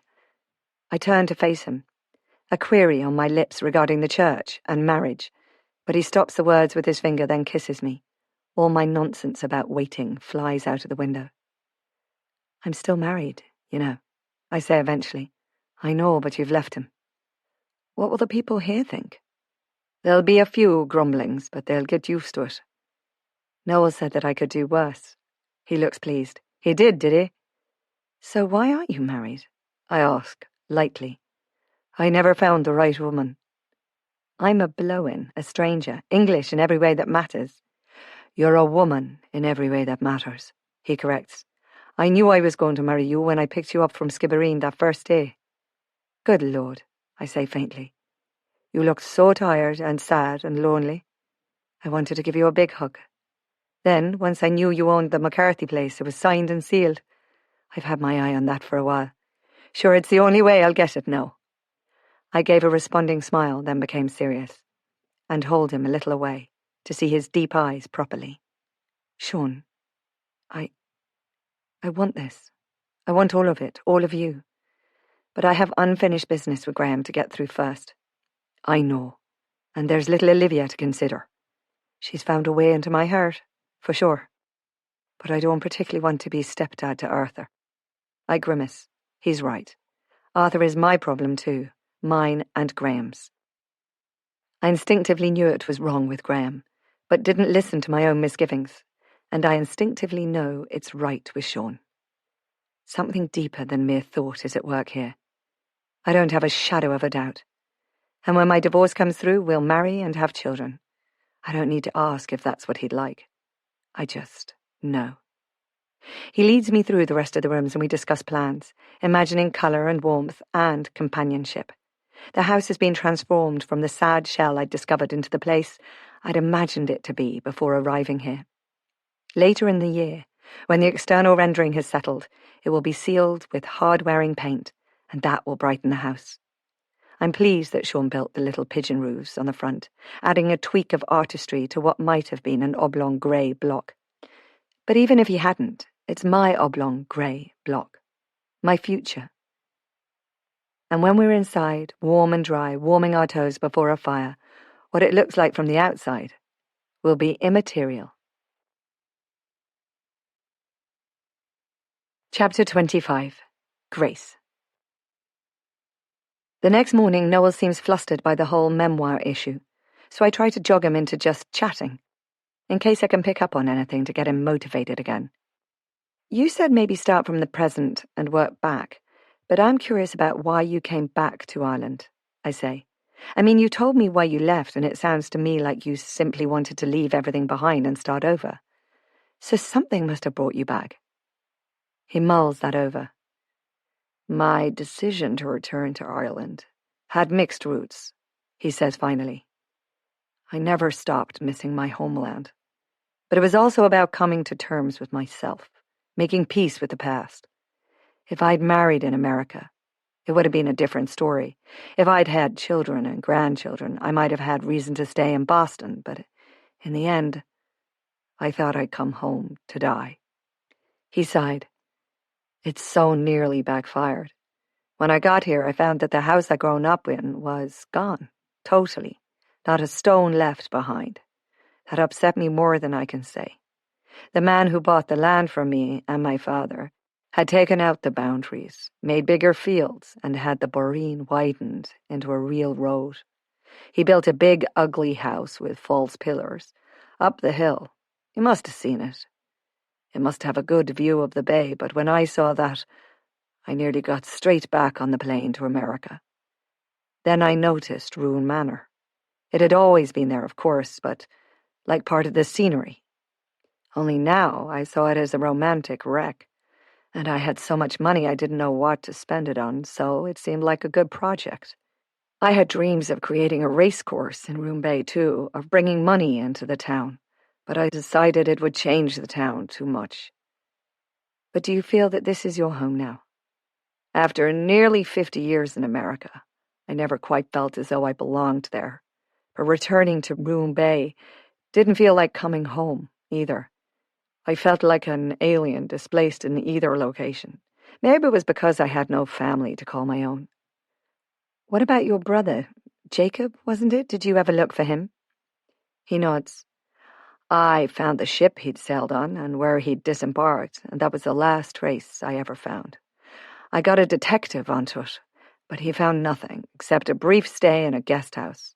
When he left there, it was as if he vanished into thin air. When I got rich and famous and my name was in the newspapers, I thought he might come and find me. When he didn't, I knew he was dead. We get down to another tranche of childhood recollections from Noel, who somehow makes the hardship of those days sound like the start of a fairy tale. Maybe it was. He doesn't dwell on the hunger, the cold, the hand-me-downs, the mattresses of straw and the sheets made of flour sacks. He dwells on the community spirit, the love and kindness he recalls, which carried him through those early years. And after being helped on my way through Ireland by complete strangers, that resonates. I was a little afraid that my English accent would set people against me. Atrocities committed by the ruling classes have ever been the bane of the poor. But on the whole, I find the Irish a kind people, inclusive and tolerant. Noel's extended family, I learn, worked hard and shared everything despite struggling on the edge of poverty. And one by one, many left, brothers, sisters, cousins, friends. They went to England, America, and Australia, seeking work, seeking a living, seeking a life. Noel lists them, name by name, then is silent. I glance up from the keyboard. Did you ever find out how they got on? Did you hear from them again? He startles out of reverie, lifts his eyes from his notes, and glances at his watch. Is that really the time? I have a hunger on me now. Let's go and see what Jane has prepared for us. I thought he hadn't heard my question, but he adds softly, When I could, I traced my family. Some I'm still seeking, but we'll come to that in due course. I save the work and follow him down the wide staircase. Finola and Olivia walk up from the kitchen stairs to join us, and we find the table in the dining room laden with far more than the four of us could eat. I wonder how Noel reconciles this abundance with the frugality of his childhood. Olivia prattles. It's the only way I can describe it. I've never heard her so verbal, so easy with her words. And here there's no one to tell her to think before she speaks, to just get to the point. Until now I hadn't recalled just how often Graham had taken her to task for rabbiting on. She tells us about the ruined cottage in the woods with no roof, covered so much in ivy that the house is indistinguishable from the surrounding woods unless you know what to look for. She tells us about the red squirrels with huger tails than the grey ones in Cheltenham, about the fox with 2 cubs playing just over the ditch. They saw us, but didn't run away, she adds, because we stood very still and quiet, for ages. You did that, I say, impressed. Noel hides his smile. How far we've come, Olivia and I, not in miles, but in our relationship with this gaunt stranger. He's not only invited us into his home, but has enveloped us under his protective wing. I was afraid when we first came here that Olivia would disrupt his quiet, somewhat introspective lifestyle, and he would be irritated by our presence, but it seems the opposite has happened. He's enjoying his interaction with us. Perhaps living the dream might have turned just a little sour with no family of his own to share it. Perhaps he regrets having spent his life in the acquisition of wealth instead of rearing children and grandchildren. I don't know the full story yet, but perhaps he never married again because he could never replace Sinead. Yet I wonder how to reconcile this with the knowledge that he was once in love with a woman called Kathleen, which is slightly at odds with him carrying a torch for his dead wife. As if reading my thoughts, Noel, reaching for a slice of fresh soda bread, says contemplatively, I did think, when I was young, that I would be a father. It would have made all this a little more meaningful. He waves a hand, encompassing more than the room we're in, then adds, But I do have an extended wealth of distant and very interested relatives wondering who's going to inherit everything when I die. I smile with him and ask, And have you made that decision? Most assuredly. My solicitor has the details, and a copy is also lodged with the bank. It would be a shame if this turned out to be another Bleak House, don't you think? Oh, yes, indeed. I read that a long time ago. The solicitors used up everything, didn't they? And then the will was discovered when it was too late. Noel casts a glance that suggests he's surprised I've read the classics. Perhaps he thinks women these days are more attracted to romances. Noel's books take up a whole wall in the lounge. Has he read them all? Many have wonderful bindings and might well be first editions. I'd been summoning up the courage to ask, but it seemed an impertinence. After all, we're temporary guests in his home. We're finished, so, Finola says. Shall we go on? I thought I might take Olivia up to meet my Aunt Mary. She's an artist, if you don't mind, of course. Of course, that would be lovely, I say. After they've gone, Noel grins at me and says confidentially, Well, it's not what I call art, but she's happy out, so. And a child won't know the difference. I laugh at his irreverence. So, what is it you haven't told me about your Graham that explains why you're quite so scared of him? And what Arthur has to do with it? He throws this remark in so quickly I'm left with my mouth hanging open for a moment, then tell him quietly about Marjorie's revelation at the art exhibition, adding, I'd taken her sly implications regarding Graham's involvement in his wife's death as malicious gossip, but a few months ago I was tidying out Arthur's room and discovered a folder containing newspaper cuttings and police reports on his mother's death, as if he too had been wondering. I don't have much Spanish, but enough to confirm that Graham had been brought in for questioning. I knew he was a control freak, but then I wondered whether Marjorie was right, if he was a sociopath, or worse. After all, just because he wasn't convicted of a crime didn't mean he didn't do it.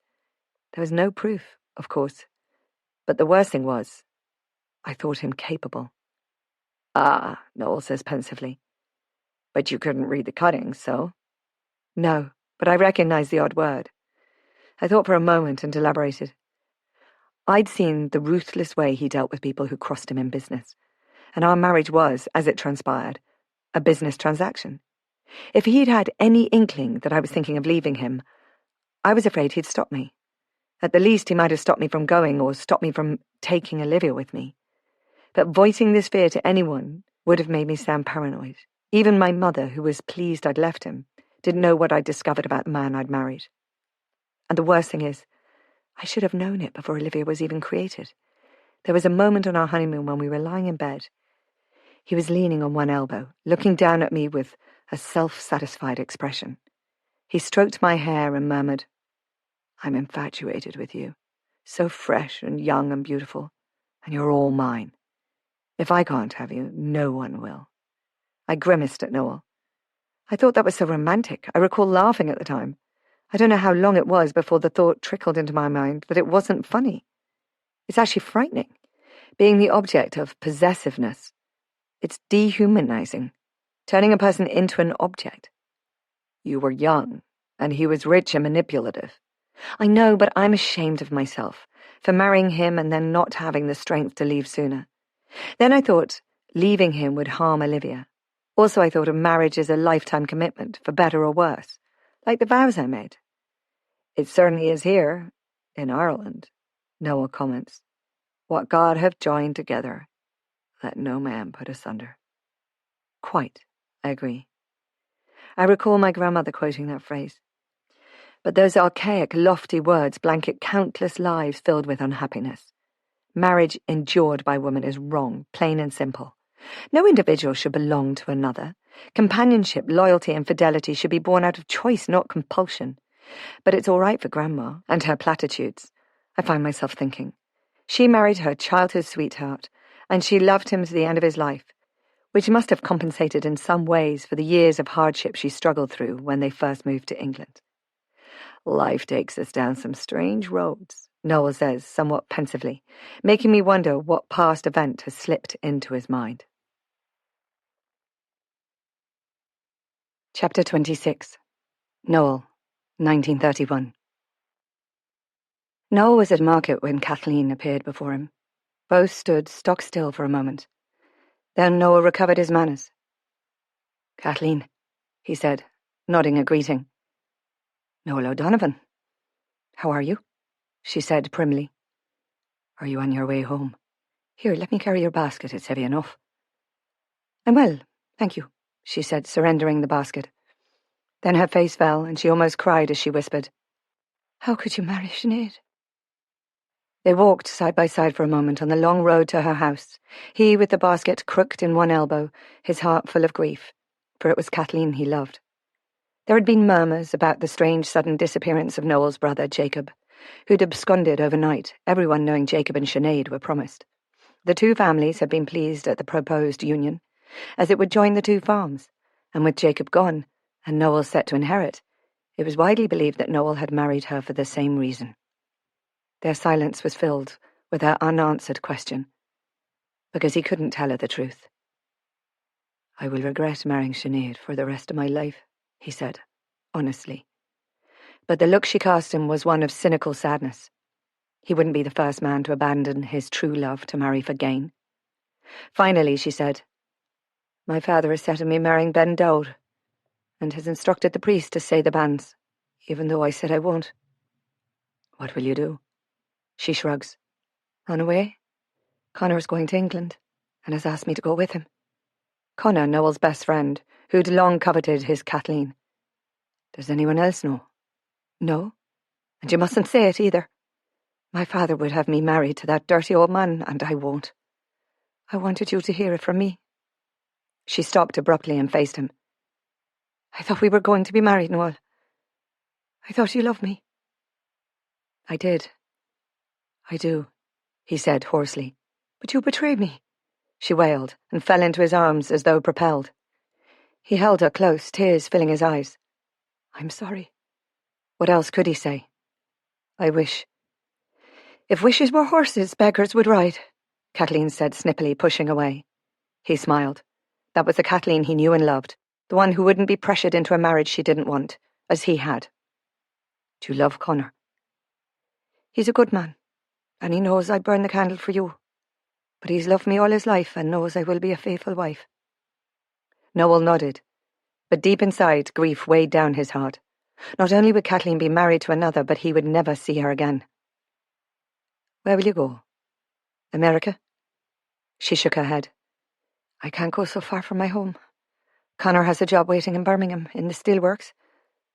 Then maybe we could meet. No, we mustn't. You know that. Look, we can cut across the boreen here. There'd been a soft rain, and the fields they skirted were green, edged with buttercups and fading bluebells.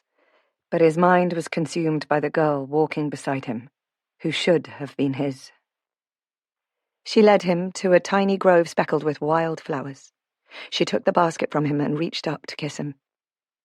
Lie with me, Noel. You don't know what you're asking. I do. Before he ran off to America, my cousin told me what happens between a man and a woman.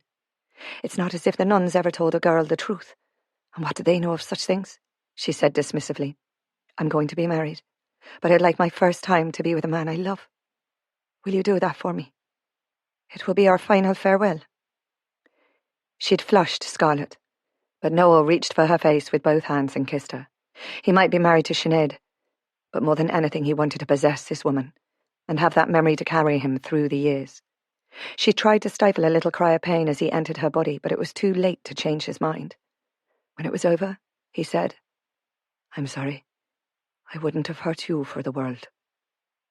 I love you, she said, and I'm not sorry. He stood to tidy his clothes as she pulled her skirts down and made herself decent. Connor is a good man, Noel said. He's a good choice.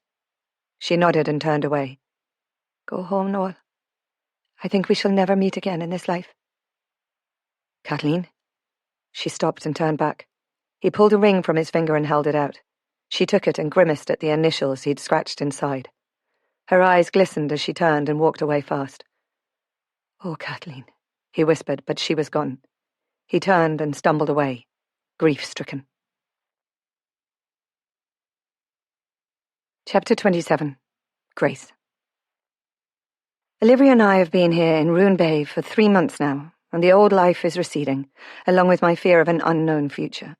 Whatever happens, I'll deal with it. Noel's memoir is well underway, and I have a handle on the piles of notes and documents. We're in the office, and Olivia is out somewhere with Finola, when Jane knocks and puts her head around the door. There's an Englishman here to see you, Grace, she says. I hadn't heard a car pull up outside, but I know who it is by the look on her face. I thought I was ready for this, and I'm surprised it's taken so long, but I begin to shake. Noel and I move silently to the window and peer out. Parked in the drive is a silver Rolls-Royce. Show him into the lounge, Jane, if you'd be so kind, Noel says, and wet a pot of tea. His gaze levels at me. Do you want me to deal with this? I take a deep breath, try to control my erratic heartbeat, and pull my shoulders back determinedly. No, this is something I must do for myself. Then I add, but I'd appreciate you being in the room. I take a step towards the door. His hand falls gently on my shoulder. Give Jane time to bring the tea in. It'll break the ice. Thank you. We wait a few moments while I gather my courage. I've known this moment would come, but I'm still finding it daunting. Ready? Noel asks, and I nod. I follow him downstairs and into the lounge. He stretches his hand out. Mr. Adams, I presume? I'm Noel O'Donovan.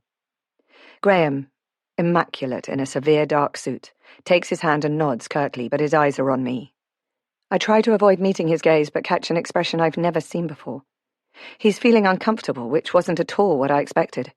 His discomfort floods me with confidence. Take a seat, Noel suggests, indicating the easy chairs and a sofa which surround a small coffee table by the unlit fire. Jane places a large tray on the table and lays out cups and saucers. That's grand, thank you, Jane, he says, dismissing her. Then to Graham, will you take tea? And a biscuit, maybe. We all sit stiffly, nursing our saucers and munching self-consciously on our biscuits. Finally, Noel says, How did you find the drive down?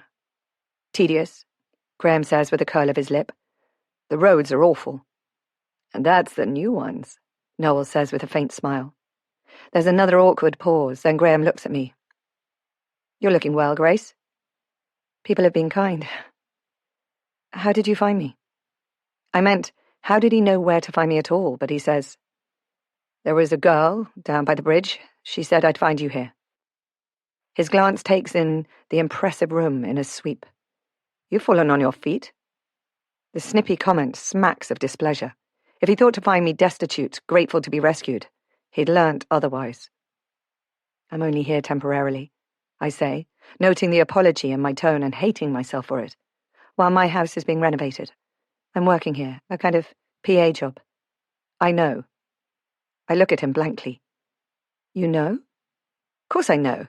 This isn't the Dark Ages. I had a private detective find out where you were. I thought I'd give you time.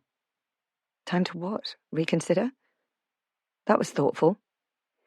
He nods, as if it's his due. You chose a most inconvenient time when we're so busy. Why did you do it? Run away like that, I mean. If you were unhappy, why didn't you just tell me? And we could have talked it through. I shake my head. You've never discussed anything with me. You don't listen, you never have. You simply expect me to agree with everything you say. I always... He bites off the words. So I'm here now. I've given you plenty of time to think about what you've done. You've had a holiday. You've made your point. Now it's time for you to come home. You need to think of Olivia. The school term is about to start. I stare at him in astonishment and say slowly, Graham, Grandpa's cottage is being done up for us to live in. It's not a whim. It's not a holiday. There's a silence while he digests this. Then he gives an exasperated sigh. You don't know what you're saying. I do. I find the words a little amusing, given that the last time I said them, I'd been in church, marrying him. But he just gives a little mew of irritation, not catching the humour. I thought you loved me. And there it is. He doesn't say he loves me or has missed me. I lie, feeling a little sorry for him, because he has no idea what he is. Maybe I did, once, but I'd been lonely and frustrated for quite a while. I tried to tell you that, to discuss it, I said, throwing his words back at him.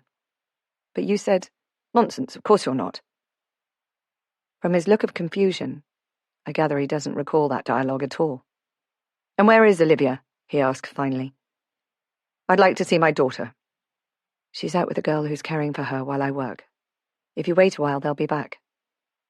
But Graham, she's not going back with you, either.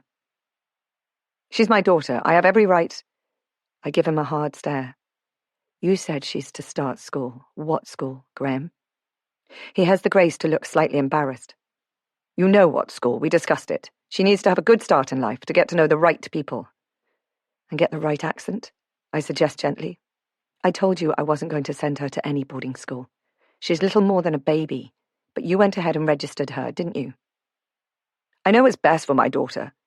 You haven't the least idea. I knew you'd come around after you had a chance to think about it. It didn't do Arthur any harm, did it? It put him in line for a good career. I know what it did for Arthur, I snap. More than you do, I expect. He loved the school when he got used to it. He said he was happier there than at home. Which says more about his home life than the school. I try to make him understand. Arthur was unhappy. He was lonely.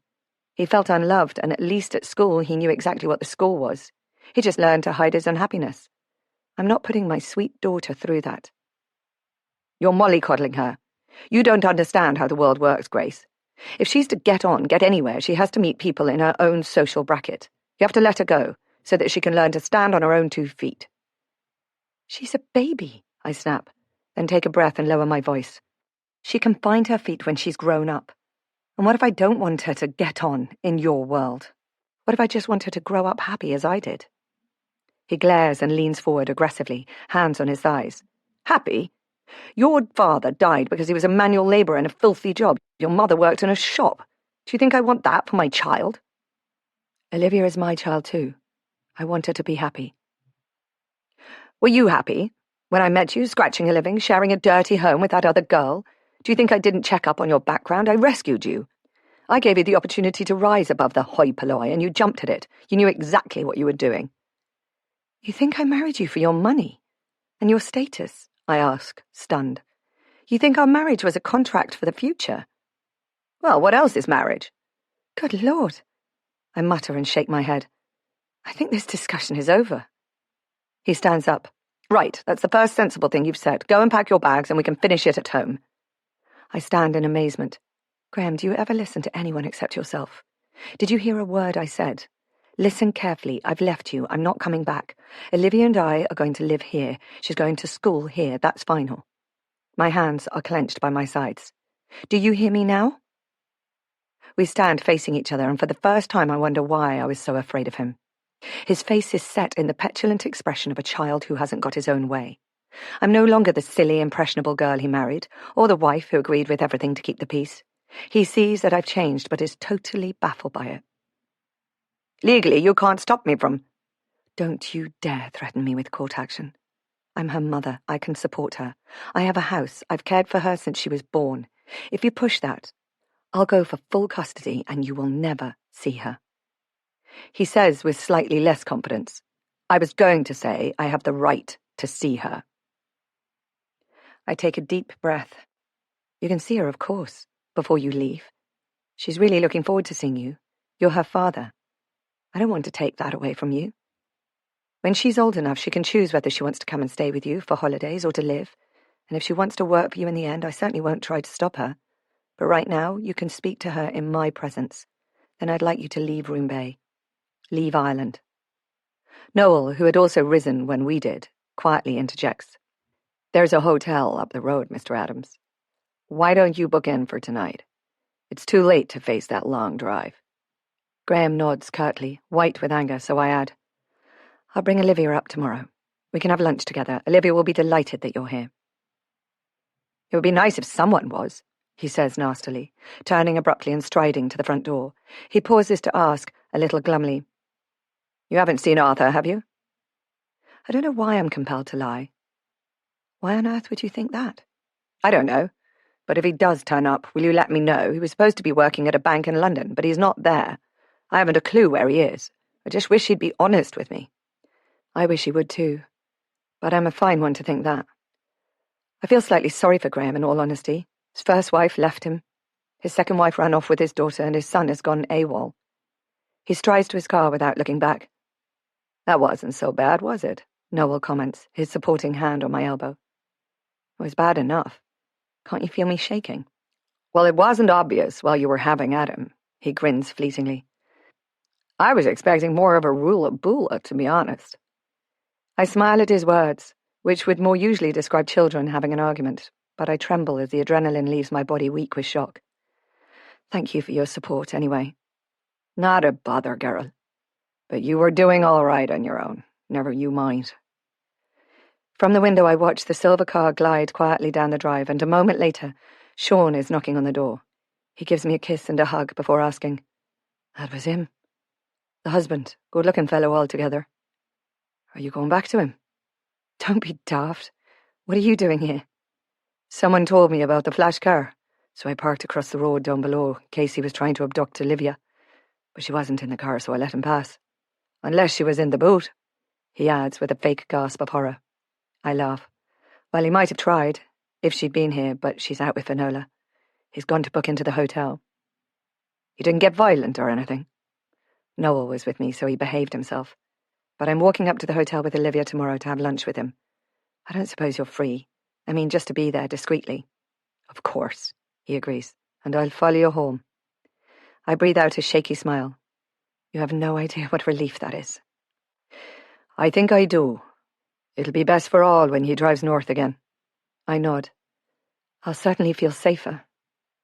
When Olivia comes in and I give her the news, she dances around the room ecstatically, chanting, Daddy's here, we're all going home. Oh dear. She thinks we're all going to climb into the Rolls Royce and sing happy songs all the way back to Cheltenham. I could have handled that better. The weather is descended the next day, and just before lunch, Sean pops in to drive us up the road. Save us getting drowned, he says. I'm grateful because his windscreen wipers can scarcely keep up with the sudden torrential downpour. I laugh as we run to the hotel door, squealing at the chill splatters that drench us, leaving Sean to park up. We should have brought raincoats, I say. A little wet never did a body any harm, Olivia quotes grandiosely.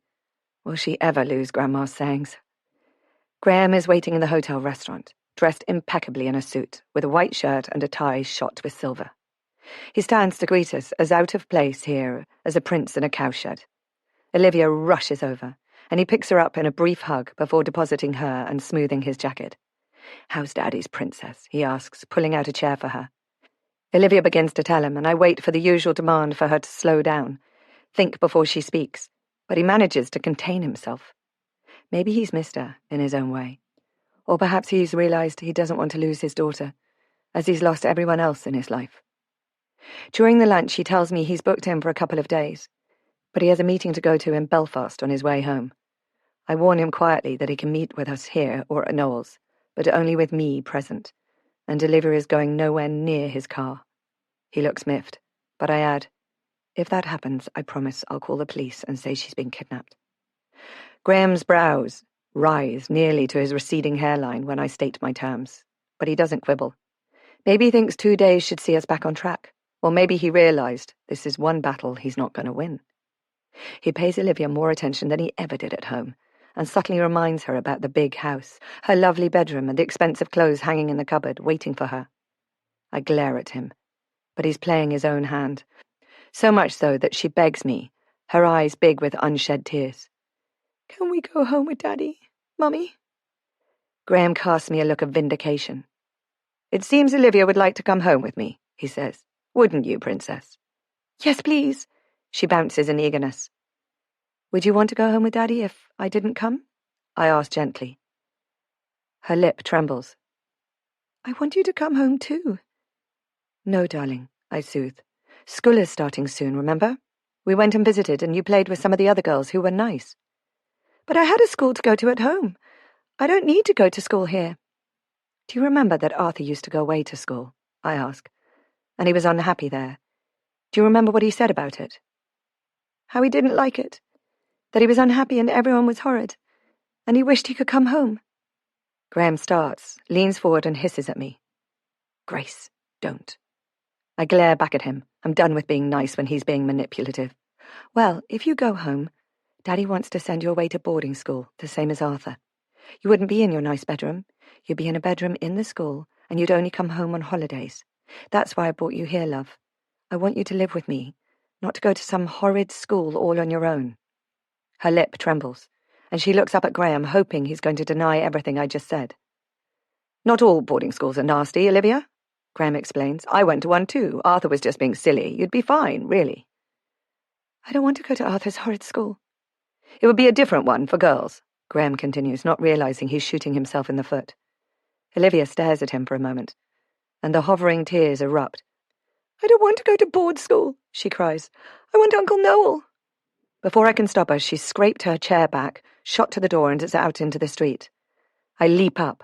Graham leaps up. Sean, who'd been sitting behind us, leaps up, and we all scramble for the exit, chairs flying behind us. By the time we get out, there's no sign of Olivia. "Where did she go?" I ask frantically, struggling to be heard above the noise of the torrential rain. "Oh, Lord, she'll get soaked." Graham is hesitating just inside the porch, reluctant to run out into the downpour. Sean takes charge. "She'll have gone to the big house. You go on that way, down the main street. I'll take the lane behind the bank in case she went that way. Don't worry. She can't have gone far." I run down the street, past a few surprised shoppers hurrying through the rain, and up to the big house. I run to her room, then downstairs, but there's no sign of her. Sean, who's come in through the kitchen door and up the internal stairs, shakes his head. Finola and Jane exclaim in distress as we quickly explain what happened. Noel joins us, brought by the commotion, and quickly gathers what's happened. "I think I know where she be, though," Finola says. She's pulling on her Wellingtons as she speaks. "There's a wreck of an old house up in the forestry, where we made a kind of den. She called it her secret hiding place. If she's not there, I don't know." I grab my waterproof from the mudroom and thrust my feet into my Wellingtons. I snatch Olivia's waterproof from the hook so quickly the hood rips. "Follow me," Finola says. Noel calls, "Sean, take my coat. Take the dogs. I'll go and get help from down on the building site. Jane, can you stay here in case she comes back?" Lanky and Jack look askance at us and back away from the door as we try to usher them out into the angry Atlantic squall. But Goldie follows us out, if a little dubiously. Good dog, I say. Find Olivia. The rising wind is howling beyond the door, causing the trees on the hill to ripple like a fitful ocean. I'm hit by a biting slash of rain and shield my eyes. I scan the overgrown shrubs, screaming, Olivia, where are you? But the wind steals the sound as it leaves my lips. Finola is younger than me, and fit. She turns back fleetingly to where I'm struggling against the bullying wind, then turns and heads up the slope. I slip, stopping myself with a cry, my hand hitting the rutted path, which has turned instantly into a stream. Sean pulls me upright without pausing. We'll find her, he yells. We push past the wrought iron fence, into the wild landscape beyond. There's a path of sorts. I've been up it a little way with Olivia, but I'm soon at the remnants of a stone wall and into unknown territory. Why had I no idea of where Finola took Olivia on these rambles? And why would Olivia want to go up here when the weather is so bad? Are we wrong? Is she running the other way, towards Colloquy? I imagine her on the shore, the waves crashing in, pulling her. Stop it, I tell myself. Noel will have sent someone that way to look, and I'm trusting Finola's instinct. The wind drives the rain onto my skin like knives. My feet slide as I clamber over an exposed raft of bedrock, and I fall heavily, banging my knee. I curse and push myself to my feet. Are you all right? Sean yells over a crash of thunder. His bare head is slick with rain. Yes, go on. Where's Finola? He shields his eyes from the onslaught and says, She went that way into the trees. There's a shrill whistle behind us, and I glance back to see 3 young men tumbling over the stone wall. Presumably builders, they wave and Sean indicates up the hill. They separate, 2 going up to the ridge and another traversing the hill in the opposite direction to us. Should we split up too? I shout. Hell no. I don't want to be out here searching for you too. We'll find her. She'll be wet and cold, but it's not Antarctica. It feels like it, I say, shivering. He grins. Good that you can still joke. Come on. How on earth will we know if someone finds them? Whoever finds them will get someone to ring the lifeboat station. They'll send up a white flare, which is a signal, but not a distress call. Will we see it in this weather? His teeth glint in the half-light. You'd see it from space. We hit the edge of the forestry, and the full onslaught of the driving rain is diminished. Heavy drops of rain gather and fall from the branches. Sean stops short, holding up his hand. Did you hear something? No. It was Goldie's bark, I'm sure. This way. We're slushing through puddles of bog, and Sean stops abruptly, listening again. He starts to run, and I run after him, not knowing what he's heard. Then I hear a faint cry. We come to a wall of green, and I realise it's the wreck of a house, a gable end covered in ivy so thick it's just the shape that gives it away. I shove my hood back to see better. Under the forest canopy, we're out of the worst of the wind, but the trees are shedding water like taps. I swipe at my eyes to clear them. We scramble across a pile of stones, where the wall has fallen, but I can't see anyone. We both scream at the same time. Finola! Olivia! Goldie barks somewhere nearby. Over that way, Sean yells, pointing. All I can see is forestry, ranks of dark pine marching away in uniform lines. Over here! Finola's voice is weirdly muffled. Where? Goldie is barking frantically at the forest floor. Holy Mary, Mother of God, Sean mutters, yanking on my arm to hold me back. It's a well. He kneels and peers down. Finola, are you down there? Her voice comes echoing back. Olivia's here. She's cold. She was barely holding on, so I climbed down, but I can't get her out. The stones are too slippery. The water's about 4 feet deep, so I'm not about to drown, but it's fierce cold. The breath I didn't realise I was holding falls out of me like a train whistle. She's alive. Oh my God, she's alive. Finola, can you lift her onto your shoulders? I hear the sound of splashing. Then a stone rattles down into the water. There's a long pause, then Sean leans right down and is hauling Olivia out by one arm. She rises like a fish, dripping with water, covered in algae and slime. She's gasping, shivering, and her teeth are chattering. I run over, sink to my knees and hug her, tears mingling with the rain dripping down on us. In that instant of relief, my mind manages to fill with a whole alternative scenario. Of us not finding the girls in time, of them drowning, of Olivia being brought home, still and white. I would regret selfishly stealing her from her home, regret coming to Ireland. I would blame myself for everything, and nothing would ever be the same again. Grace, wise up. Get that coat on her. I'll carry her down to the big house, Sean commands as I struggle to get her warm. You'll get her into a bath, and I'll get word to the lifeboat station so those boys on the hill can come in and get dry. Finola, he yells down, can you climb a little higher? I might be able to pull you up. No, she calls back. There's nothing to grip. I'm going to send a couple of the lads up with a ladder. Hang on in there, girl. Olivia clings to me like a leech, so cold she's gasping for breath. I unpick her fingers from my clothes and stand, forcing her arms into the coat. Olivia, stop, I snap. Sean has to carry you. I'm not strong enough. I'll be right behind you. Sean picks her up and runs. I follow on, scrambling down the pitted slope, more often on my backside than my feet. As we break out of the forestry, a youth comes bounding down the hill. Sean points behind us, directing him to the well. By the time I get to the house, I hear footsteps pounding upstairs and follow Jane to a bathroom I've never seen before, where the hot water is already running. Sean comes out, swiping his wet hair back from his brow. Darn Carol, I'm fair drowned, he says with a grin. She'll be fine, don't you mind now. Jane has stripped Olivia's waterproof coat off and dumped her in the rapidly filling bath, clothes and all. Thank God for Noel's big boiler, I think. I'll stay with Olivia, I tell Jane. The lads have gone to rescue Finola. She'll need hot water too. I hope there's enough. Jane pounds away downstairs. Olivia gasps gradually, slow, and pink trickles into her cheeks. I run more hot water. As she gazes up at me, wide-eyed in the aftermath of her adventure, the panic I'd been holding back erupts in a choked cry. What if we hadn't found them in time? What if Finola hadn't climbed down to hold her up? Are you all right, Mummy? Olivia hesitantly puts her hand on mine where it clutches the side of the bath. I wipe my eyes with the back of my other hand. I'm so used to hiding my feelings. I doubt she's ever seen me cry. I'm just so glad we found you, that's all. I take a deep breath to calm my shaky voice. Why did you do that, darling? I wasn't going to let Daddy send you to boarding school. That's why I brought you here to Ireland, you know. She thinks about that for a bit. I like the school we went to see. Do you think we can stay here instead of going home with Daddy? I think that's a very good idea, I say. But we still have to go and live in Grandpa's house when it's finished. Is that all right?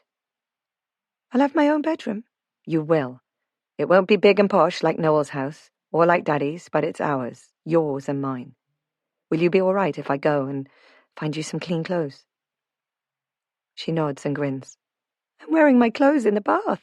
Yes, I laugh. You are, aren't you? There's a knock on the door. May I come in? It's Noel. Sure, we're all decent in here. He says to Olivia in mock annoyance, as if he really is her kindly grandpa. You know you're supposed to get water from the well for the dish of tea, not dive in it for a swim. She laughs. I didn't dive in. I was standing on the floor and all of a sudden it was gone. That must have been a shock. He turns to me. The boys have brought Finola out. She's fine. She's a real trooper, isn't she? Climbing down there like that. Apparently it was Goldie who heard her yelling, and then Sean heard Goldie barking. What an amazing dog. Oh, and your husband was here. I sent him back to the hotel. Seems he didn't want to go rushing around the countryside to rescue his own daughter. His tone of deep dislike is one I'd like to cultivate. Later, when Finola had been collected by her mother, and the young men who'd run over to help had all gone to get dry, Sean and I are toasting ourselves in front of the living room fire, sitting close together on the sofa. Noel is quietly watching Olivia, who's wrapped in a blanket, cuddling Goldie on the carpet in front of us. I feel chastened, Noel says finally. I knew the wreck was there, and just about every house had its own well. It must have been capped years back with wood, but over time it got covered with leaves and forgotten about. I'm going to get the well filled with stones and capped with concrete. But look, all's well that ends well, Sean says with a smirk. We all burst out laughing. I think mine was slightly hysterical. He puts his arm around me and pulls me close. Olivia shoots us a look of disgust. You're not going to kiss, are you? She asks. Yuck! After I've put Olivia to bed and read her one of her comfort bedtime stories, I spend the evening with Noel and Sean, just quietly discussing the future, and try not to dwell on what might have happened. Human lives are so fragile, I think drowsily, as their murmurs rise and fall in quiet companionship. So many pitfalls to negotiate, so many dangers lurking beneath the still waters of our fairly suburban lives. I don't doubt that Olivia will cause me a few more panics in the course of our lives, But sure, isn't that the way it is? I smile inwardly. Sure, I'm getting very Irish. The next day, Graham makes his farewells in a civilized but slightly chill voice. He won't be late for his meeting in Belfast. Even now, he's organised this visit to me around his business.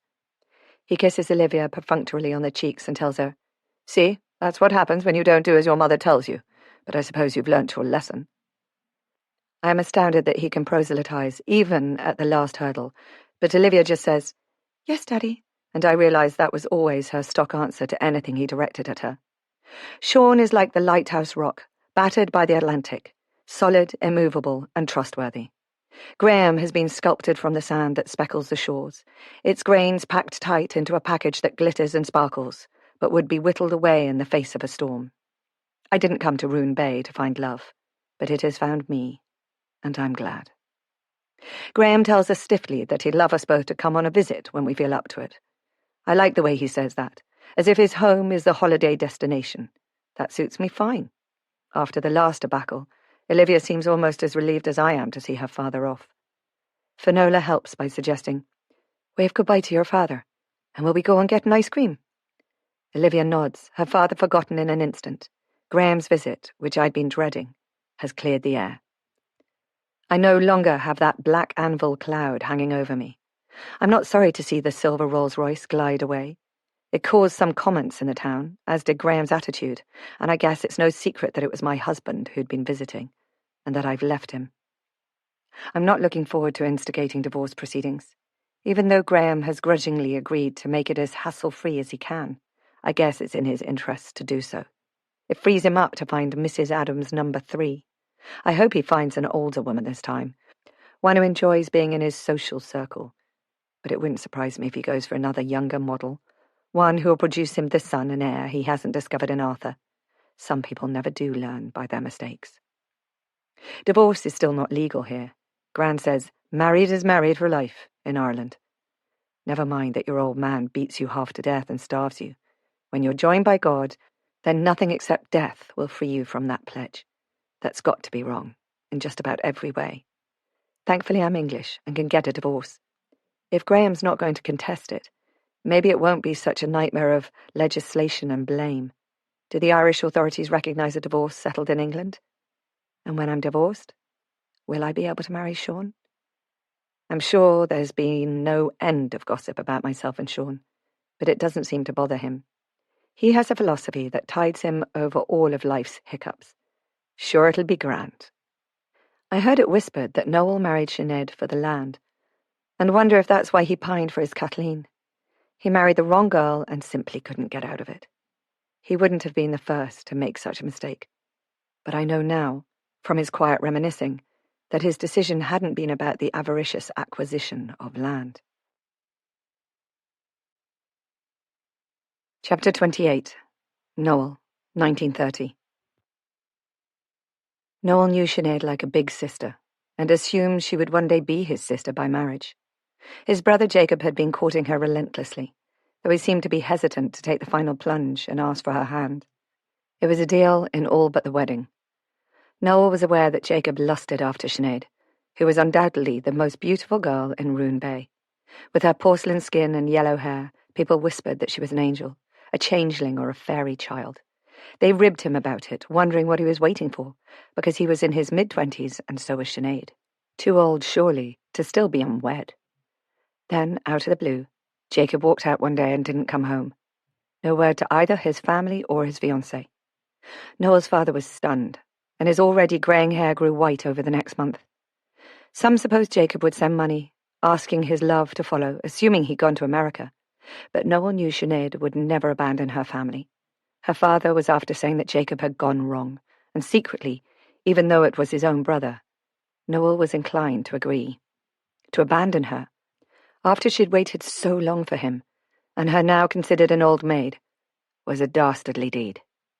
But when her father, Tim Roycroft, called one morning to speak to his father, Noel had a premonition that things were about to change. The two men walked the fields together, the low murmur of their words hanging on the still air, not loud enough to be heard. It was no secret that Mary Roycroft was dying of the consumption, and that no amount of praying was going to save her. So he wondered if she was on her final call, and the priest had been called to give her absolution. Maybe Tim was asking for the loan of their donkey cart to see the poor lady down to her final resting place. No doubt he would learn in time. He bent his back to his task of clearing the shed for the next milking, while he was waiting for his father to help load the heavy churns of milk onto the cart. He never minded the earthy smell of cows or the pervading scent of warm milk, but in the back of his mind he always believed he'd leave it all one day and go to seek his own place in the world, because the farm would be Jacob's. Now he didn't know what to think. When the men came in, Noel's mother served a dish of tea, and the men passed the time talking of the harvest, the weather, the birds coming in from the south, and the state of the world. They knew about things beyond their little corner of Ireland, because the priest would read the news every week, and the men would gather to listen and take the tales home to their wives. The depression was real. But talk of fascism and war was too distant for poor farmers to comprehend, like a cloud that never spilled. How could life be any worse than when the great famine had swept through the land? But still, they liked to listen, and the priest never lost a moment to keep his avid flock in check with tales of everlasting fire and hell and damnation, if they didn't listen hard enough. So there was plenty for the two men to discuss. Then Tim Roycroft nodded at Paddy and left, so lost in his own thoughts he forgot to take his leave of Noel and his mother. Roisin glanced sharply at her husband, but he shook his head and went back out to complete his chores. The turf was smouldering in the grate when Paddy came in for his supper, stamping the mud from his boots at the doorframe as he always did.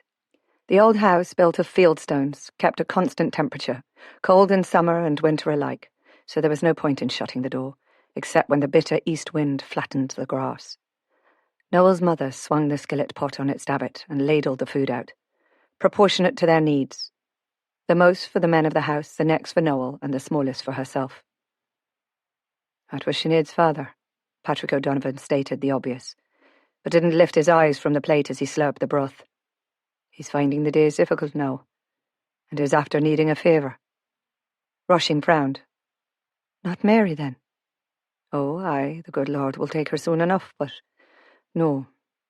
It's Sinead. Noel was shocked. Is she ill? Has she the consumption like her mother? Paddy briefly compressed his lips as though not wanting the words to pass them, then looked directly at Noel.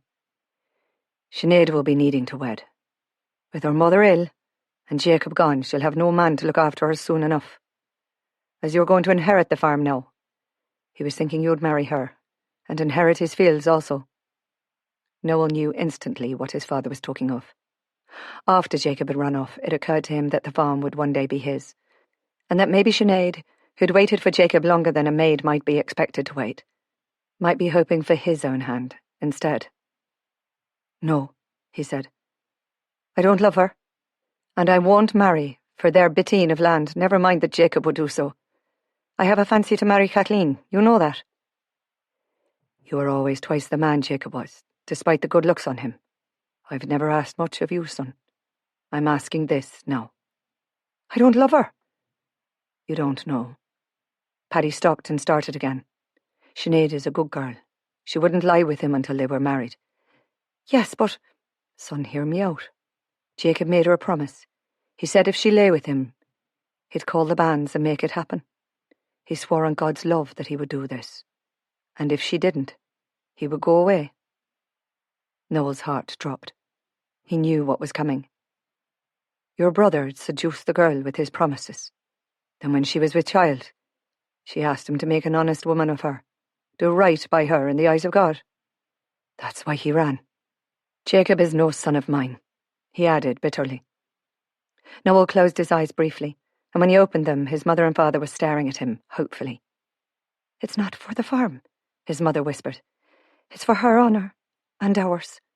If anyone knows she's with child, she'll be cast out of the community. And it was our son who did this to her. She's a good girl, she doesn't deserve this. I'm asking you to be the son Jacob wasn't, his father added, staring down at his dish. To right the wrong done by your brother. Noel thrust his chair back angrily as he stood, his supper cooling unheeded on the plate.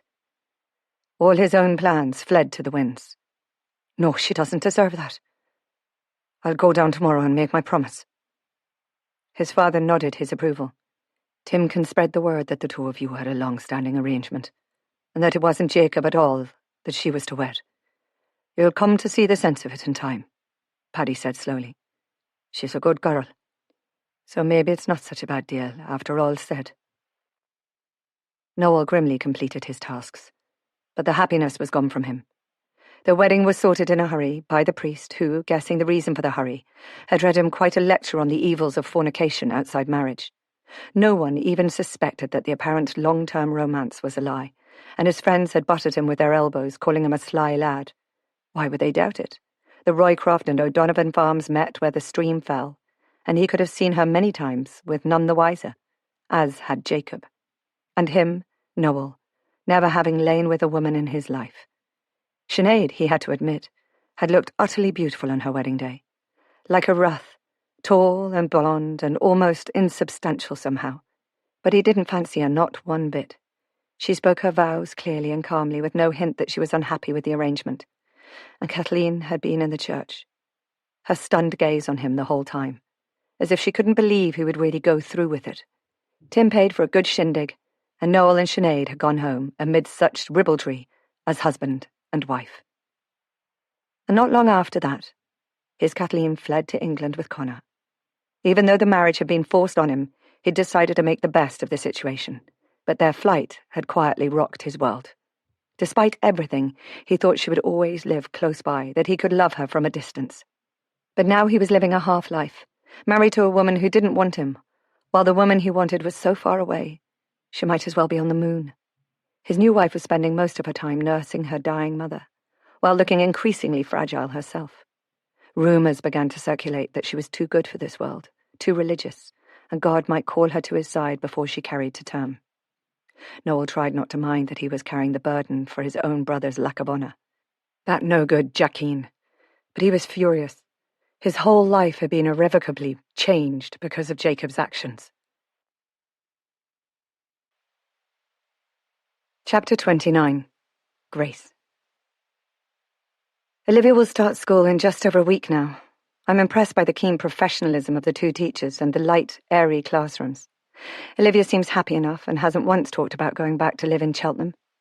Despite the fact that he's paying me to work for him, Noel has given me a week off to get settled into our house before Olivia starts school. Finola soon won't be able to help out. She's mentally preparing herself for school and her final exams before, hopefully, going on to Galway University. She wants to be a teacher, and I have no doubt she'll be an excellent one. She has a real knack with Olivia. We've been lucky with our first summer in Ireland. Sometimes there are soft days filled with a drizzle so fine it's more like mist than rain. Often the mornings feel damp to the skin, before the sun sucks the dew into the air and burns it off. Those atmospheric mornings, sometimes with the merest hint of a rainbow, reveal the magic of Ireland, the superstition, the legends, the fairy folk, creeping out in the wraths of the half-light.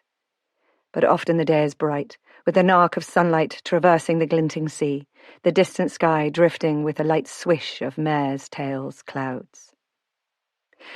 A veritable flood of tourists has invaded over the short summer season, while Olivia was running wild. Sean was building my extension, and I was busy typing out Noel's memoir. The normally quiet town came alive and was bustling for a while, but the visitors are fast disappearing, along with the sailing craft that had moored in the bay, leaving the town to sink into its sleepy acceptance that another winter is fast approaching. Then we'll see the full might of the Atlantic from our bedroom windows, which are, thankfully, double-glazed. Sean tells me I've changed since Graham's visit, found my confidence, become more assertive. I think he means that in a nice way. I do feel as though I've finally planted my feet in a place where I can grow roots. I certainly feel more at home in Roone Bay than I did in either industrial Birmingham or upmarket Cheltenham. Noel's memoir is creeping on slowly, day by day, and I'm almost sure that the Kathleen he mentions in passing is my grandma. But I get the feeling his story is leading to some big exposé that will free him from a burden he's kept hidden from the world, but now wishes to share. With whom? I'm not sure, because I'm just the conduit of this cathartic undertaking. I hope that its eventual exposure isn't something that will destroy him. I felt compelled to leave in some way, but conversely I always longed to come home. America simply wasn't Ireland, though it was the place where I made my fortune. I didn't apologize for being poor Irish when I arrived in America, and I won't apologize for being wealthy now I'm back in Ireland. I stop him with a gesture. Why would you apologize for being wealthy? Isn't that the dream come true? He lifts his eyebrows with a gesture that I now recognize conveys amusement. My dear girl, haven't you realized that Irish wallow entails a woe? Poverty isn't our enemy. Without it, we'd have nothing to gripe about. The poorer you are, the more Irish you are. He laughs. I'm a cultural curiosity, don't you see? I left as a farm boy, with one pair of shoes to my name, and I've come back wealthy. I'm no longer part of the community I grew up with, because they don't know how to deal with it. He echoes my own thoughts about how I fit, or don't fit, into this tight community. I was warned that hatred against the English lingers beneath the surface of this historically wronged people, but I've never experienced it. The fact that my grandparents all came from here probably helps, but that I'm seeing Sean has surely tipped the balance. I guess Noel and I both sit somewhere in the middle, neither blow-ins nor locals. Let's delete that last sentence, he suggests, and write, I'm hefted to the land of my birth, to my kith, and also to my kin. In America, I was always a stranger. I was born in Ireland, and that's where my heart has always been. Just like the Kathleen and Joseph Locke's song, I comment. Exactly. Kith, of course, means the place in which you were born, where your feet have roots clawed into the land, like those of a mature tree. You knew that, didn't you? I nod, but I didn't. I wonder if there's something in us that roots us to a particular place on Earth, more than just familiarity. Could that pass down through generations? Noel's roots are here, and he came back, but I have no compulsion to return to Birmingham where my roots lie, according to his theory. I never felt any attachment to the place. Instead, I'm grasping for my grandparents' roots, wondering whether they'll be strong enough to nurture me. These thoughts are fleeting, and Noel carries on, his words drifting between memoir and personal philosophy. I find his comments relieve my own feeling of isolation a little. I might never quite fit in, but nor does Noel, who was born here. However, Olivia is young enough to melt into this community. Already her precise English vowels are softening, and she asks less about going home. I think that's it for the day, Noel says finally. Must be lunchtime. It's surprising how exhausting it is, delving into the past. Is this vain of me? Am I doing this to attain some kind of immortality? I smile. You're doing it because you want to. You don't need to justify it, as social history and memoirs are important. History books tend to deal with important people, politics, and larger issues. Memoirs provide a much deeper understanding of how the big things impact on the lives of ordinary people. You are right, of course, but, he adds pensively, autobiographies allow for distortion of the truth. There are things I won't write because they're too personal or might be hurtful to others. Talking of which, soon it'll be time to talk about my marriage and what happened to make me leave. The lost baby and your lost wife, I comment. Ah, he says. Sure, they were sad days. People died who could be saved today. Like your grandfather's first wife, Kathleen, who never lived to see her grandchildren. But such is life. I'm stumped for a moment, then say, Grandma Kathleen isn't dead. Did I say something to make you think she was? He's so still. I think he stopped breathing. And when he moves, he's sucking air, as though it can't reach his lungs. I jump to my feet. Noel? Are you all right, Noel? I run over, but he lowers himself into his executive office chair, and I hover uncertainly, wondering whether I should run for Jane. His head drops into his hands, and when he looks up, his face is wet with tears. Kathleen O'Driscoll. She's still alive. Yes, I told you. That's who gave me the cottage. Grandpa Connor inherited it when his father died, and when Grandpa died, it became hers, my grandmother's. He sighs long and low before saying, Your grandfather, Connor. He told me she died in childbirth, along with a child. He sent me a letter.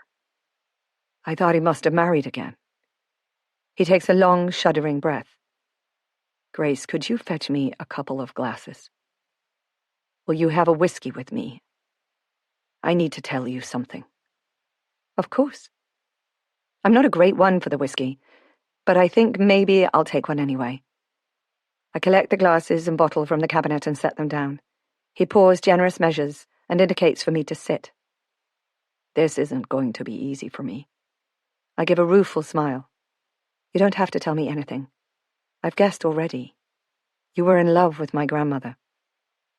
Indeed I was, he says. There's a pause while he searches for the right words. The office window is wide, letting in the smell of the sea and the cry of the seagulls. I realize I'm about to learn the real reason he's writing his memoir, and a sense of expectation trickles through me. There were 2 farms, you see, my parents' and the one along the valley from us, Mary and Tim Roycroft's. They had one daughter, Sinead, who was a few years older than me. His accent thickens as he drifts back into the past. She was a nice girl, hard-working and beautiful, but I didn't love her. Her father came to us one day and told us she was with child. They asked me to save her, from the shame and everything. Poor girl, but it wasn't your fault if she got herself pregnant. No, but there's more. Sinead was like a sister to me. She was supposed to marry my brother, Jacob, but he disappeared one day, ran off over the water. We never heard from him again. I know he got to America, but I never found any trace of him when I went searching. It would have been poetic justice in a way if he had died. You see, Sinead was deeply religious and wouldn't lie with him until they were married. Jacob said she should have been a nun. It was all her fault, he said. If she'd taken the veil, he wouldn't have seen her. But because she was so close, so beautiful, he coveted her. I'm confused. But who made her pregnant then? Jacob. I thought they'd just made love, which is what Dad told me, but after she died, he told me the truth. Jacob raped her as she went to the well for water. That's why he ran away, after. I gasp. But why didn't he just marry her, make it right? Noel grimaces. That's the crux of the matter, isn't it? I don't think he ever wanted to marry her. She was just so beautiful. He wanted her. He lied about loving her and got engaged, just hoping she would sleep with him. And you married Sinead because of your brother's actions? He nods. I was already in love with Kathleen. We'd been seeing each other. But when they asked me to save Sinead, what could I say? You can't imagine what it was like in those days for a girl to have a child out of wedlock. She would have been ruined, sent to the nuns, and the Lord knows what would have happened to the child. Father said it would be useful, besides, to amalgamate our 2 smaller farms, but for me it wasn't about the land. I married her to put right what Jacob did, even though I didn't realize quite how bad it was at the time. He sighed. Kathleen thought I'd married Sinead for the land, and I couldn't tell her. The ironic thing is, Sinead lost the child, so I needn't have married her at all. Our parents were pleased, of course. It was what they'd hoped for the 2 farms to be brought together by marriage, and they didn't mind that it was me, not Jacob. But me, I was heartbroken. And you never saw my grandmother again? He pauses and holds the glass up, watching the amber liquid sparkle behind cut glass in the stream of sunlight. Sure, Sinead and I hadn't been married long, when I met Kathleen again at the market.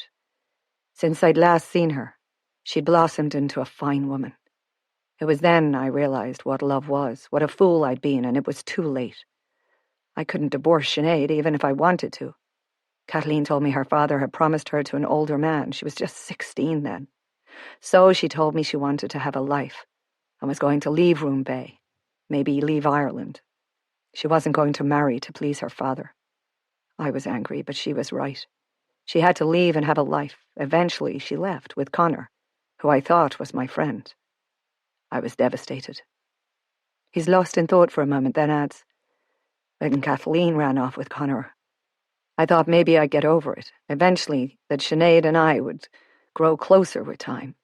He sighs. We didn't, really. She hated being a wife. Jacob was right. She should have been a nun. She was ever married to the church. When she died, I wrote to Connor telling him I was now free. But Connor eventually wrote back and told me that Kathleen, too, had died in childbirth. He pauses for a moment, then adds, with a kind of angry acceptance, now I find she's still alive. That she and Connor had a long, happy marriage and their child Anne got married, and there's a grandchild, you, and even a great-grandchild. Olivia. How very, very strange that is. After all these years, how could he do that to me? The song, I say softly. I'll bring you home, Kathleen. It was for my grandmother. But for Grandpa to tell you she'd died, that was just downright cruel. He sighs again. I should have guessed. You see, Connor loved her too. We grew up together, close like brothers. We both fell for Kathleen at the same time, but it was me she fancied. Lovely, she was. Dark-haired, blue-eyed, and vivacious. She wasn't afraid of anything. Not the priests or the nuns or convention. It's no wonder we were smitten. She said she loved me first, and Connor like a brother. That's sad. I said I'd marry her when she turned 16. She said she'd wait for me. But then this thing with Sinead happened. It was tough on Sinead too, because she knew I loved Kathleen. I wasn't very good at hiding it, you see. He sighs again. When Sinead died, I decided to leave Roone Bay because the memory of Kathleen was everywhere. On the boat, in the middle of the Atlantic, I thought of throwing myself overboard. I felt empty, used up. I wanted to join her in heaven. He gives a brief chuckle. It would have been a shock to find Sinead there, but not Kathleen. I laugh with him, but he becomes serious again. Life was too strong on me anyway, so I got to America and made my fortune. But you never fell in love again. I met some nice women, but I couldn't love anyone else, no matter how much I tried. Noel's face goes blank as he drifts back into memory. When the letter came, telling me she was dead, I was past reasoning with for a while. Connor was my friend. It didn't occur to me to check to see if it was true. All these years, and she was still alive. Disbelief and anger flitted across his face at the betrayal, at a lost lifetime. I put my hand on his arm and smile softly.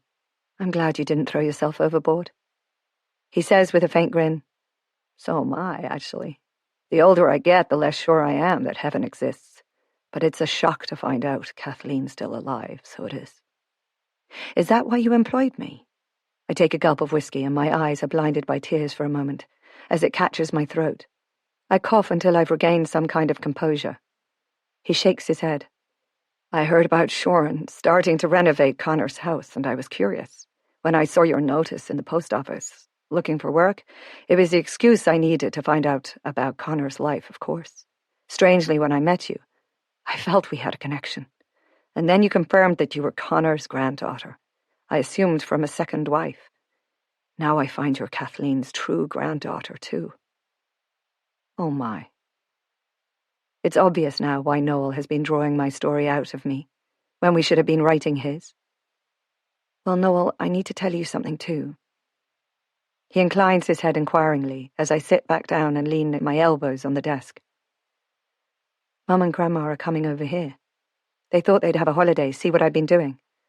I think Grandma felt a bit nostalgic about Roone Bay, but the thing is, I've mentioned you in my letters to Mum. I don't doubt Grandma has read them. She must know who you are and that you're back in Ireland. Good Lord, he mutters.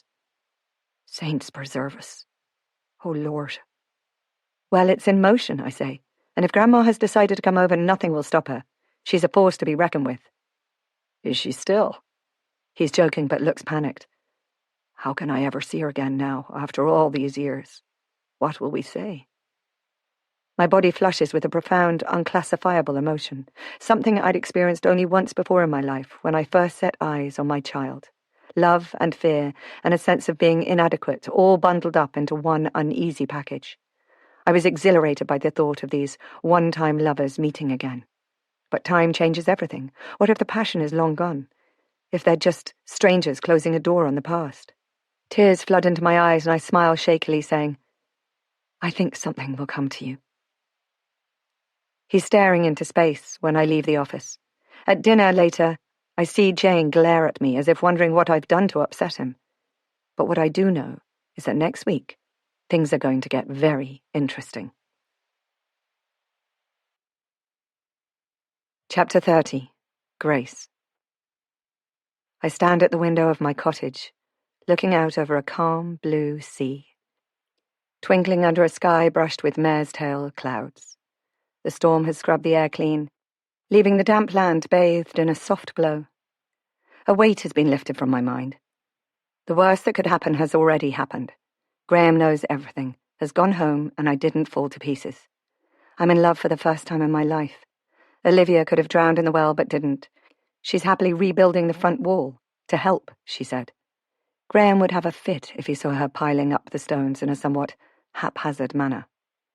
I turned to Sean, who's standing quietly behind me. He's a quiet presence in my life, wrapping me with a sense of completeness. I want to move in now. Is that all right? He seems concerned. Is everything all right between you and the man in the big house? I nod. Of course. But I've accepted his charity long enough. It doesn't feel right to stay there, expecting Jane to cook and clean for us, not when my house is livable. I want to have my own space again. I want to move in before Olivia starts school so she can settle in. I suppose you've noticed that there are no carpets or tiles on the floor. Nothing is painted. The kitchen isn't ready, and you have no furniture.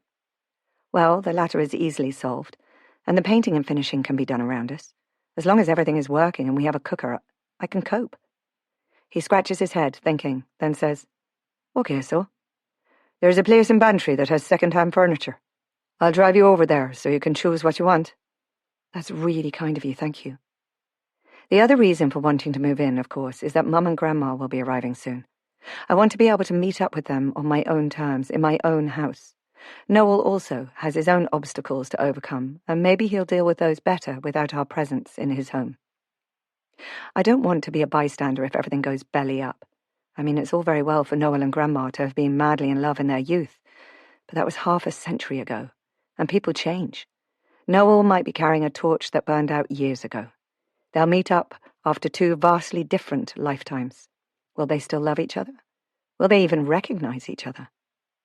In Sean's truck later, we drive up winding potholed lanes towards the Bantry Road, through acres of young forestry and past several dilapidated farms. Here and there, new houses are being built alongside old ones, and I imagine the families will just shift themselves over, leaving the old home, perhaps without even a hint of regret. Sad, I comment as we pass another one, and it seems that Sean doesn't need me to explain. Maybe, he says, but people want to move into the modern day. The old houses are small and damp and never as warm as the new ones. People's expectations have changed. They want straight walls, central heating, and modern kitchens and bathrooms. The old ways are going, sure enough. Why don't they pull the old houses down? Sure, and why would they bother? What would they want with a huge pile of stones? He laughs and I laugh with him. He'd mentioned that the houses were built from stones lifted from the fields. This part of Ireland seems to have stones growing up through the soil. If you lift one, another one rises to take its place. No, better to leave the old house to slip naturally back into the landscape. A romantic ruin to remind people of the past that shaped them. O'Malley's is a strange place, a mishmash of rooms that seem to have been built onto a central building in some ad hoc fashion. It's roofed with corrugated iron, which I think must be noisy when it rains. The main building used to be a creamery, Sean tells me, where small farmers used to bring their milk churns in donkey carts, to be then hauled by truck to the bigger depots. There are derelict creameries all over since the milk cooperatives started. That's progress, I suppose, that will eventually put all the small farmers out of work.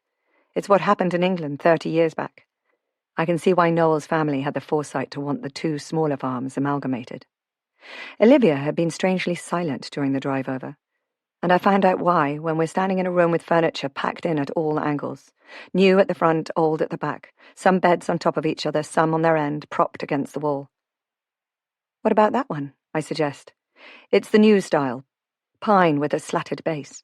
There are some old ones with a metal mesh base, like the one I grew up with as a child, but I hated the way the mattress would slump into the middle of the bed. It must be worse in a double bed, the people shunted together by gravity. It's okay, she says, somewhat dismissively. I know she'd like to stay in the big house, so I take that as a yes. We can't stay with Uncle Noel forever. We're only there when I'm working for him, and it's nearly finished. I said it was like being in a hotel, on holiday, didn't I? She sighs. Our house is grubby. I bite back a laugh. Where did she get that from? Arthur, maybe? He's hugely antagonistic towards his father, but they certainly came out of the same mould with a weather eye on size and status. Well, I say firmly, giving her a one-armed hug. Once your room is done and we've painted it and lit the fire, it'll be nice, you'll see. And I did think, once we're settled in, that you might like a dog. That perks her up enormously. Like Goldie. It might not be exactly like Goldie. We'll have to find one that needs a nice home. We can be dog rescuers, like Noel. She nods, seriously. That would make us good people, wouldn't it? I like to think so. Eventually, Sean loads the truck, 2 new beds and mattresses, a small cottage sofa, a second-hand kitchen table with a formica top and metal legs, an electric kettle, some pans and tableware, 4 metal chairs with plastic seats. I plan to buy new bedding in Roone Bay with the money Noel has paid me for the work to date. He absolutely refused to deduct a consideration towards board and lodging. Olivia is sitting quietly in the centre of the seat, resigned, I suppose, to the move, when Sean claps his forehead and says, "Hang on a moment. I forgot something." He lopes back into the building. A few minutes later, he climbs back in and hands a small, orange, furry bundle to Olivia. She takes it automatically. A small face peers up at her, with wide blue eyes. Then the mouth yawns widely to emit a plaintive yowl. "Oh!" she exclaims in wonder. "Tuck her inside your cardigan," Sean advises. "She'll be missing her mother for a few days, and will need to be cuddled." Olivia unbuttons her cardigan halfway and slips the kitten inside. Almost immediately it begins to purr loudly, working away at the wool with its claws. I glance at Sean, in amused exasperation. "What are we going to do with a cat? We aren't even living in the cottage yet. We can't take it to Noel's house. What about the dogs? They might kill it." "Sure, it'll be fine. The dogs won't hurt her, you'll see. So, girl," he continues to Olivia, "will we stop and buy the catteen something to eat on the way home? And a box for her to do her business in. And sure, won't it be better for her in the little house, after all? Because that big field at the back will be her own." He glances down at Olivia, and his wide smile makes my heart jolt. It's like we're a real family already. But a cat and a dog? Graham would have a heart attack, all that fur, and maybe we'll be allergic. I almost laugh out loud.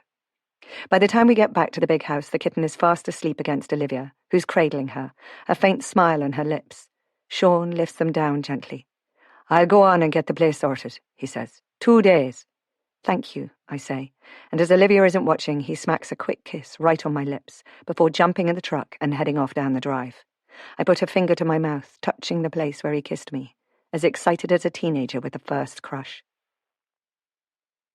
But the day before the planned move, dark clouds roll in from the Atlantic, and the temperature plummets once again. There's a brief, heavy squall that lashes the windows, and I'm sure I hear distant thunder. I shiver and wonder why it feels like the portent of doom. I must stop letting my imagination run away with me. Olivia's spending the morning in the kitchen with Jane and Finola, reading, playing games, or creating something with glue and paper. Hopefully, by the time they don their waterproofs and take the dogs through the garden and up into the wild, scrubby land beyond, but not as far as the forestry, the storm will have blown itself out. Mum and Grandma are due to travel soon, so I'm a bit worried about the weather and the state of the sea. I can't imagine that the ferry from Holyhead to Dublin will be a very nice experience if the Irish Sea is rough, and it might even be cancelled if the weather is truly bad. It's Murphy's Law, I guess, that the storm has come down days before they're due to travel. But they aren't coming to lie in the sun. They're coming to see me and Olivia and Noel. They'll come south by train and bus, as I did, and Sean will pick them up from Skibbereen in Noel's car. So we're all playing a waiting game while getting on with things, as if this visit isn't going to be out of the ordinary weird. Noel reads through another section from his notes, and I type without stopping for an hour or so. He's focusing on his story to avoid thinking too much about what might transpire, and I feel the same way. There's a somber feeling in the air, as though we've all been affected by the adverse weather. I pack our belongings in anticipation of the move, surprised at how much we've accumulated already. Noel is disconcerted that I feel the need to move out, despite my explanation that Olivia needs to set her roots before school starts. I'll miss the big house too, though. I've enjoyed being here, the sense of prestige, the decor, the high ceilings, and the big boiler downstairs that heats the whole place. As a child, in the winter, I'd scraped ice off the inside of the window with my fingernails. But it's easier to get used to luxury than it is to have been used to it, and then do without. I fear Olivia has accepted her place in this prestigious building as a right, and the sooner we relocate to our own house, the better.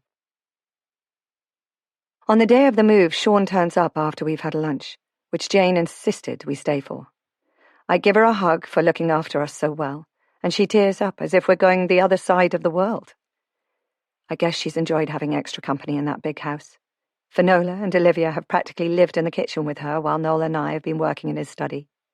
She gives me a hearty hug in return, as does Noel. I've become extraordinarily fond of the old man, and know that he'll find his solitary existence so much harder, having had us invading his space for nearly 3 months. But as he said to me yesterday, our relationship won't just peter out. It'll become deeper than that of boss and employee. He thinks of me as the granddaughter he never had. And do I mind that he becomes Olivia's surrogate grandfather? Do I mind? I ask in my best phony Irish. Sure, wouldn't we both be thrilled? As I walk into our cottage, I'm stunned at what Sean's achieved in just a couple of days.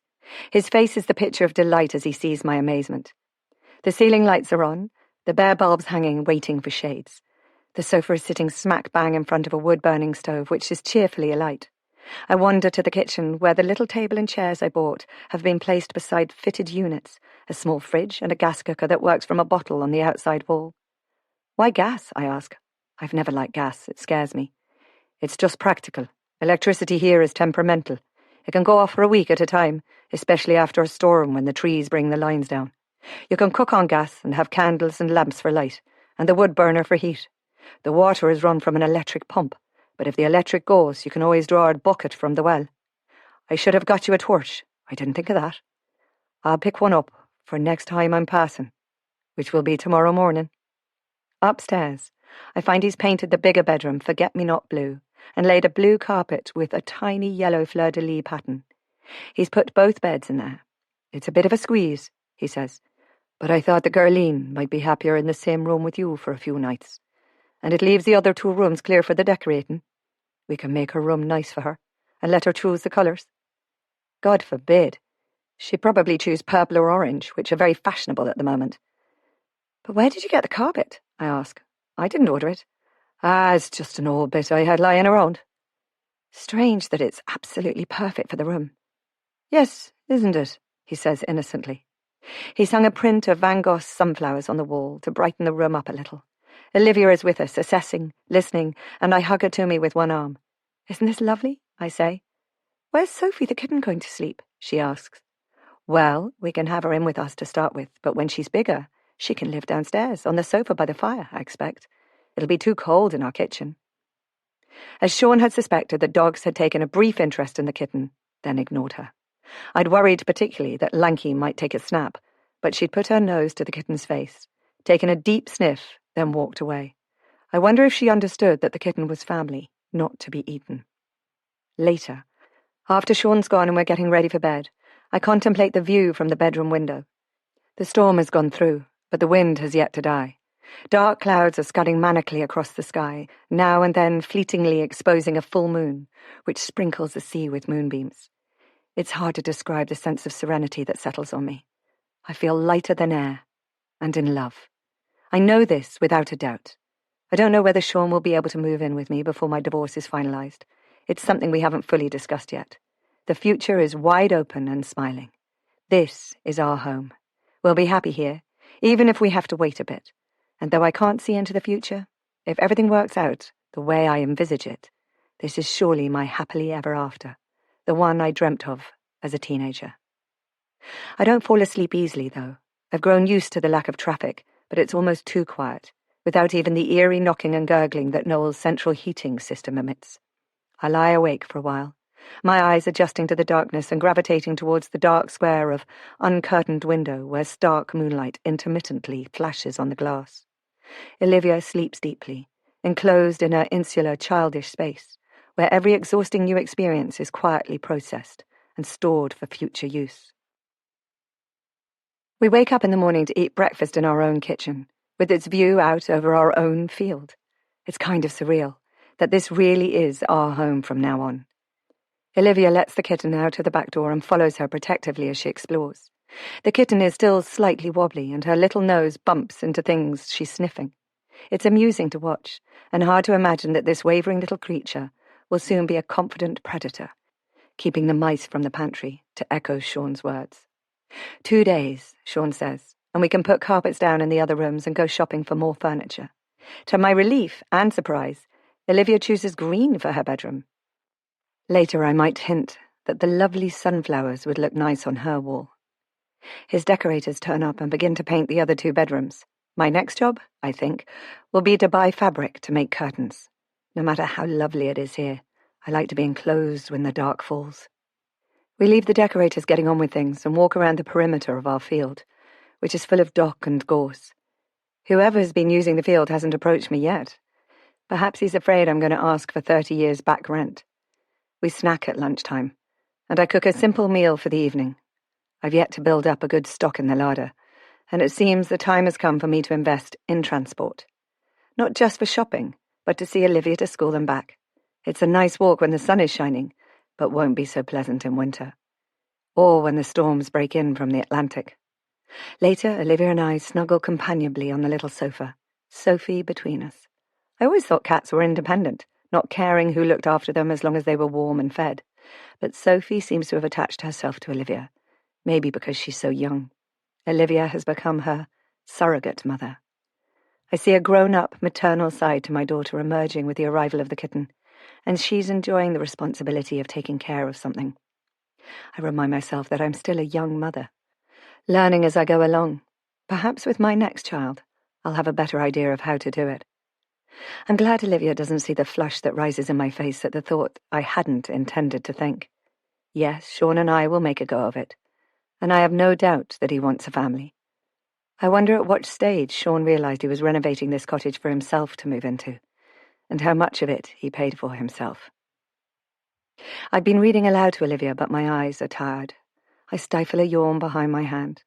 Bedtime, I say, closing the book. When can we have a TV? When we're settled. You say that about everything. When can I move into my own bedroom? She asks, adding cheekily, when we're settled. Soon, I say. We'll give it a few days for the paint fumes to go. I like the smell of paint. So do I, but it's not good to breathe in. I shunt her from the sofa. Go on, clean your teeth, get into bed, and I'll follow you up. I bank up the fire, close the glass door, and damp down the airflow. It will smoulder quietly, generating heat through the night. Although it's not quite autumn yet, the house doesn't feel warm. Sean mentioned putting a conservatory on the front again this morning. I'm beginning to see the attraction. I check the kitchen. I hate the empty windows at night. I keep catching movement and glance nervously at my own reflection. Although there's unlikely to be anyone out there, I imagine secret eyes peering out of the darkness. I'll put curtains up as soon as possible. Or blinds, maybe. I lock the front door and slowly ascend the bare wooden stairs. I'll be pleased when Olivia is in her own room, too. Then I can put in a wardrobe and maybe a dressing table. I'm sure the house will feel warmer, even if it's just an illusion, when I've cluttered it up a bit with fabrics and carpets. But I won't be in a hurry. I'll take my time to discover things I like. Mismatched treasures rather than the artistically arranged decor of Graham's show house that never felt like a home. I lie awake for a while, listening to the little snuffling noises Olivia makes and the intermittent loud purring of the kitten, who's no doubt under the covers with her, despite my instructions to the contrary. I smile. It's a small concession in her world of confusing changes. How adaptable she is, I think proudly. I finally drift, feeling peace in my soul, at last. Chapter 31. Grace. Something clinks downstairs, and I'm jolted into a state where sleep and consciousness are confused. Had I really heard something? Maybe a log shifting in the wood burner. I'll check around in the morning. I'm comfortable, warm, dozing, and think no more of it, not willing to risk the chill air only to find nothing. I probably dreamt it anyway. A car passes slowly outside the house, going down the hill towards Roone Bay, and I think kindly of the driver who's obviously mindful not to rev the engine at this time of night, in case people are sleeping. I drift off again. The muffled whoomph of an explosion pulls me into semi-wakefulness, the vibration tingling through my body. Why would I dream that? I don't know how long I lie there, seconds, minutes, before the realization hammers into my mind that it wasn't a dream. I jump out of bed, barefoot on the carpet, in full alert mode. I go to the bedroom door, a shadow in the strange red glow of moonlight, slip my feet into slippers and grab my dressing gown. I'm about to open the door and turn on the landing light so as not to wake Olivia, when I hear a distant roaring, like the sea when the storm is down. I reach for the handle but halt as I see a flicker of light in the gap beneath the door.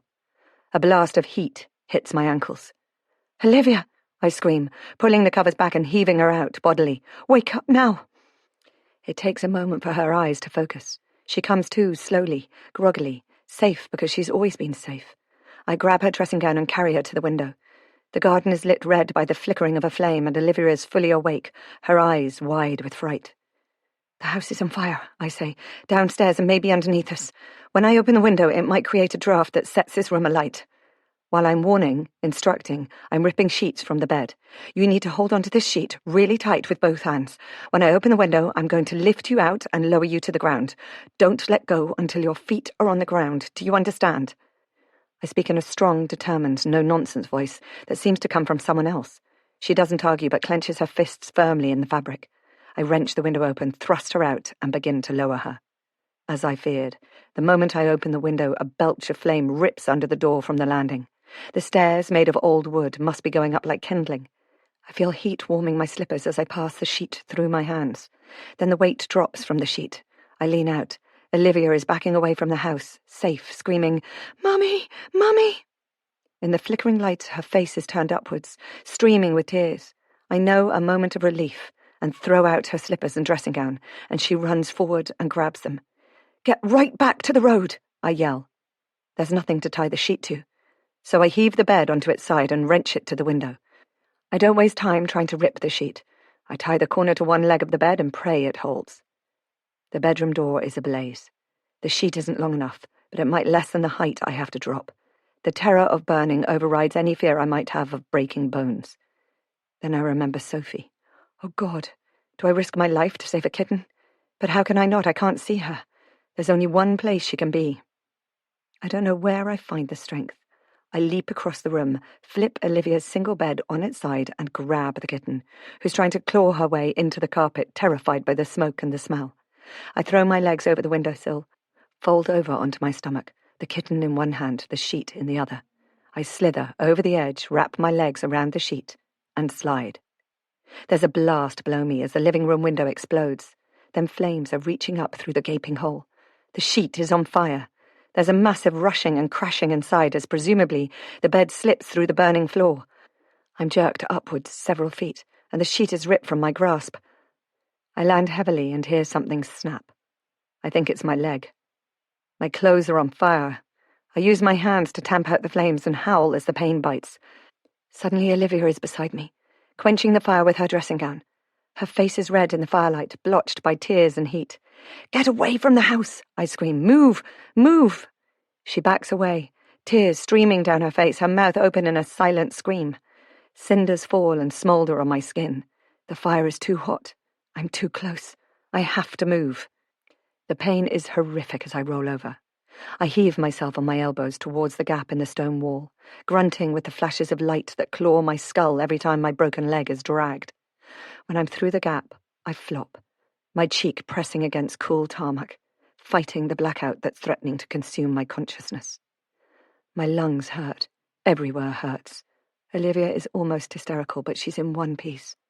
"Come here," I rasp, and grab her hand as she crouches. "It's okay, love. I'm alive, you're alive. It's going to be okay." "Oh, Mummy! Sophie!" she wails. "I brought her out. I dropped her when I fell. We'll look for her in the morning. She'll be scared, hiding. We'll never find her in the dark." I hunch onto my elbows and turn my head, in dazed fascination towards the raging fire. I shiver, recalling the boom of an explosion and the incredible speed with which the fire had taken hold. How had I known what to do is a miracle. I don't recall even thinking, just acting. There's a car speeding up towards the house, its twin lights carving through a drifting cloud of black smoke. I don't know the elderly man who slides out and hobbles to us with a limping gait and worried expression. "Are you all right? Is there anyone inside?" "We're fine," I say, and give a hysterical laugh because I'm not. "I think I've broken my leg. There's no one inside." If there had been, they'd be beyond help. He bends to pat my shoulder. Good girl yourself. I heard an explosion. I saw the flames from my bedroom. My wife has called the fire brigade. They'll be coming from Bantry. And an ambulance. Sure you'll be grand, so you will. He stated the fact with righteous certainty, but actually, we're not going to be grand.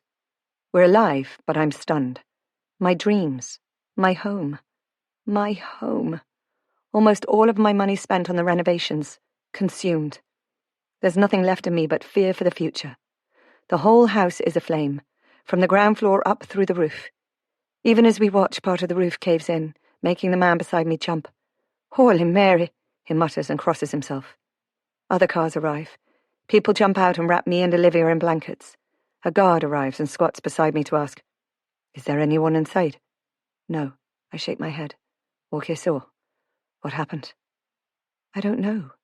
We were asleep, there was an explosion, but I don't see how. I damped the wood burner down. There's no way fire could have escaped from there. I thought I was dreaming, then knew I wasn't. We got out of the window and I fell. Well, thank the Lord you got out, he says. But it wasn't the Lord. It was me. I did it. I got us out. He's musing as he watches the fire. It must have been the gas. Seeping out. Filling the room, then boom. You had no candles lit? No, nothing. And it wasn't gas. I turned off the gas to the stove. I remember because I'm afraid of gas. With good reason, it seems. Wailing sirens echo off the hills. I close my eyes. I'm almost incoherent with pain by the time I'm lifted onto a gurney and loaded into the ambulance. Someone asks, can I see 2 fingers or 3, and did I bump my head at all? Then they're giving me something to deaden the pain. I hear them joke. Wasn't I warm enough, and sure, did I have to light up the whole of Roone Bay? Olivia, my daughter, I ask, light-headed as the drugs take hold. She's right here. Don't panic. She has burns on her hands that need treating, but she'll be fine. She's here with us. She put out the fire on my clothes, I murmur sleepily. Did she know? Well, what a brave one she is. Everything goes blurry. I'm vaguely aware of being driven somewhere, of being lifted from the vehicle and trolleyed through to an operating room. Kindly eyes peer down at me from behind a mask, and I'm told to count backwards from 10. Chapter 32. Grace. I wake groggily to find myself in a recovery ward, being checked for vitals every few moments. Then I'm wheeled into a ward with several other beds, and eventually Sean is there, beside me, stroking my hair back from my face. Welcome back, he says, smiling. Where am I? My voice is croaky, my throat sore. I'm not sure whether that's from the operation or smoke from the fire. Bantry Hospital. Olivia? She's fine. They kept her overnight. Then Jane came and brought her home. She's in good hands. Tears stream down my face at what might have been. I don't try to hide them.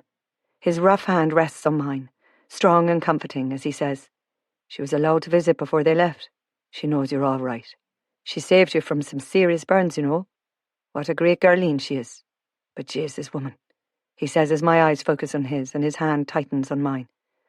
You just nearly gave me a heart attack. Don't you ever do that again. I try to smile. I'm sorry about the house. All that work you did. No matter. It was fixed once. It can be again. And you got yourself and Olivia out, and yourself with just a broken leg. Holy Mary, you could both have died. My leg. Is it bad? The doctor will tell you the details. They had to put pins in or a plate or something, so you won't be dancing in a hurry. But what in heaven's name happened?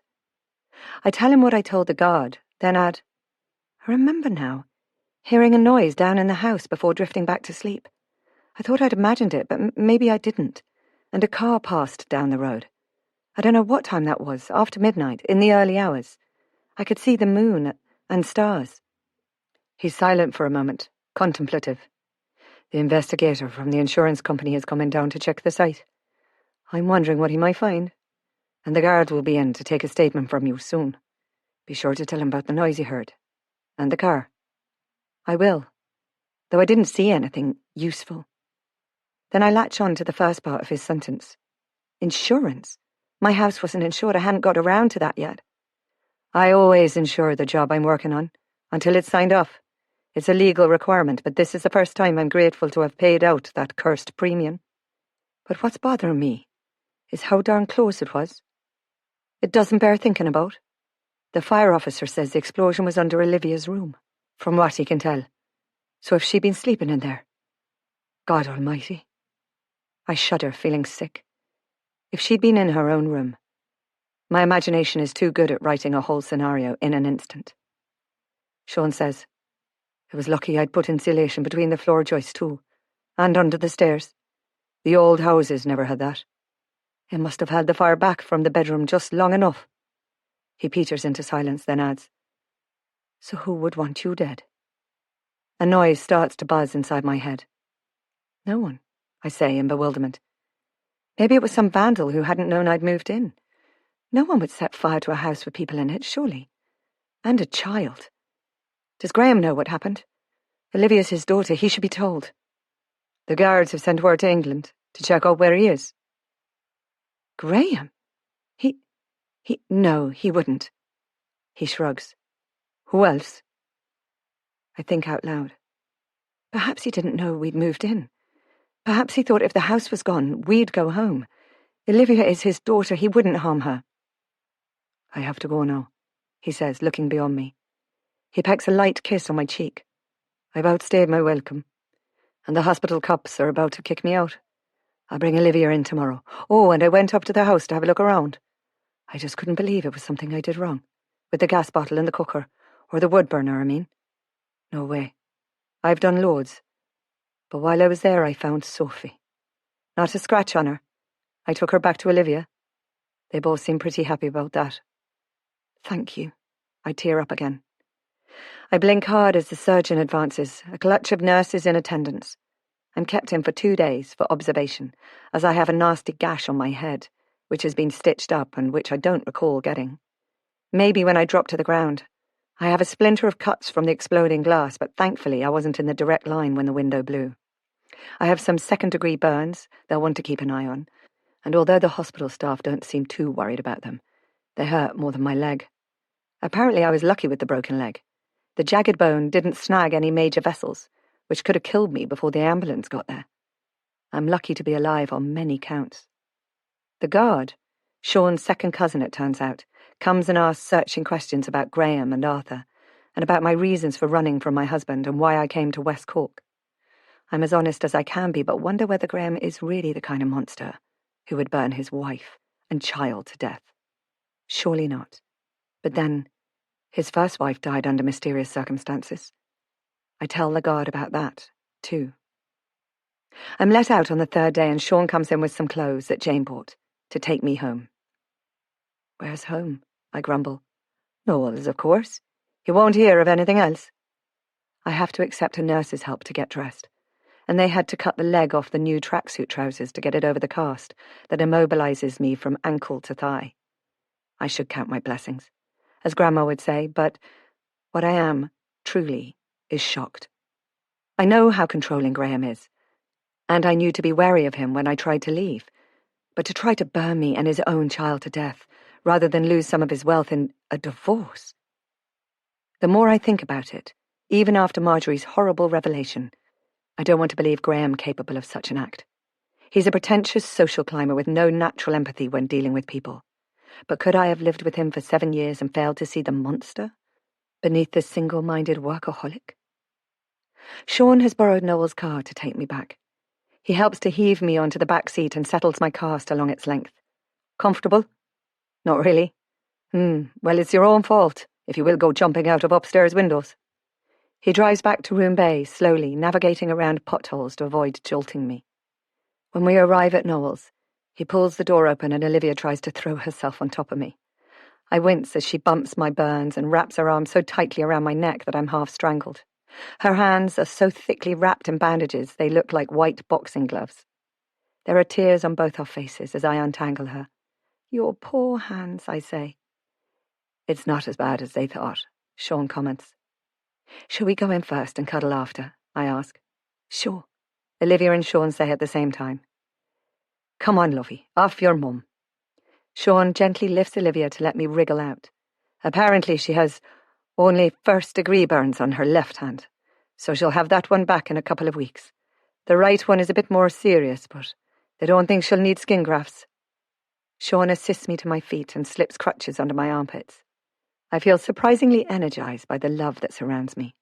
He hovers protectively as I negotiate the steps to the front door, and I ease myself onto the sofa in the big living room with a sigh of relief. I'm sorry to put you out all over again.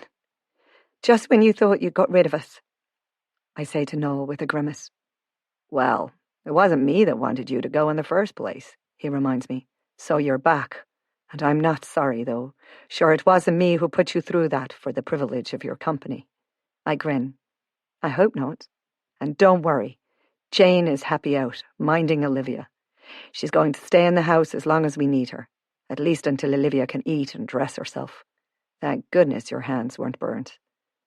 My hands are sore, scratched and red, but I suspect that will disappear soon enough. The burns on my stomach and legs, thanks to Olivia, are minimal. What a real treasure she is, I murmur to no one in particular, but I know she's heard, as a secret little smile tickles the corners of her lips. Okay, so, Sean says. I'm off home to change. Then I'll go out to collect your mother and grandmother from the bus. They're not coming for a week yet. Noel says, Sean phoned your mother and told her what had happened. They started out the next day, as soon as they could get a ferry booking. They're in Ireland already and on their way south. Sean adds, walking to the door, the Cork bus will arrive in Skibbereen at about 4. I don't want to keep them waiting. See you in an hour or so, if the bus is on time.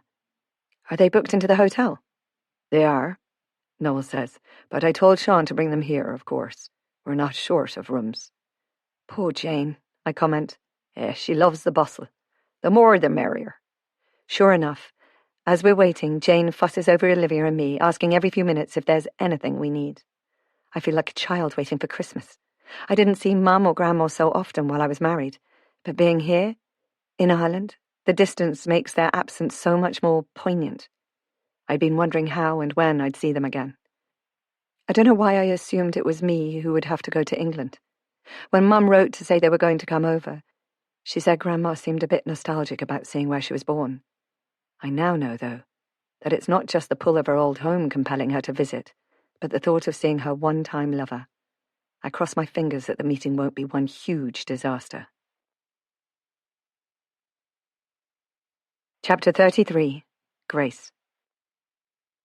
Noel's waiting with me in the lounge as the car turns up. We hear the bustle of their arrival, the front door opening. Then the living room door bursts open, and Mum dives at me, giving me a big hug. Oh, darling, she says, on her knees, crying. Then she pulls Olivia into an embrace with her other arm. Her tears are infectious, and I have to wipe my eyes. I glimpse Grandma hovering in the doorway, as tall and sturdy as the girl Noel must recall from all those years ago. When Mum releases us, Grandma leans down and gives me a soft kiss on the forehead. What a welcome home, she says. For me, I mean. All this fuss and botheration. To nearly lose my granddaughter and my great-granddaughter in a fire. Well, it's going to take me a month of Sundays to get over it. But she doesn't sound stressed. She sounds excited. And finding out that Noel is alive after all, well, that was a shock, I can tell you. Connor told me Noel had died in America, and that's where the money came from to buy the house. Noel is staring at her as she rises, and I see her as he must, her face lined with age, her eyes as blue and bright as ever. It was a gift, he said, frowning. Not a legacy. There's no hesitancy in her voice as she remarks, Well, Noel, it is you, after all. I didn't think it could be. I mean, I thought you were passed from this life. Connor told me a long time ago that you died in America.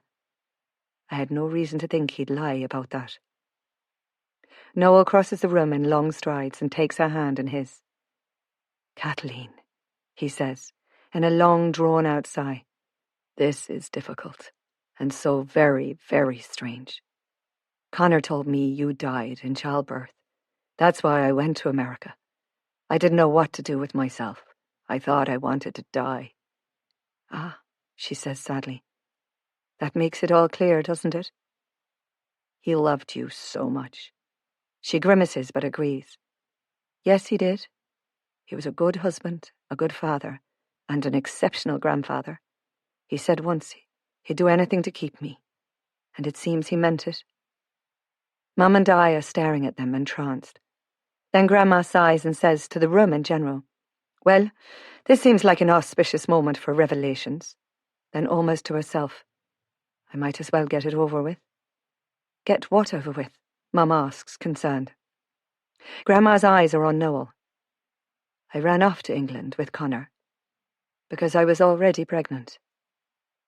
There's a long pause, while I'm thinking, well, there's nothing strange in that, until she adds, "It was your child, Noel. That's why I needed to marry quickly and leave. What with you already married?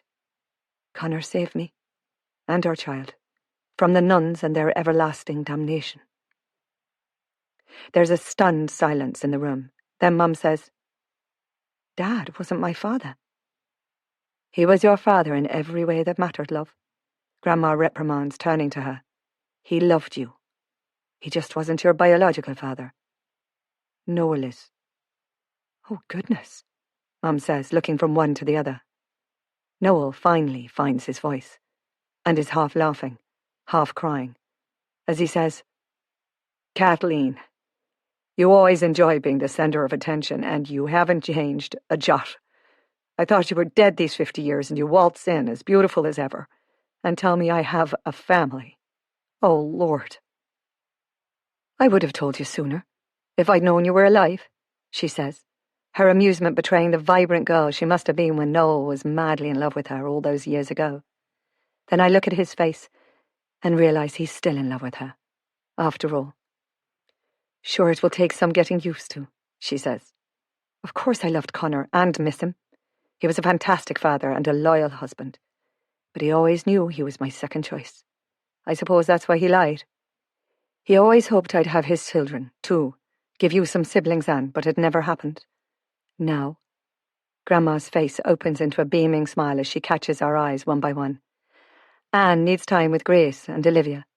They must have a lot to catch up on, and Noel and I have rather a lot to discuss, too." Sure, Noel says, more flustered than I've ever seen him. "I don't understand," Olivia says plaintively. I give a hysterical hiccup. It turns out that Uncle Noel is Grandma's father, which means he's my grandfather and your great-grandfather. We're all his family. She thinks about this for a moment. "Does that mean we can stay and live here in the nice house?" I can't contain my laughter. "Olivia, we're going to live in our own house once it's been rebuilt. After that, we'll see what happens." "Shall we take a turn around the garden?" Noel says to Grandma. She reaches for his proffered hand and allows him to lead her from the room. To say they have a lot to catch up on is an understatement. 2 whole lifetimes, in fact. But they're only in their early 70s or thereabouts, and still have quite a few years ahead of them, 10, 20, even more if they're lucky. They deserve a bit of luck, I think. But in a way, I'm glad Noel didn't find out about Kathleen before Grandpa Connor died. Connor will always be my grandfather, in everything except genes.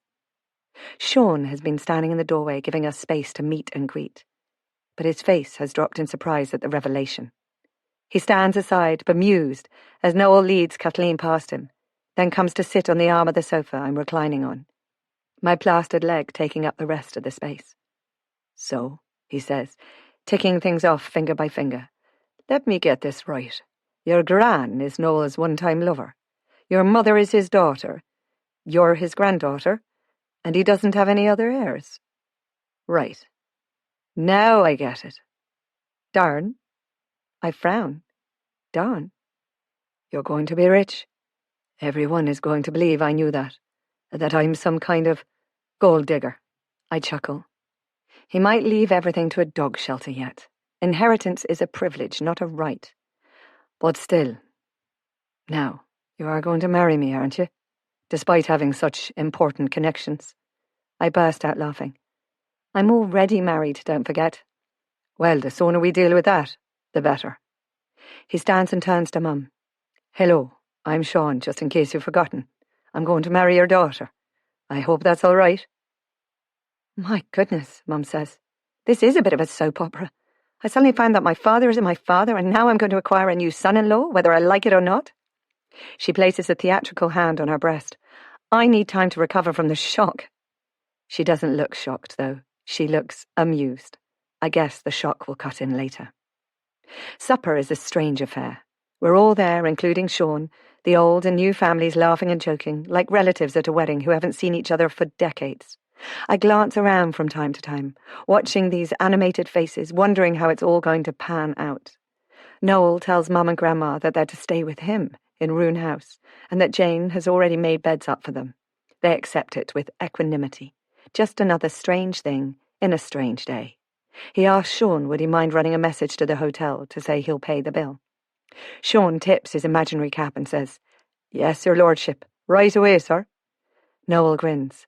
I suspect Sean's lack of respect is a novelty for him. "So," Sean adds, "I'll be leaving you to it for tonight.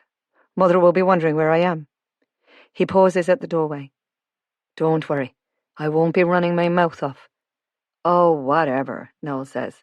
"Let the vine do its work. Kathleen O'Driscoll is finally going to marry me. It's best everyone knows." Chapter 34. Grace.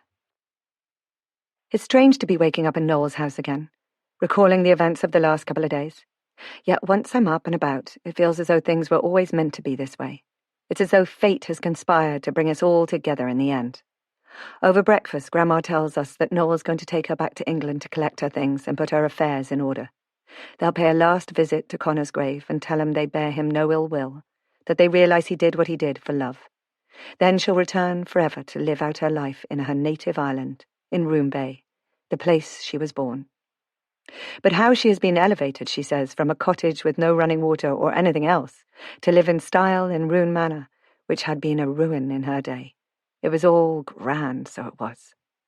Grandma has always been a dynamic and active lady, one who'd dominated her late husband in a quiet but immutable fashion. But I see a new stillness about her now, as though, for the first time in years, the need to rush through life has evaporated. Mum hasn't decided what to do. It's all too new and confusing, but I suspect she'll come over to Ireland too, in the end. After all, if her mother and daughter and granddaughter are here, not to mention a father she had no idea existed before a day ago, she'll have no relatives left in England. But she needs to make that decision for herself. Uprooting herself, leaving her home, her friends, and starting off in a new country is a big deal. But the money from her house will buy her a nice, warm, modern home over here. She doesn't need to be dependent on anyone else. Noel takes Grandma and Mum out for a drive to show them the town, the quay, the old graveyard, and the house where Grandpa was born. A wreck once more, from behind the warmth of the car windows. I can imagine them exclaiming over the burned timbers, shuddering over the near tragedy. I'm standing at the front door on crutches, when Sean arrives with his cousin, the guard, in an official vehicle. Noel is following close behind, escorting his newfound true love and his newfound daughter back to the house. The guard looks far too young to be a guard, I think, as he unwinds a tall frame from the driver's seat, looking like a schoolboy in a uniform that's too big for him. He has a shock of red hair which sticks out every which way from under his flat cap. As Noel calls a greeting and instructs him to come on in, he removes the cap, puts it under his arm like a soldier and gives a strange little bow. Awed, no doubt, by being in the presence of the legendary Noel O'Donovan. Sean says, "Grace, do you remember Colm? He visited you in the hospital after the fire." "Of course," I say, and shake his hand awkwardly. "I'm sorry for your troubles," Colm says, squeezing my hand gently before letting go. "You look better than the last time I saw you." Noel invites them to share lunch with us. Apparently the guard has news to share. When we're all seated and Jane has smothered the table in far too much food, he begins, and gradually his shyness recedes.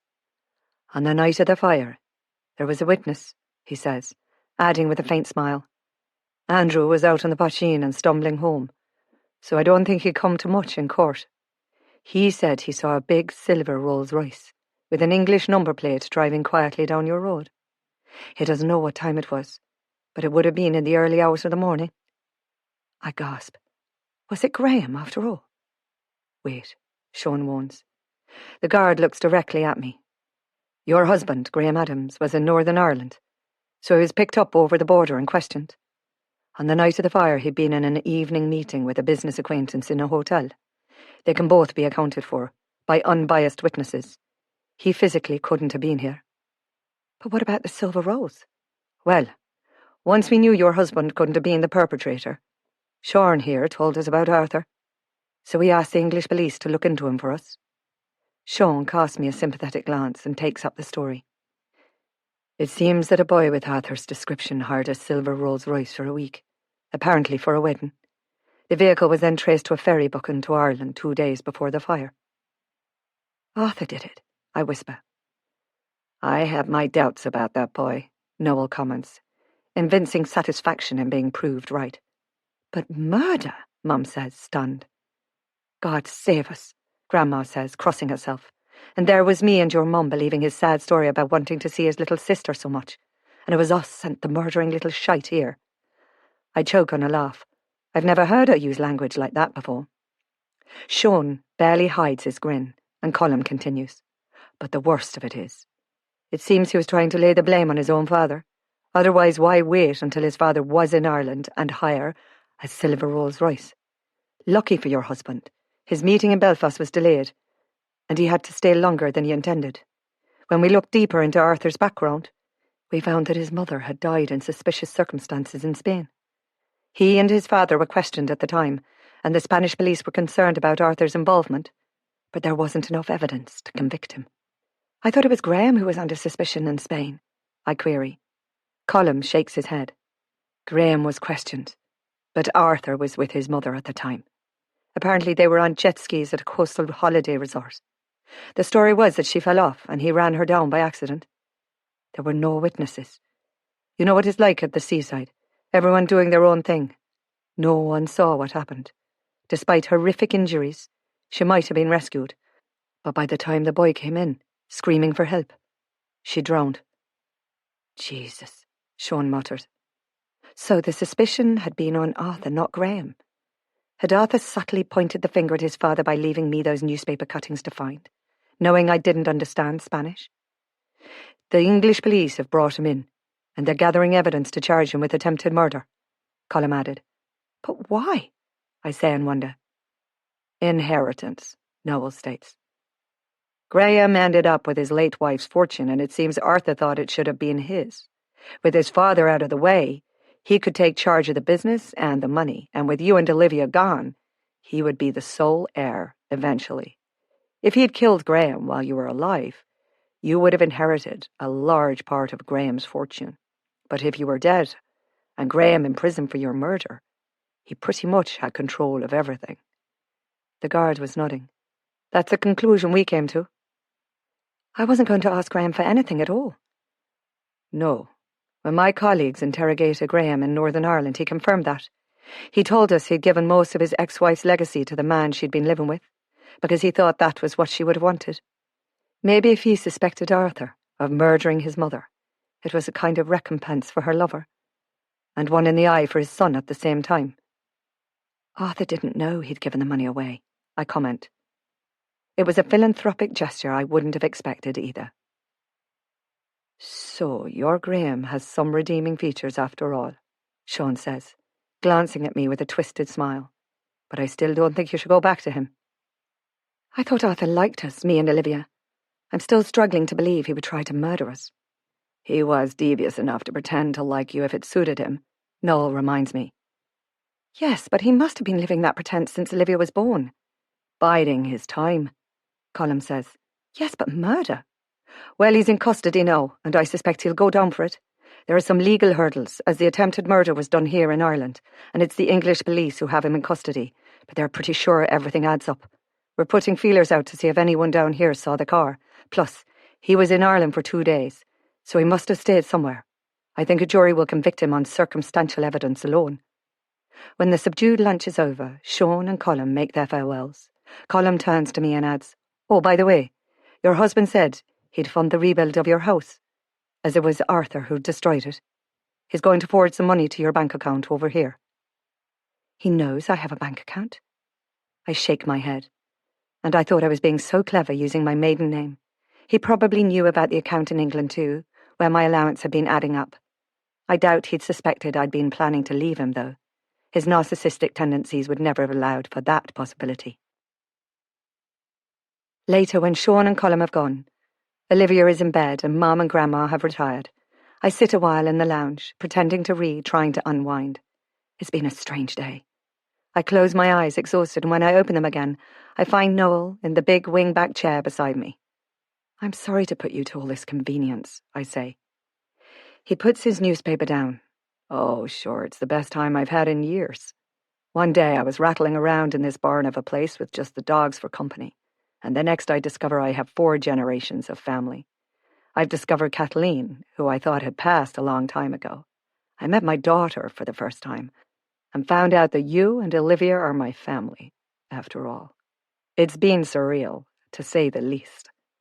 "That would be a nice conclusion to your memoir," I say. "Maybe. But when you told me Kathleen was alive, I was incredibly hurt. Her being faithful to Connor all that time, I understand, but I wondered why she hadn't looked me up after he died. I wondered if perhaps our love had been more real for me than for her. I was quite grateful to discover that she didn't know I was alive either." His mouth compresses slightly, and he shakes his head. "What a mess. When I go to the good Lord above, I'm going to give that Connor a piece of my mind." He chuckles at a private thought. "What?" I say, smiling in response. It occurred to me to visit Connor in Birmingham after he told me that Kathleen had died, so we could get drunk together and grieve for her. It's just as well I didn't. We both bubble over with laughter, but in fact, if he turned up in Birmingham, it would have been disastrous for everyone. Kathleen's and Connor's marriage would have broken up, and no one would have ended up happy. Suddenly I'm crying for real. I'm overwhelmed, spinning between a wild range of emotions. Olivia nearly died. I nearly died. Arthur tried to kill us. Grandma's discovered her childhood sweetheart, and now I have a new family. Noel understands. He leans over and strokes my hair. "Just take your time, Grace. Ashtor, it will all come clear. There's no hurry. You know, when I first saw you, I was puzzled by the strange sense of familiarity I experienced, and at the peculiar thought that we might well have met somewhere before. I knew we hadn't, of course, but you do remind me so much of your grandmother, you know. And maybe yourself a little." I hiccup on a laugh. My tears finally dry into a sigh, and he adds, "There's something still bothering you." You know, I feel sorry for Graham, actually. We all got excited about discovering each other, but he's lost all his family in one fell swoop. He still has Olivia. Yes. We must make sure we consolidate that for both of them. Who knows? She might one day find she wants to go back to Cheltenham, maybe even inherit the business after all. And, you know, I want to feel sorry for Arthur, too, because of his harsh childhood. Noel grimaces. "From what you've told me, I doubt his childhood was great. But he was prepared to kill you and Olivia and frame his own father for your murder, just for money. There's no excusing that kind of evil." I hide a wide yawn behind my hand. I think it's time I took myself off to bed. "Can you do the stairs on your own?" "I have the crutches and the banister. I had to do stairs in the hospital before they let me out." "Sleep well, granddaughter." I smile. "You too, grandfather." As I lie there nursing my burns and cuts and broken leg and lamenting the loss of my home, I really do count my blessings. My physical condition is more than adequately balanced by my mental state, which I can only describe for the first time in years as content. I have family I didn't know about. Grandma and Noel have rediscovered each other. Graham isn't a total monster after all. I still don't like him very much, but if I hadn't married him, I wouldn't have Olivia. And maybe I wouldn't have come to Ireland and discovered Noel and Sean. Life has a funny way of going about things.